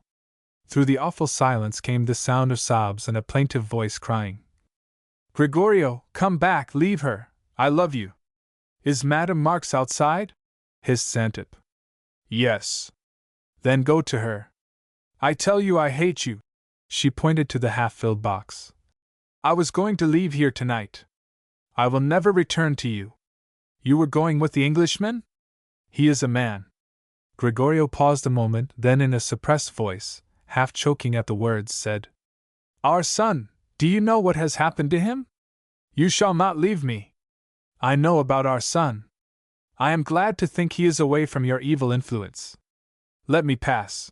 Xantep moved toward the door, but Gregorio seized her by the throat. You are glad our son is killed. You helped Amos to kill him. Rage and despair impelled him. Laughing brutally, he struck her on the breast, and, as he tottered, sent his knife deep into her heart. For a few seconds he stood over her exulting, and then opened the door. Madame Marx, white with fear, rushed into the room. Seeing the murdered woman, a look of triumph came into her eyes. But it was a momentary triumph, for she realized at once the gravity of the crime. She had little pity or sorrow to waste on the dead, but she was full of concern for the safety of the murderer. This is a bad night's work, Gregorio. Is it? She deserved death. I am glad I killed her. God, how peacefully I shall sleep tonight. This is a worse matter than the other, my friend. You must get away from here at once. Let us leave the corpse. I am thirsty. Gregorio answered callously. With a last look at Xantep dead upon the floor, the two left the room and made fast the bolt before descending the stairs. As they emerged from the doorway into the street, some police rode by, and Gregorio trembled a little as he stood watching them.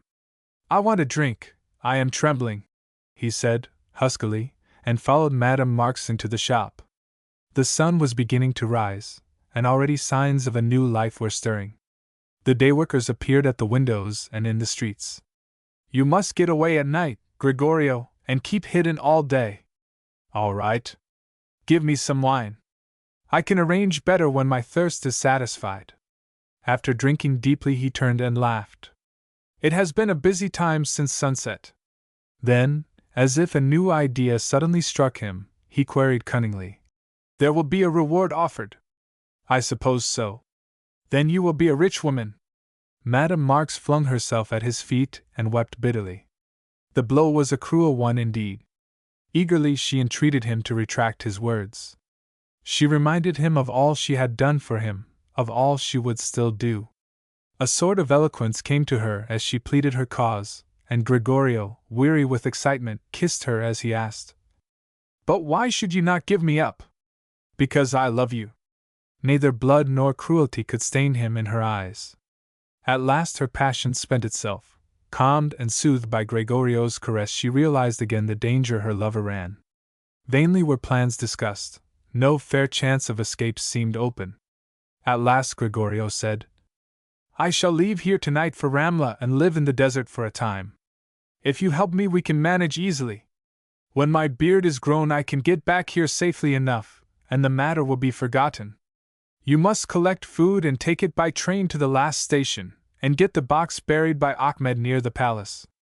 I can creep toward it at night unseen.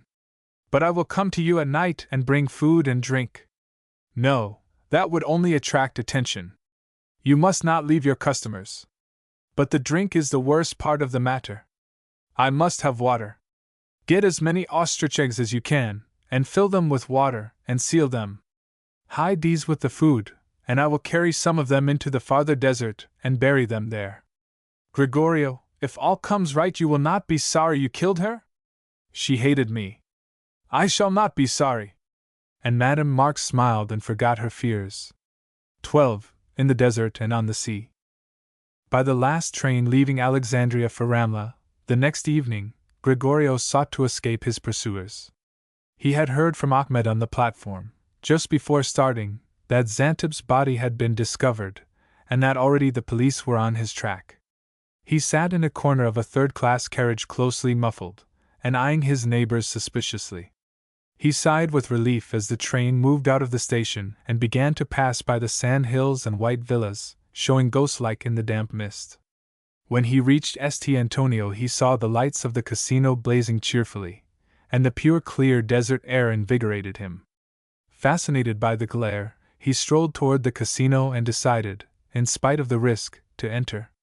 He watched from a corner the players, and greedily coveted the masses of gold and silver piled in pyramids behind the croupiers.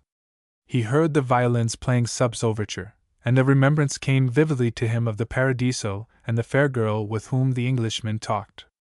The exciting events following that evening passed before him, a lurid panorama. An hour fled quickly away, then he sought the solitude of the desert, and having collected into a bag as much food and as many eggs as he could carry, he walked away over the sands.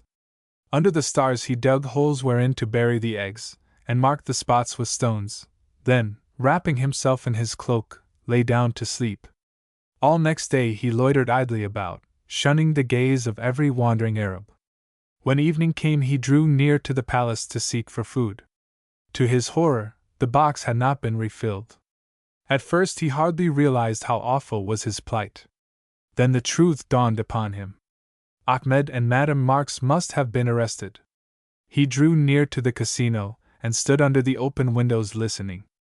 A cold shudder ran down his back, his face grew pale, and his lips trembled, for he heard two men discussing the murder and the capture of his friends. An involuntary smile lighted up the gloom of his features for a moment as one remarked that the chief offender, the woman's husband, had eluded pursuit. Then he crept back into the desert and waited for the dawn. The sun rose, fiery and relentless, glittering on the waters of Abukir, and the cloudless heaven blazed like a prairie on fire. At midday, when its rays fell straight upon him, his thirst became intense, and with feverish fingers he dug up an egg. It was empty. He tossed it away and dragged himself to another hole. The second egg was empty. In turn he dug up all his eggs, and all alike were empty. Improperly sealed, scantily covered by the sand, the water had evaporated. A great despair seized him. He called on God in his anguish, and the silence of the desert terrified him. In a fit of desolate anger he pulled off his cap, and summoned all the saints, Christ, and God himself, to enter it, and then trampled on it, laughing wildly. Then he flung himself upon the sand, his head still left bare to the pitiless Sunday. He knew the end had come, but there was not any regret in his heart for his crimes, only an impotent dismay and anger at his solitary condition. The thirst increased every minute, and he gripped the sand with his fingers in his agony. His last word was an oath. At sunset he was dead. 2 days later Madame Marx left Alexandria by train for Ramla. There was no evidence against her, and she had soon been released. Her own trouble scarcely disconcerted her. She had feared only for the Greek in the desert. The thought of his agony, his hunger, goaded her nearly to madness, but she was a little comforted when she remembered the eggs. There was enough water in them to last him 2 or 3 days. It was the hour of sunset when she arrived, and she instantly set out desertward, carrying a basket containing wine and food. She had determined to live at the hotel until the days of persecution were past.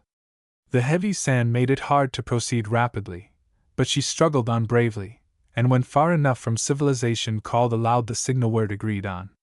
But no one answered. All through the night she wandered, searching, till within an hour of sunrise. Then she gave way and sat weeping on the sand.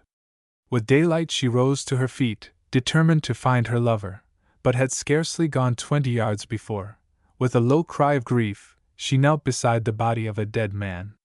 In the half-eaten, decayed features she recognized Gregorio and knew she had come too late.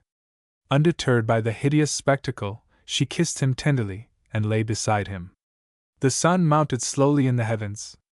The living figure lay as lifeless as the dead. But after a while the woman rose and dug with her hands a hollow in the sand. She heeded not the heat, nor the flight of time, and by evening her work was done. Raising the body in her arms, she carried it to the hollow and laid it gently down, then tearfully shoveled back the sand till it was hidden.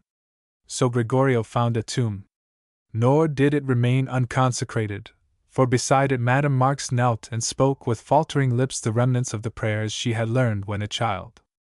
As she prayed she watched vaguely a steamer disappear behind the horizon. The Khedival mailboat Ramses sped swiftly over the unruffled surface of the sea. At the stern a tall fair Englishman sat looking on the level shores of Egypt and the minarets of Alexandria. With a sad smile he turned to the child who called to him by his name. They were a strange pair, for the boy was dark and foreign-looking, and there was something of cunning in his restless black eyes. The man's large hand rested softly on the raven curls of the youngster, as he muttered to himself, "For her sake I will watch over you, and you shall grow up to be a true man." So Xantep's life had not been lived in vain, for she had loved and been loved, and her memory was sweet to her lover. Moreover, Gregorio's dreams of wealth for his son were to find fulfillment, and the sand of the desert, maybe, lies lightly on him.